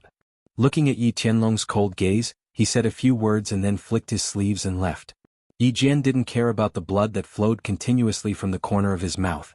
However, Yi Jian's eyes stared blankly at the large hole in the wooden wall of the loft. He knew that this time he had lost the gamble. Moreover, he had lost completely. Is this the hidden island? It's so big and beautiful. In the vast sea, a large ship that was dozens of meters long and more than 10 meters wide was breaking through the waves. In front of it there was an island that looked like a giant turtle shell. There were green trees and flowers everywhere, and the scenery was pleasing to the eye. On the deck of the ship, Yi Qinghan, Wuxia, and the others were enjoying the sea breeze as they looked at the giant island in front of them. They looked very happy. Yi Qingwu was the most excited. Her eyes were filled with hope as she looked at the giant island, and her bell-like laughter rang out on the deck. Yes, this is the hidden island, also known as the Sinful Island. Although Luohua City was not very far from the hidden island, the elders of the Hua family had never brought him to the hidden island before. They said that it was a den of gangsters and bandits, afraid that he would learn bad things if he went there. However, many of the Hua family's secret guards behind the deck had been here before, so Huaxia answered Yi Qingwu's question with certainty. The Sinful Island? Yi Qinghan gently stroked Yi Qingyu's silver hair that was blown by the sea breeze. He thought of Yin Sha and Yin Dang's fancy clothes and their rascally appearance. He chuckled and said, "We'll stay on the island for 3 days. After that, we'll buy some tools and hire a guide. Then we'll set off for Purple Island." Although his current strength and the existence of Elder Lu, he was not afraid of anyone on the hidden island. However, since this place was called the Sinful Island, and it was also a den of gangsters and bandits, it was probably not a good place. He did not want to cause any trouble, so he prepared to leave as soon as possible. He did not want to cause trouble, but trouble came knocking on his door. As the ship continued to move forward for a distance, more than 10 small boats with sharp horns suddenly shot towards them from the front. Every small boat had a pink skull flag hanging on it. The front was full of people. All of them had sharp swords hanging on their waists and crossbows in their hands. Their expressions were very unfriendly. The people in front, listen up, you have been surrounded. Surrender and you will be spared. Otherwise you will be killed. Following a delicate shout, everyone on the ship, except for Ru Yen who was a little nervous, laughed. Yi Qinghan and Huaxia looked at each other and revealed a trace of rumination at the same time. In the end they could not help but laugh out loud. Since when did the hidden island have a group of female pirates? I wonder if they want to rob us of our money or our bodies. The leader of the Hua family's secret guards touched his head in doubt, but his eyes were lasciviously looking at the small boat on the left. The woman who was wearing an even more voluptuous body was the one who shouted just now. His mouth started to swallow his saliva continuously. Chapter 393. There were more than 20 small boats in front of them, and they were all neatly manned by women. They were all dressed in bright armor, and they all had silver swords and black crossbows. Most importantly, they were all delicate beauties, but they all looked so fierce. It was very comical no matter how one looked at it. The woman who had shouted was obviously the leader because the other women were all wearing black leather armor, and she was the only one wearing red leather armor. Furthermore, her figure was the most voluptuous and her looks were relatively better. Her breasts looked like they were going to burst through the leather armor, and they could scare a cow to death. Everyone saw that the people in front of the boat weren't nervous or afraid when they heard their leaders shout. Instead, Yi Qinghan and Flora laughed in disdain. Their expressions changed and the woman in red snorted coldly. She waved her delicate hand and shouted, "How dare you? Shoot for me?" Wait. Seeing the woman in red wave her hand, all the women in black's expressions turned cold. They raised the crossbows in their hands and aimed at them. Then they quickly placed their hands on the trigger and were about to shoot. The corner of Yi Qinghan's mouth revealed a trace of coldness. The few of them were not afraid of these little things, but there were still a group of ordinary mortals who were in charge of operating the ship. If they were accidentally hurt, he would feel guilty. Thus, he gave Flora a look, then squinted his eyes and said to the woman in red, "Tell me, what do you want? Purple crystal coins?" Flora was very displeased with this group of women who looked down on their lives. However, he could tell from Yi Qinghan's tone that he wasn't going to cause trouble. Thinking that this was their territory, he didn't flare up. He gave a look to his dark guards and got them to protect the ordinary people. "What's wrong? Are you scared? You people from the mainland are all spineless. Purple crystal coins? Do I look like I'm short of purple crystal coins?" The woman in red looked at Yi Qinghan in disdain. She shrugged her shoulders and laughed coldly, but it caused her breasts to swell. She stared at Yi Qinghan and the rest with glowing eyes, then laughed delicately. "All right, I can't be bothered to talk nonsense with you. I'm interested in the 4 people on your boat. Hand them over and I'll spare your lives. Of course, leave all your treasures behind." Hand him over? Not only was he robbing them of their wealth, but he was also robbing them of their bodies? Yi Qinghan and the flowers and plants looked at each other and saw a row of black lines on each other's foreheads. The hidden island was indeed a den of bandits. Even the women were so fierce, and they actually wanted to kidnap them to be the men of the stronghold? On the other hand, the leader of the Hua family's secret guards, Hua Rou, was excited. Even though there were many men on the ship, other than the 2 young masters, she seemed to be the only one who looked slightly more powerful and handsome. The thought of being dragged into a cave with the 2 young masters by a group of female pirates and being whipped by a group of women every night. He could not help but tremble. He almost blurted out that he would agree to their unreasonable request on behalf of the 2 young masters. "Change your request. Don't even think about it. I've already sworn that in this lifetime, other than Rian, no one else can do that to me." "Bah, that's not right." "Yes, it was with me. I've turned over a new leaf." "That's still not right. I've always been clean and virtuous." "Young Master Han, is that what you said?" Yi Qinghan rubbed his nose and did not know what to say. However, the flowers and plants were extremely flirtatious and pulled Ru Yan to reject this rude request with righteous indignation. Pooh! The moment she opened her mouth, Ru Yan was stunned by the flowers and plants' words. Yi Qingwu, who was at the side, burst into laughter and rolled her eyes at Yi Qinghan with a smile. It was as if she was blaming Yi Qinghan for leading Hua Rou astray. At the beginning their appearances were similar in Black Tortoise City, but now, after following Yi Qinghan for a period of time, their hoodlum's words were exactly the same. "Bah! You damned ladyboy, get lost. I want to vomit when I see you." Young Miss is right. All men in the world are the same. None of them are good. Look at you. A damned ladyboy, a pretty boy, and a group of charcoal heads. Which one of you is good? When the lady in red heard this, she immediately flew into a rage and scolded loudly. Her expression was extremely disdainful, as if she had swallowed a fly. After that, she actually looked at Ru Yan and Yu Qingqing with a pair of lustful eyes. Her tone actually became gentle. "This old lady wants these 4 beauties. For little sisters, don't be afraid. Follow me back to the island, eldest miss will take good care of you. Damned lady boy, pretty boy. I'll count to 3. If you don't hand them over, I'll shoot them." Bah! Shameless.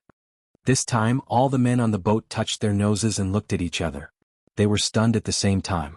However, Yi Qingwu looked at them coldly and spat angrily at the lady in red. Yu Qingqing and Ru Yan's faces instantly turned red. They turned away shyly, while Yi Qingyu blinked her eyes and looked at Yi Qinghan. She did not understand what he meant.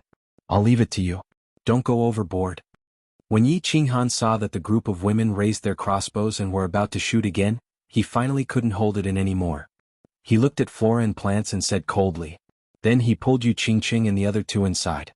The lady in red had the highest realm among this group of women, and she was only at the overlord realm. However, this group of women actually dared to snatch his woman. If he didn't teach them a lesson, he wouldn't be able to tolerate it. You don't know how to appreciate favors. Shoot for me. When the lady in red saw that Yi Qinghan actually left with his men, her expression turned cold. She waved her hand and her subordinates started to take action. Throw all of them into the sea. When Flora saw that Yi Qinghan had given the order, he had no more scruples. He gave the order to the dark guards. At the same time he carried Ru Yan and started to chase after Yi Qinghan. Swish. The leader of the dark guards, Hua Rou, also had a cold expression and smiled sinisterly. This group of women actually called him a charcoal head? They actually looked down on him? He decided to personally give that lady in red an unforgettable memory. With a wave of his hand, the 12 dark guards separated into 2 groups. One group guarded the ship while the other 6 started to move stealthily with him. They suddenly disappeared from the deck. Rustle, rustle. Countless sharp arrows shot over. However, there were 6 Emperor Realm Hua clan martial experts blocking the front of the deck. 6 different kinds of weapons were brandished in an airtight manner. They easily blocked all the sharp arrows. At the same time, the remaining 6 dark guards appeared at the same time. In the blink of an eye, they actually sneaked behind them.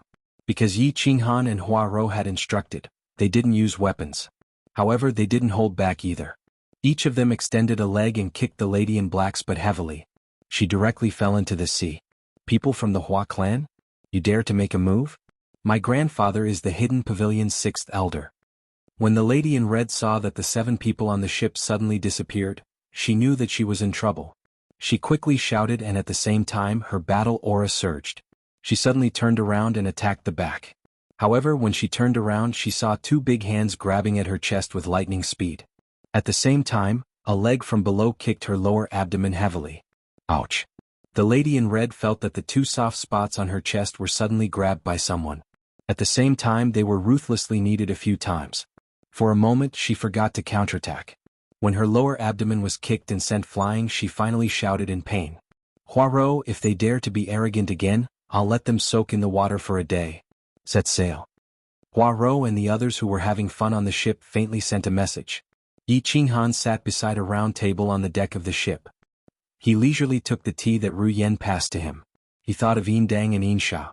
They seemed to be the grandsons of some elder or something. He sighed softly. They were all hedonistic young masters.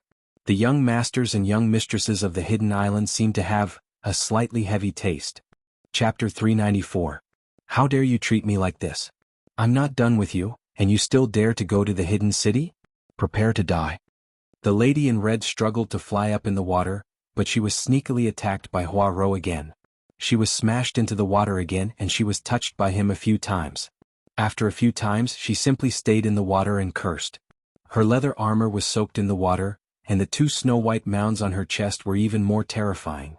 This was a feast for Hua Rou's eyes and she had even more fun. Hua Rou vaguely knew about Yi Qinghan's identity and strength. It was rare for her to have a chance to bully others and play with the granddaughter of the Hidden Island's elder. How could she let go of such a good opportunity? Meanwhile, the other 6 were getting more intimate with the group of ladies. Ladies kept climbing onto the boat, but before they could do anything, a black hand appeared on their buttocks and slapped them down. At the same time, the black hand didn't forget to take advantage of them, making them cry out in anger. Change of plans. Let's go to the big city in front to buy some stuff and hire a guide. We'll leave immediately. This matter will be quite troublesome. Let Hua Rou and the rest come back. The boat broke through the waves and advanced slowly. Yi Qinghan didn't want to cause trouble, so he turned his head and spoke to Hua Rou. This time he wasn't here to play. Since he beat up the granddaughter of an elder, wouldn't he be waiting for trouble if he stayed on the Hidden Island for a few more days? Hua Rou originally wanted to go to the Hidden Island to have some fun. With Yi Qinghan around, she wasn't afraid of anything happening. But since Yi Qinghan had spoken, she couldn't say anything more. She directly transmitted a message to Hua Rou and asked them to come back. The boat started to speed up and left the small boats far behind. An hour later, the big city in front was already in sight. Meanwhile, there were more and more boats nearby. When they got close to the port, Yi Qinghan's boat was already submerged in all kinds of big and small boats. So lively. The few of them stood on the deck. Yi Qinghan and Hua Rou wore their bamboo hats, while Yu Qingqing and the rest wore their veils.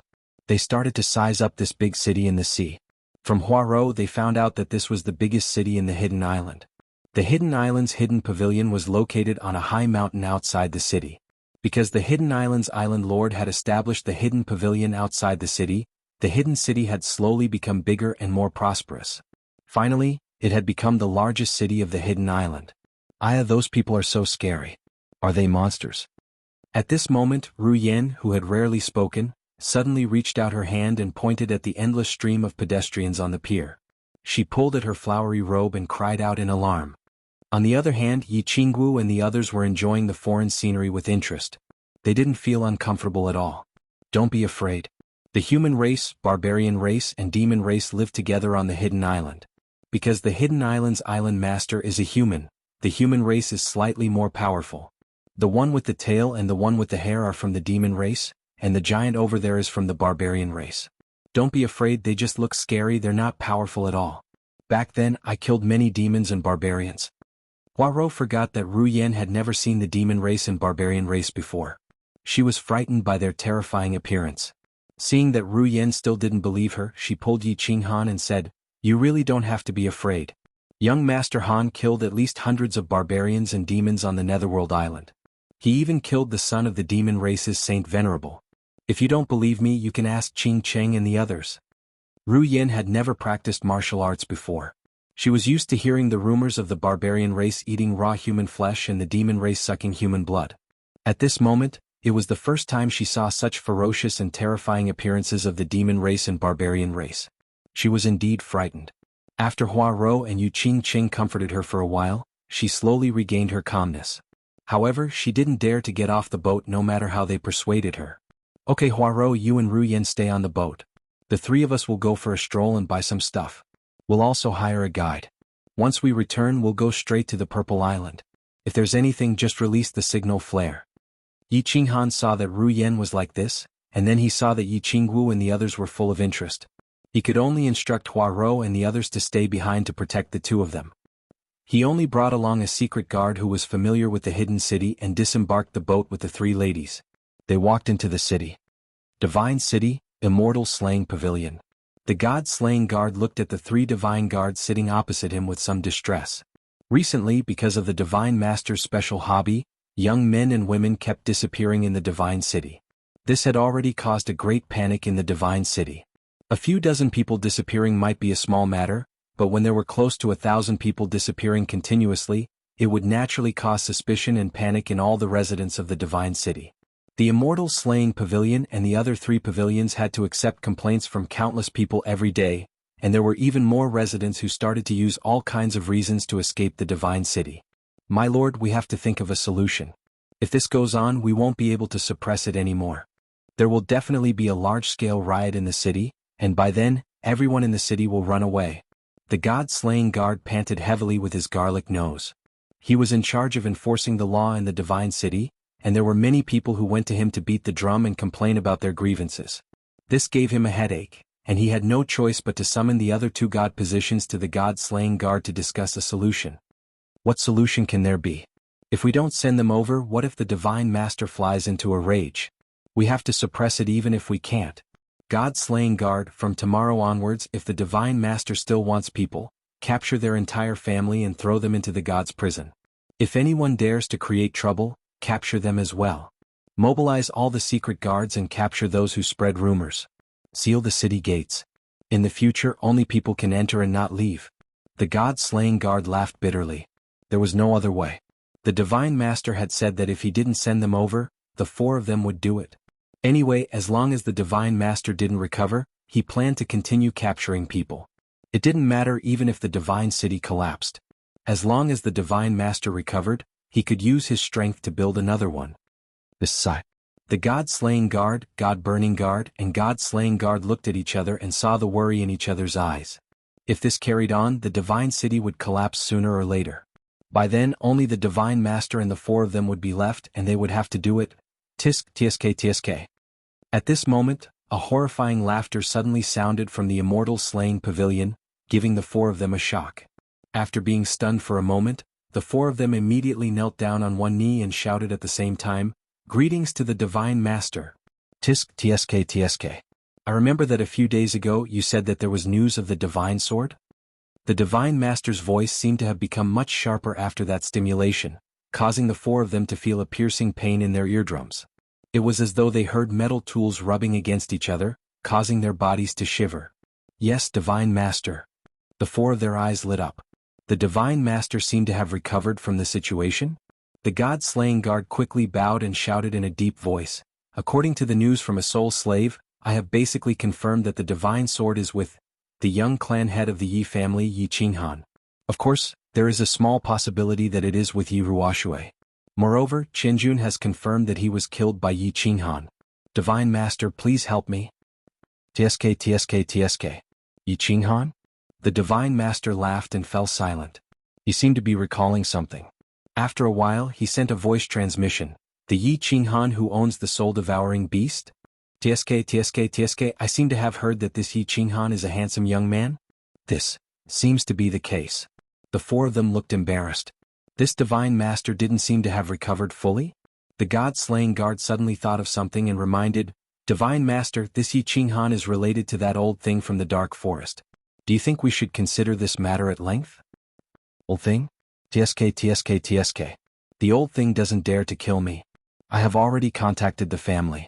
Once I die, the family will know. The old thing will be hunted down by the Divine Realm's law enforcement team. So what if she is a god emperor? Once she is targeted by the Divine Realm's law enforcement team, she will be dead. Alright, I will take action. Wait for my good news at night. Divine Master 2 sent a cold voice transmission. He was laughing maniacally at one moment and resentful at the next. He was like a lunatic. Just when the four of them were wondering why the Divine Master said to wait for the good news at night, Divine Master 2 sent another voice transmission. Send 10 men to me now. TSK. They are all dead again. This is so boring. Chapter 395. Yi Qinghan led the three of them into the city while enjoying the sea breeze. He was enjoying the unique architecture of the hidden city and the unique dressing of the pedestrians on the road. The buildings of the hidden city were mainly wooden houses made of a kind of black ironwood that was resistant to moisture, cold, and corrosion. Moreover, they weren't tall, only one story at most. The roofs were pointed, and the doors weren't like the ones in the Flame Dragon continent, which were pushed outward or inward. Instead, they moved to both sides and had wooden floors inside. The clothes of the pedestrians on the road were mainly fancy. Their robes were very wide, their hair was in a bun, and their foreheads were very smooth. They wore wooden shoes that made a da-da sound as they walked. Most of them had a long blade or a thin sword at their waist. The pedestrians on the road all had a very leisurely and lazy appearance, swaying left and right as they walked along the main road. There were people from all three races, and it was obvious that they were used to each other's existence. They walked their own way and didn't feel uncomfortable at all. They were at ease, but after a while Yi Qinghan and the others felt very uncomfortable. Because the three of them were obviously dressed like people from the Flame Dragon continent, they attracted the attention of the pedestrians on the road. But this wasn't important. What was important was that the gazes of the pedestrians on the street were filled with naked evil intentions when they looked at the three women. The red light in their eyes was very obvious and not pretentious at all. It was as if a group of hungry wolves had seen a little fat sheep. Later, when Yi Qinghan discovered that there were actually people looking at him with such gazes, he finally couldn't bear it anymore. He snorted coldly and was a little angry, but he didn't make a move. He just directly stunned those who pretended to come over unintentionally. Then he quickly left with the three of them. It wasn't that he didn't think of killing people to intimidate them, but when he thought that the whole street was like this, could he kill all of them? Brother, these people's gazes are so annoying.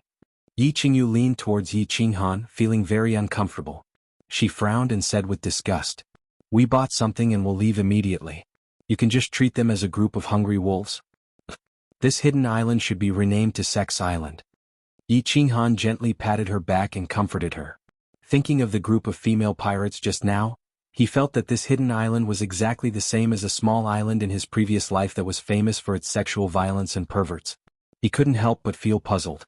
Could it be that the 4 islands in the East Sea in his previous life were also inhabited by criminals exiled from ancient China? Otherwise, why would it be so chaotic? "Young master, this way is the trade fair of the hidden city. You can buy anything there." The secret guard of the Hua family led the way in front. The few of them moved at a fast speed. After half an hour, they had already passed through countless streets. Finally, they turned into a street and walked into a super large courtyard house. Yi Qinghan walked in and found that it was even livelier inside, but it was clear that the layout of the building was very good. There were countless rows of buildings inside, and there was a wide street between each row. The inside of the building was the same as the outside, but there was no door between the front and back of the building. There were only a few empty pillars supporting the front and back of the building, and customers could walk through the shop. What is this? Bah, so embarrassing. The few of them looked forward. Other than the secret guard, Yi Qinghan and the others looked at the same time. Their expressions changed at the same time. Yi Qingyu was the most shy. She immediately covered her eyes with her hands and burrowed into Yi Qinghan's embrace. She didn't dare to raise her head to take another look. Even though Yu Qingqing had always been calm and collected in front of everything, she also became very unnatural at this moment. Her body started to squirm. Yi Qingwu was even more direct. She spat on the ground and shouted delicately. Then she turned around and walked over. Your second master's island is indeed a sex island. There's actually such a thing. On the other hand, Yi Qinghan's eyes were shining. He looked at the countless cages inside the row of shops in front of the street. He especially looked at the cage that was used as a signboard outside the shop. He suddenly became excited. His eyes bulged so much that they were bigger than Yi Qingyu's. This looked like a street of pets. Every shop had cages of the same color. But the pets in the cages were all humans. They were women. Beautiful women. This wasn't important. What was important was that these women were almost all naked. They only used a few pieces of floral cloth to cover their private parts. They were like animals crawling around in the cages. There was even a chain tied around their snow-white necks. From time to time, they would lick their scarlet tongues and let out seductive moans towards the passers-by. And the customers on the street were gathered in front of these cages. They seemed to be looking at goods. They were carefully sizing them up. Occasionally, they would let out a burst of lewd laughter and occasionally stretch out their hands to pat them. Hee, this is a specialty of the Hidden Island. Sex slaves and human pets. Young master, do you want to buy a few to guard the door? When the secret guard saw Yi Qinghan's eyes lit up, he secretly thought that he had led him in the right direction. He laughed mischievously and suggested in a low voice. Idiot. Oh, scoundrel. Do you think this young master is that kind of person? Didn't your young master tell you that I hate this kind of thing the most? Why aren't you leading the way to buy powder and flint? And where are we going to find a guide? Let's go, let's go. This thing is too disgusting. I can't stand it anymore. When the secret guard of the Hua family said this, Yi Qinghan saw 3 gazes locked onto him at the same time. He hastily retracted his gaze. His face was solemn. He looked straight ahead and started to rebuke in a righteous manner. But in his heart he was cursing incessantly. The subordinates of the flora and fauna were indeed idiots. If they were Yi Shisan's subordinates, they would have brought him here secretly. When the secret guard saw this, he didn't dare to say anything else. He walked forward. Of course, Yi Qinghan didn't dare to look anymore. He walked past this area before he dared to open his eyes and look around. Unexpectedly, he discovered that the shops behind the human pet street were actually a row of shops that were full of equipment. There were whips, leather sheaths, hemp ropes, and oddly shaped items that resembled some kind of human organ. It was a dazzling lineup. He didn't dare to stay any longer. He called out to the 3 women and told them not to look. Then he ran into the distance as if he was fleeing. After a while, he finally arrived at the last few rows of shops.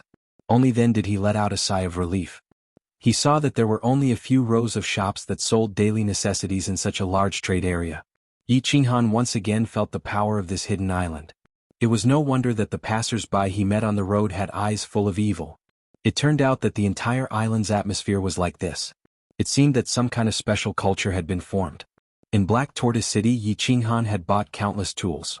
But he had forgotten to buy flints, anti-poisonous insect powder, and some miscellaneous items for living on the island. After all, he was bringing a few delicate beauties with him. Some things had to be as detailed as possible. At the same time, the most important thing was that they all knew that the Purple Island was in the east of the Hidden Island. But no one had ever been there. It was impossible for them to trouble Old Deer to use his divine sense to scan the area and determine the direction. Then they would continue sailing. They turned into a grocery shop. When the shop owner saw that there were guests, he came over to greet them happily. But when he saw Yu Qingqing and the others, he immediately looked as if he had been struck by lightning. He couldn't move his eyes away. Yi Qinghan coldly snorted and directly used a body fusion technique to stun him. Then he directly picked up the things he needed in the shop. At the same time, he asked the secret guard to go out and find a guide. They stood in the shop and waited for him. They didn't dare to go out again. Half an hour later, the secret guard hurriedly came back with a person. Obviously, they had reached an agreement. The Hidden Island was not too far away from the Purple Island. Moreover, the people of the Hidden Island had basically gone out to sea. So, it was easy to find a guide. Moreover, this time the secret guard had learned his lesson. He didn't dare to bring a man with him. Instead, he brought a middle-aged woman in her 30s. Without any scruples about the ambiguous look that the middle-aged woman gave him, Yi Qinghan waved his hand and signaled everyone to go back. He didn't want to stay in this place for even a moment longer. Of course it was because he had brought Yu Qingqing and the others with him. Being looked at like that by his wife, he would certainly feel uncomfortable. If he had come alone, he would have been a little interested. Wow, this time we actually bought such a good thing. Inji, you have made a great contribution. Several people's battle chi surged. The secret guard took the guide and ran quickly on the road. However, at the entrance of the trade area, they were blocked by a group of people. Moreover, Yi Qinghan also heard a familiar voice. After thinking about it, he remembered that it was the voice of the young master of the hidden island, Yin Dang. Chapter 396. It really was a small world. What a small world. Yi Qinghan shook his head. However, he remembered that this was someone else's hometown and Yin Dang liked this kind of thing. It wasn't strange to meet him here. Yi Qinghan was afraid of trouble and was about to fly back with Yu Qingqing and the others. However, they were discovered by Yin Dang's people. Their targets were too obvious. Although Yu Qingqing and the other two masked their faces, they were definitely beauties. Others didn't dare to provoke them, but the people around Yin Dang did. Wow! What a rare beauty! Wow! As soon as he shouted, the people around him immediately reacted. They were like a group of hungry dogs that had seen a few pieces of delicious meat and bones, and they immediately surrounded him. All of them stared at the three with lustful eyes. Some even pointed at them and started commenting. TSK TSK TSK, beauties from the flaming dragon continent? What day is it today? Why is my luck so heaven-defying? I cannot feel good tonight. Yin Dang pushed away the people around him and looked at the three of them carefully. The passion in his eyes seemed to melt the three of them. He was a veteran. He could tell that the three of them were beauties. There was only one person on the island who could compare to them. However, he didn't dare to think about it. Of course, he wasn't an idiot. He didn't make a move immediately. Instead, he probed them. After all, the man's battle aura was leaking and he couldn't sense her realm. The black-faced man behind her was the same as him. He was at the first level of the Imperial Realm. He must be a young master of a big family if he had an Imperial Realm bodyguard. Young master, don't do anything. The man with the bamboo hat is very strong. As soon as Yin Dang finished speaking, a peak Emperor Realm expert sent by his grandfather suddenly transmitted a message to him, causing his expression to change. Just as he was about to continue probing further. Unexpectedly, he suddenly saw a familiar purple light light up, and then he fell into an illusion. Yin Dang, take your men and scram. Otherwise, I won't make you kneel down on the ground. I will make you sleep in the ground forever. When Yin Dang woke up, he heard a cold voice transmission and felt a slight pain in his stomach. This shocked him greatly. After slowly examining it, he discovered that it was only a cut on his leather robe, and only a little bit of his skin was torn. He recalled the familiar voice and the bewitching purple light. Hidden Island suddenly woke up with a start. She covered her chest and retreated in horror while shouting, "It's you? It's you? Yi Qinghan. All of you stand down." The others were also clutching their abdomens in fear. After they woke up, they discovered that their abdomens were cut open at the same time. If the wound had gone any deeper, their cultivation would have been completely destroyed. "Young master, let's go." The expression of the old man beside Yin Dang also changed. He was at the peak of the Emperor Realm, but this person seemed to have used some kind of evil technique on him. He felt dizzy and his stomach was easily cut open. This person was so powerful that he could easily kill everyone here. It was obvious that this person was holding back. He was afraid that Yin Dang would do something extreme and anger this person. That would be the end of him. If you provoke me again, you know the consequences. Yi Qinghan had been suppressing his anger ever since he came to the island. Now he couldn't hold it in any longer and taught them a lesson. Seeing that the three women's expressions softened a little because of his attack, Yi Qinghan secretly cursed his bad luck. He turned around and informed the secret guard. He nodded to the three women and prepared to fly to the ship and leave the island. Swish. At this time, three people quickly flew over from the sky. This made Yi Qinghan's slightly better expression turn gloomy again. Yin Dang, who had a gloomy expression, saw the three people flying over from the sky and his expression became complicated. Yin Dang's subordinates subconsciously shrank their heads when they saw the three people in the sky. They seemed to be very afraid of these three people.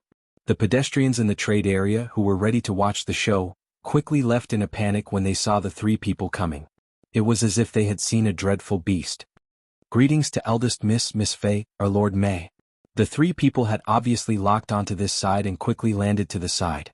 When Yin Dang and the others saw the three people land, They quickly stood up and bowed their heads to the three people and respectfully greeted them. The three people who came were three women.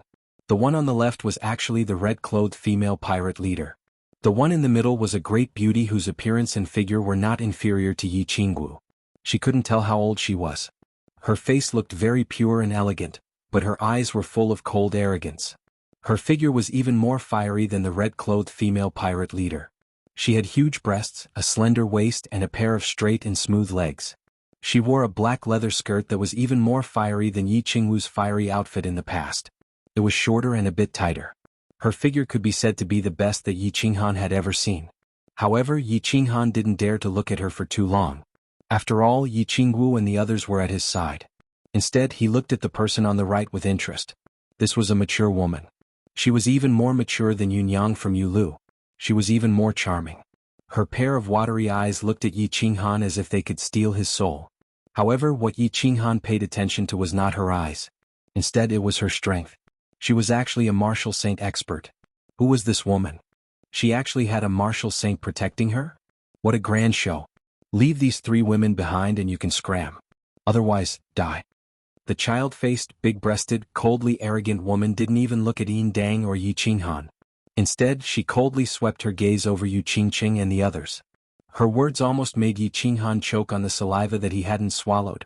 This matter was getting more and more chaotic. Jianghu looked at the woman's posture and the reactions of the people beside her. He roughly guessed that this woman was probably the granddaughter of the Hidden Island's great elder. She must have the same status as Insha or maybe even higher. Yin Dang, I don't want to cause trouble. Let Insha come and see me. Jianghu didn't want to make the matter bigger. He didn't pay attention to the woman. Instead, he directly said to Yin Dang. He remembered that Insha owed him a favor in Barbarian City. He didn't want to provoke a group of Hidden Island's elders into a big battle. So he could only let Insha come forward to mediate. Eldest Miss, this person is the Jianghu I told you about. He said that the people of Hidden Island are all idiots. Moreover, he rudely injured more than 10 of us just now. He almost crippled our cultivation. I beg Eldest Miss to uphold justice for us. Yin Dang acted as if he didn't hear Jianghu's words. Instead, he slightly shrunk his head, leaned over, and complained in a low voice to this incomparably seductive woman. "Pa. Useless things. What else can you do besides play with women? A group of idiots whose brains have been drilled by sperm. You've lost the face of Hidden Island. You men are all trash."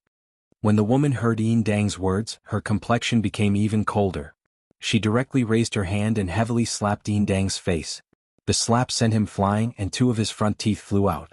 She lightly clapped her hands. Then her gaze fell on Jianghu for the first time. Her complexion became even colder. It seemed that Jianghu had ignored her words. This made her very angry.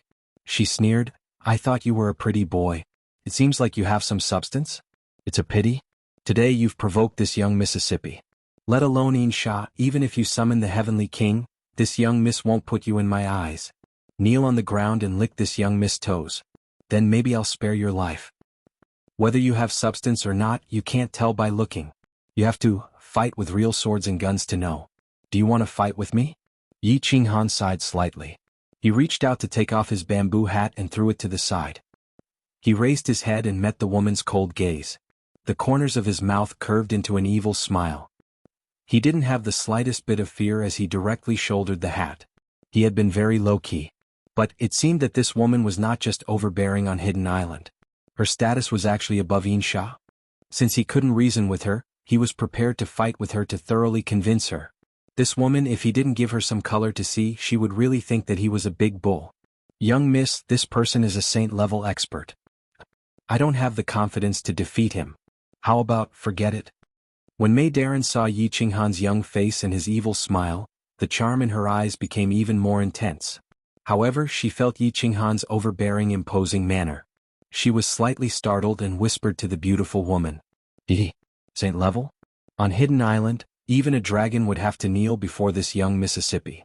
Today this young miss will let you taste the 18 tortures of Hidden Island. When the incomparably beautiful woman heard this, she raised her head and laughed wildly. The pair of peerless big breasts on her chest trembled violently as if they were about to break out of her armor. After laughing wildly for a while, she suddenly stretched out her beautiful white hand and touched the leather armor on her chest. All the men present swallowed their saliva. When their noses were about to spurt out, she pulled out a small black command token. A pair of phoenix eyes locked onto Yi Qinghan.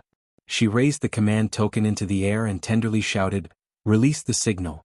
Summon the 13 elders of Hidden Island. Kill this person for me." Hidden Island command token? When the people of Hidden Island saw this, they were all shocked.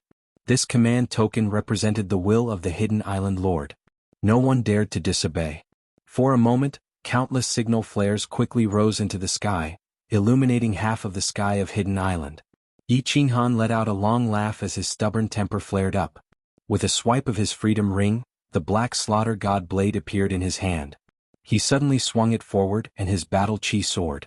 A green blade wave shot out as he pointed at the flirtatious woman and coldly said, "Ha!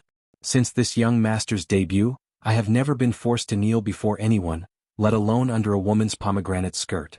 Come woman. Let this young master see how awesome you are." Chapter 397. Yi Qinghan's arrogant behavior surprised all the people present. This person. Is he really crazy or stupid? Eldest young miss has issued a Hidden Island order to summon the 13 elders, but not only did he not run away, was he not afraid? He even dared to provoke and insult him? The people of the Hidden Island and the group of young masters were stunned for a moment before laughing sinisterly. Yin Dang covered his mouth, forgetting the pain. In the barbarian city, Yi Qinghan humiliated him, making him not dare to go out for a month after returning to the Hidden Island, and just now he hurt himself. If he did not vent this anger, he would not be able to live a peaceful life. Now seeing Yi Qinghan's arrogance, he became even more excited. Where is this? This is the Hidden Island. He alone can fight the entire Hidden Island? Lady Mei looked at Yi Qinghan's incomparably overbearing aura, but her face turned serious. This young man can cultivate to the sage realm at such a young age, it can be said to be unprecedented. Now that he is so arrogant, there must be a mountain behind him? And the island master did not appear to stop the eldest young miss' crazy behavior. Could it be that there is a deeper meaning? Does he want to use the eldest young miss to suppress the person behind this arrogant young man? The eldest young miss' name is Yin Ling, the granddaughter of the Hidden Island master. Yin Ling has no parents, and the people of the Hidden Island do not know whether she is the island master's granddaughter or someone else. From childhood to adulthood, the island master rarely cares about her, just throwing her to the 13 elders and letting them take care of her. Yin Ling grew up under the extreme care of the 13 elders. Her appearance is outstanding, and her talent is amazing. In addition, the island master does not care about her, the 13 elders spoil and even indulge her, and the young masters on the island revolve around her. Thus, she has developed an incomparably arrogant little overlord temperament. On the Hidden Island, except for the 13 elders, all the men who see her either run around her like a dog or run away. In addition, the men of the Hidden Island have an obscene atmosphere, so Yin Ling looks down on the men of the Hidden Island, thinking that men are all waste, all dogs.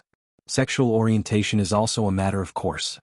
Just now Yin Fei suddenly came to report that she found several beauties of the same level as her.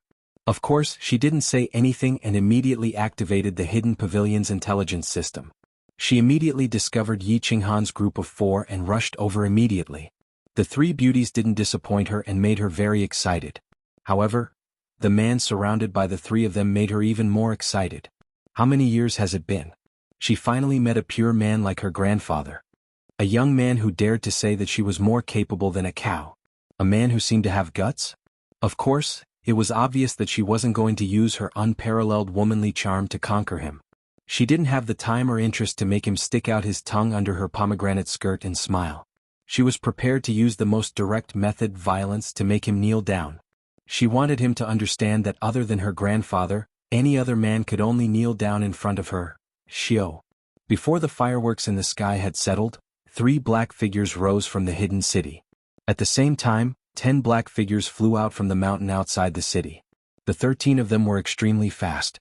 In just a few blinks of an eye, they had already landed on the scene. "Miss, are you all right?" The 13 of them were about the same age as Yi Qinghu. They were all humans and weren't tall. As soon as they landed, one of them immediately used his Saint Domain to seal off the scene. At the same time, they all surrounded Yin Ling. Seeing that Yin Ling was fine, they all heaved a sigh of relief. Then several of them glanced at Yi Qinghan coldly. One of them was the first to shout angrily, "Who are you? How dare you use force against First Miss? Do you want to die? You're actually a saint at such a young age?" Which family's disciple are you from? Why did you come to the hidden island to cause trouble? One of the elders suddenly sensed Yi Qinghan's strength and became bewildered. One of the elders suddenly sensed Yi Qinghan's strength and was bewildered. This person was actually able to break through to the saint realm at such a young age. Putting aside talent, it at least meant one thing: he was a disciple of a large family. This was because they knew that without the support of large amounts of spirit herbs and spirit fruits, even a heavenly meridian being could not cultivate so quickly. This was because they knew that without the support of large amounts of spirit herbs and spirit fruits, even a heavenly meridian being could not cultivate so quickly. Yin Ling'er was obviously dissatisfied with the attitude of the 13 elders. She snorted coldly and a cold look shot out from her eyes. She looked at Yi Qinghan and said, "Who cares which family he's from? How dare he humiliate me and take advantage of me? Take him down." "This, young man, aren't you going to apologize to First Miss? No one will be able to save you if First Miss gets angry." "That's right. How dare you humiliate First Miss and take advantage of her? Are you tired of living? Hurry up and apologize." The 13 elders hurriedly criticized Yi Qinghan. Their expressions were very angry and their tone was very agitated. However, their eyes were constantly shooting meaningful glances at Yi Qinghan. However, none of them made a move. As soon as they saw the 3 beautiful women beside Yi Qinghan, they could roughly guess what was going on. Basically, all the beautiful women in the hidden city had been toyed with by First Mississippi. Now that they saw these 3 beautiful women, then, they also knew that this young man in front of them must have a great force behind him. Perhaps he even had a god-rank powerhouse. Therefore, they naturally didn't dare to make a move. If this young man really had a god-rank powerhouse behind him, then it would be difficult for them to explain to the Island Lord. Island Lord? That's right. After the 13 elders scolded them, they suddenly remembered something. The Island Lord was still fishing at the seaside. He must have known about what happened here. Why hadn't he sent a message? Could it be that there was a deeper meaning? Bullshit. Yi Qinghan looked at this old man who was more than 10 meters tall jumping up and down. He seemed to be scolding him, but in fact he was trying to persuade him to admit his mistake. Yi Qinghan smiled helplessly. What the hell was going on? He didn't provoke anyone. It was fine if he met 2 crazy women, but now a group of old men came. Why were they so unreasonable? Why were they so obviously biased? It seemed that his guess was right. This beautiful woman seemed to be the granddaughter of the Hidden Island's god-rank powerhouse. Alright, this young master will not argue with you. I also don't want to cause trouble. Tell me, how do you want me to apologize? When Yi Qinghan thought about how the 13 elders didn't make a move, he didn't want to cause any more trouble. He kept the slaughter god blade and sheathed it on his back. It wasn't that he was afraid of trouble. It was just that this woman was the granddaughter of the Hidden Island's Island Lord. He didn't want to end up like what happened in Black Tortoise City. After provoking a group of young people, a group of old people came. After fighting a group of old people, the Hidden Island Lord appeared. If such a small matter caused Elder Lu and the Hidden Island Lord to fight, it would attract the attention of the continent's god-rank powerhouse and the God City's Island Lord. That's right. You are worth teaching. And you are young and frivolous. I think we can forgive you this time. Forget about the compensation. Just apologize. In the future you must be careful not to cause trouble when you go out. The 13 elders heaved a sigh of relief when Yi Qinghan admitted his mistake. The Island Lord was too indulgent towards Yin Ling'er. They couldn't do anything about it. Previously, they almost destroyed the hidden pavilion because of a small matter. Now, since Yi Qinghan was so understanding, they naturally tried to smooth things over. After all, they were the ones who suffered and got scolded. When Yin Ling'er saw that Yi Qinghan had suddenly admitted his mistake, the excitement in her eyes disappeared and was replaced with complete disdain. Men were indeed spineless. He was so arrogant just now, but now he was like a bird. She waved her hand indifferently and said in a magnanimous manner, "Since you, a piece of trash, have become a tortoise, I am not an unreasonable person. Kneel down and kowtow to me 3 times. Let the 3 of them accompany me for 10 days, and this matter will be over." Chapter 398. As soon as he said that, the 13 elders were visibly relieved. Fortunately, the eldest miss seemed to be in a good mood today. She didn't plan to cause trouble. In their opinion, making Yi Qinghan kowtow a few times was a small matter. Besides Yin Sha, the young masters of the Hidden Island served the island master all day and avoided Yin Ling'er. Which of the other young masters didn't kowtow to her? Didn't they get beaten or slashed by her? Yin Dang, for example, was almost castrated by Yin Ling'er. Fortunately, his grandfather, the eighth elder, left quickly. Otherwise, as for Yinling saying that she wanted the 3 women to accompany her for 10 days, in the eyes of the 13 elders, this wasn't a big deal. This wasn't a big deal. It was harmless for women to play with each other. They wouldn't suffer any losses and they wouldn't suffer any losses. They didn't have tools and could only rely on external objects to play a few tricks, so it didn't matter. However, Yi Qinghan and Yu Qingcheng's reaction was a bit big. After hearing what was said, Yi Qinghan's mouth suddenly curved into an evil smile, and then the smile became bigger and bigger, and the smile became a big laugh, and the big laugh became a crazy laugh. Humph. Pay. Shameless. Little Han, beat her up until even her mother can't recognize her. Yu Qingcheng snorted implicitly, expressing her anger. Yi Qingwu directly flipped out and started cursing. Yi Qingyu didn't understand why the woman wanted them to play with her for 10 days. However, when she heard that her brother was to kneel and kowtow, she became angry and glared coldly at Yinling. Her battle chi soared and was about to explode. Kind people are bullied and kind horses are ridden. The ancients didn't deceive me. Big-breasted sister, listen to me, I don't want to cause trouble, but it doesn't mean I'm afraid of trouble. Since you insist on doing it, then do it. This time, it wasn't the bewitching purple light that lit up, but as Yi Qinghan finished speaking, his battle chi suddenly soared, and at the same time his body suddenly emitted a ripple-like spatial fluctuation, which instantly radiated like lightning and enveloped everyone in the field. After that, Yi Qinghan's body turned into a blur as he dashed forward. Under the horrified gazes of the 13 elders and Lord Mei, he directly appeared in front of Yinlinger and stood still. With an evil smile on his face, he stretched out his index finger and gently lifted Yinlinger's beautiful face. Then, he opened his other hand and raised it up high before slapping it down hard on her face. Bah! A clear and crisp sound rang out in the quiet field. The voice was pleasant and abrupt. However, in the ears of the crowd, it was like a sudden clap of thunder. Yinlinger was dumbfounded as she blinked her big eyes in confusion. Looking at the evil smile on his face and smelling his masculine scent, she forgot about the burning pain on her face. She stared at Yi Qinghan in a daze as if she was thinking, why did he dare to slap her face? Did he really slap my face? Bastard! How dare you? Courting death. Countless shouts and curses rang out a moment later. The 3 elders and Lord Mei's faces were filled with anger and coldness. Of course, there was also fear. The moment Yi Qinghan's battle chi soared, the 14 people also made their move. No matter what the island master's intention was, they knew that since the island master had not sent a sound transmission, it was obvious that he was allowing them to make their move and teach this arrogant boy a lesson. However, the moment they made their move, they suddenly found a spatial fluctuation surging out from the young man's side. This fluctuation was too fast and it reached them in an instant. Then, something terrifying happened. The space around them suddenly fluctuated violently, and their advancing bodies seemed to have collided with an iron wall, and their bodies could not move. And then, they heard a resounding slap to the face. They saw the red handprint that slowly appeared on Yinlinger's snow-white face. It was incomparably clear and dazzling. Only now did they realize that they could move their bodies. Therefore they hurriedly roared and rushed towards Yi Qinghan. If you want her to die, then come. Just as they were about to go berserk, they were frightened by a slender hand and a faint sentence. Yi Qinghan's hand that hooked Yinlinger's smooth chin slid down along her jade-like neck and quietly pinched her neck. To tell you the truth, your pig brain has tarnished your perfect body. After Yi Qinghan's faint sentence frightened everyone, he suddenly leaned forward and pulled the distance between them very close. Then, he whispered in a voice that only Yinlinger could hear.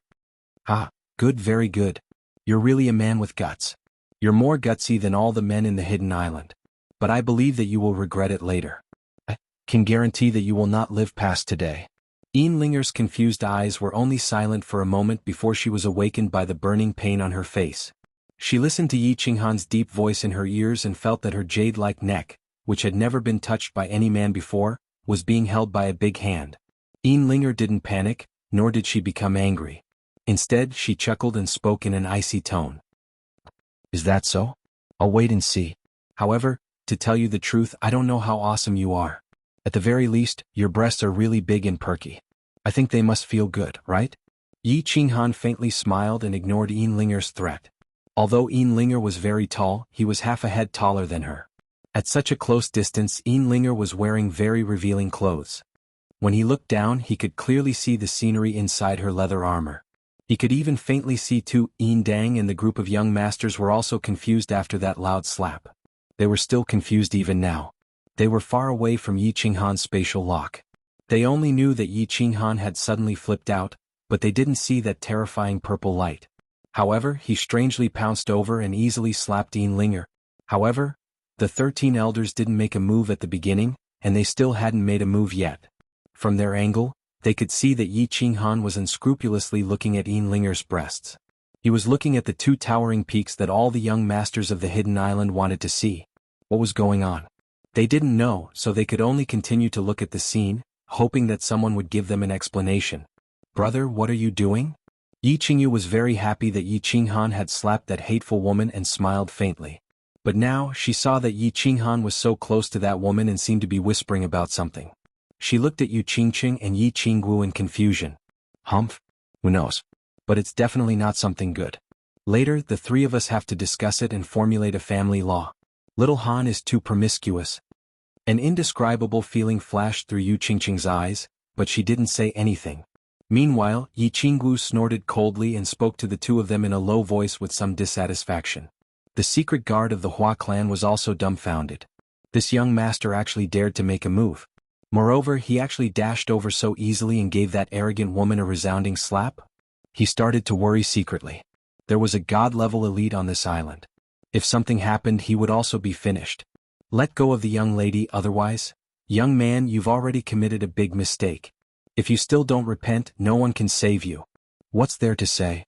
If you dare to hurt the young lady, you won't be able to leave the hidden island today. The 13 elders didn't dare to move, but they continuously roared, threatened, and advised. However, in his heart he was secretly anxious. He kept looking towards the east. They were very surprised. Why hadn't the island master appeared? What did he mean by that? Buzz, brat from the Yi clan, let go of Ling. At this moment, the surrounding space suddenly fluctuated. A blurry figure suddenly appeared in the field. It was so translucent that it seemed to be a projection. It was the shadow of an old man wearing a straw raincoat and holding a fishing rod in his hand. When Yi Qinghan saw that the island master had arrived, he didn't actually come over. Instead, he used some kind of mystical power to project himself. After a moment of surprise, he hurriedly swept Yin Linger's chest again, withdrew his hand and retreated to protect Yu Qingqing and the others. At the same time, he transmitted his voice to Elder Lu. With so many people present, he didn't want to expose the secret of the unfettered ring, so he could only transmit his voice to Elder Lu. If it really didn't work, he could only use a request and let Elder Lu take action. Chapter 399. Humph. I told you that you will regret it. Rest assured, I will help you serve your women well. When Yin Linger saw that the island lord had finally appeared, she coldly looked at Yi Qinghan and a trace of coldness flashed in her eyes. She then directly sent a sound transmission to Yi Qinghan. Then, her eyes suddenly turned red and tears instantly flowed out. Her face suddenly became delicate and pitiful. Her whole body constantly trembled like a little girl who was being bullied.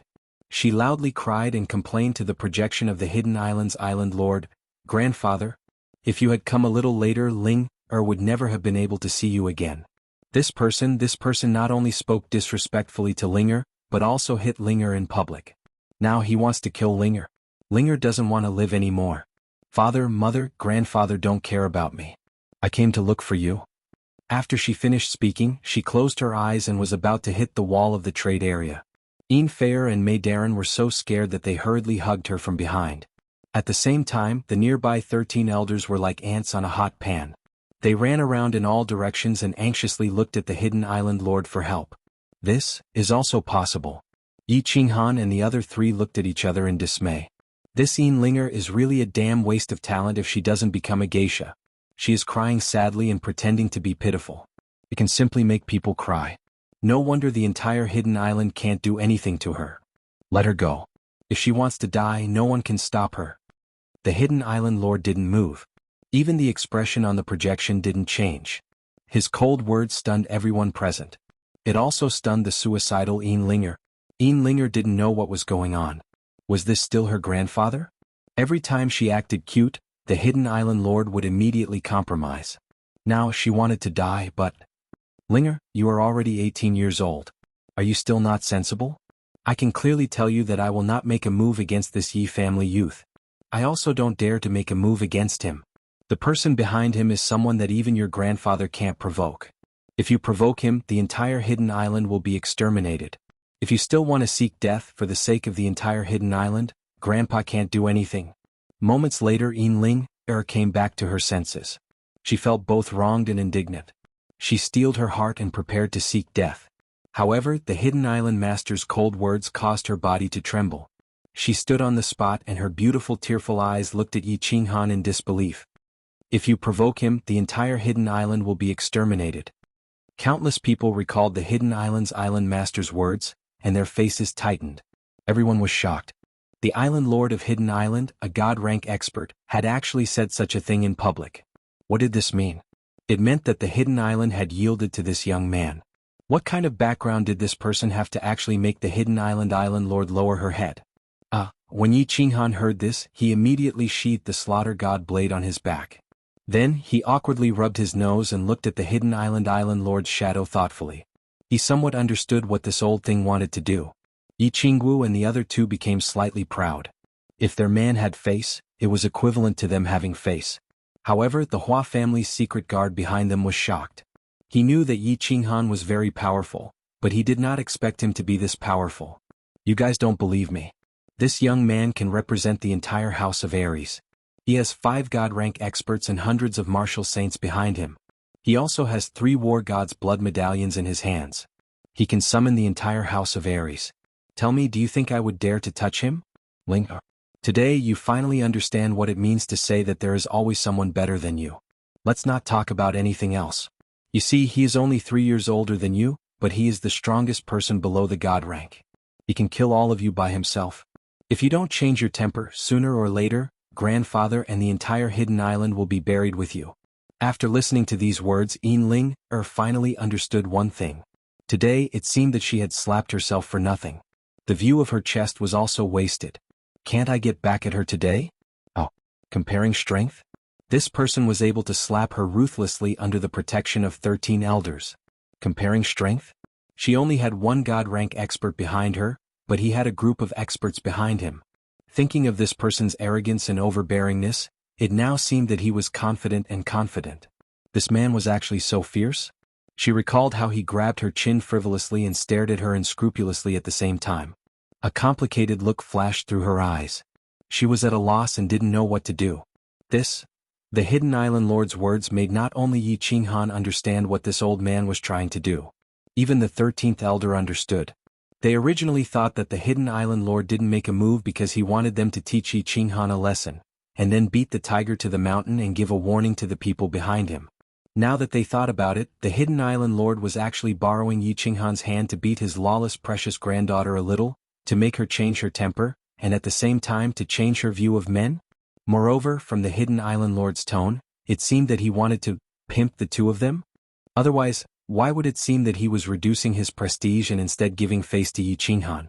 They knew that the hidden island lord wasn't afraid of the god-rank experts of the House of Ares. At the same time, they were both humans. Their relationship was very good. The god-rank experts of the House of Ares would certainly not attack the hidden island for Yi Qinghan. It seemed that the hidden island lord wanted to use strong medicine to treat a serious illness. He wanted to cooperate with this youngster and let Yin understand some things. That's all I have to say. There are some things that you need to think about, The hidden island lord saw that his goal had been achieved and his eyes flashed with a trace of a smile. He turned to look at Yi Qinghan and did not hide his appreciation. Yi Qinghan, right? You are very good. Send my regards to your old ancestor. When you have time, come to the hidden island to play. After saying that, the hidden island lord's figure slowly dissipated and disappeared from the scene. You better remember this. Today Yin will repay this slap 100 times. Otherwise I am not a human. When Yin saw that the hidden island lord had disappeared, her eyes suddenly became cold. She looked deeply at Yi Qinghan and left behind a ruthless sentence. Then she directly soared into the sky and flew towards the hidden city. Mei Darren and Yin Fei also gave Yi Qinghan a meaningful look and flew away. The 13 elders also smiled awkwardly, cupped their hands and flew away. Just now they had cursed Yi Qinghan. Now that the hidden island lord clearly didn't care and they were not Yi Qinghan's opponents, wouldn't they be waiting to be slapped in the face if they didn't leave? Yin Dang and the countless young masters also hurriedly shrunk their bodies and slipped away. They even threw the top-grade human pet they had just bought into a corner and didn't want it anymore. Let's go. Yi Qinghan smiled bitterly and no longer spoke any nonsense. He instructed the shadow guard behind him with a complicated expression. He took the three girls and flew towards the direction of the pier. He decided to go to the Purple Island immediately. Just now, it was fortunate that the Hidden Island Lord didn't make a move. Otherwise, it would cause a battle between God Realm experts and alarm the Divine City Lord. That would be troublesome. In fact, the more one didn't want something to happen, the more likely it would happen. Yi Ruoshui had just retracted his divine sense that was radiating to the Hidden Island. He had been paying attention to Yi Qinghan's whereabouts all the time. Thinking of the Hidden Island Lord's unique teaching method, he smiled gently. However, before his smile could fully blossom, his expression suddenly changed. Because he discovered that a powerful divine sense had suddenly and scrupulously shrouded the entire Tsang City. After staying in Tsang City for a moment, it quickly drifted into the distance. He was very familiar with this divine sense. It was the divine sense of the bald Divine Master II in the Divine City. His expression changed several times. He suddenly stood up quickly and his body disappeared from the cave. At the same time, his divine sense spread out in the direction of the Hidden Island at the fastest speed. At the same time, all the experts on the mainland were shocked and spread out their divine sense in astonishment. Because just now, the domineering divine sense of the Divine City Lord had actually swept over the mainland without any scruples. On the rooftop of the Dark Castle, Lord Devour was also astonished. He put down the book in his hand and his star-like eyes twinkled a few times. However, after a while he picked up the book again as if he didn't sense anything.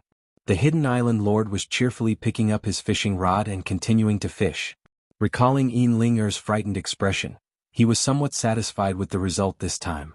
However, after a while, his hand that was holding the fishing rod unexpectedly trembled. The fishing rod that he had never put down suddenly slipped and fell, creating a splash. Little Han, quickly enter the carefree pavilion. Little Han, quickly go. Yi family's kid, quickly run. Yi Qinghan brought the three girls and flew quickly in the sky. As the moist sea breeze blew, his mood was very happy. However, all of a sudden he felt that the sea breeze was gone. Then an ice-cold, bone-chilling aura swept over the four of them, startling them at the same time. Then Yi Qinghan suddenly heard three frightened and extremely urgent voices in his ears.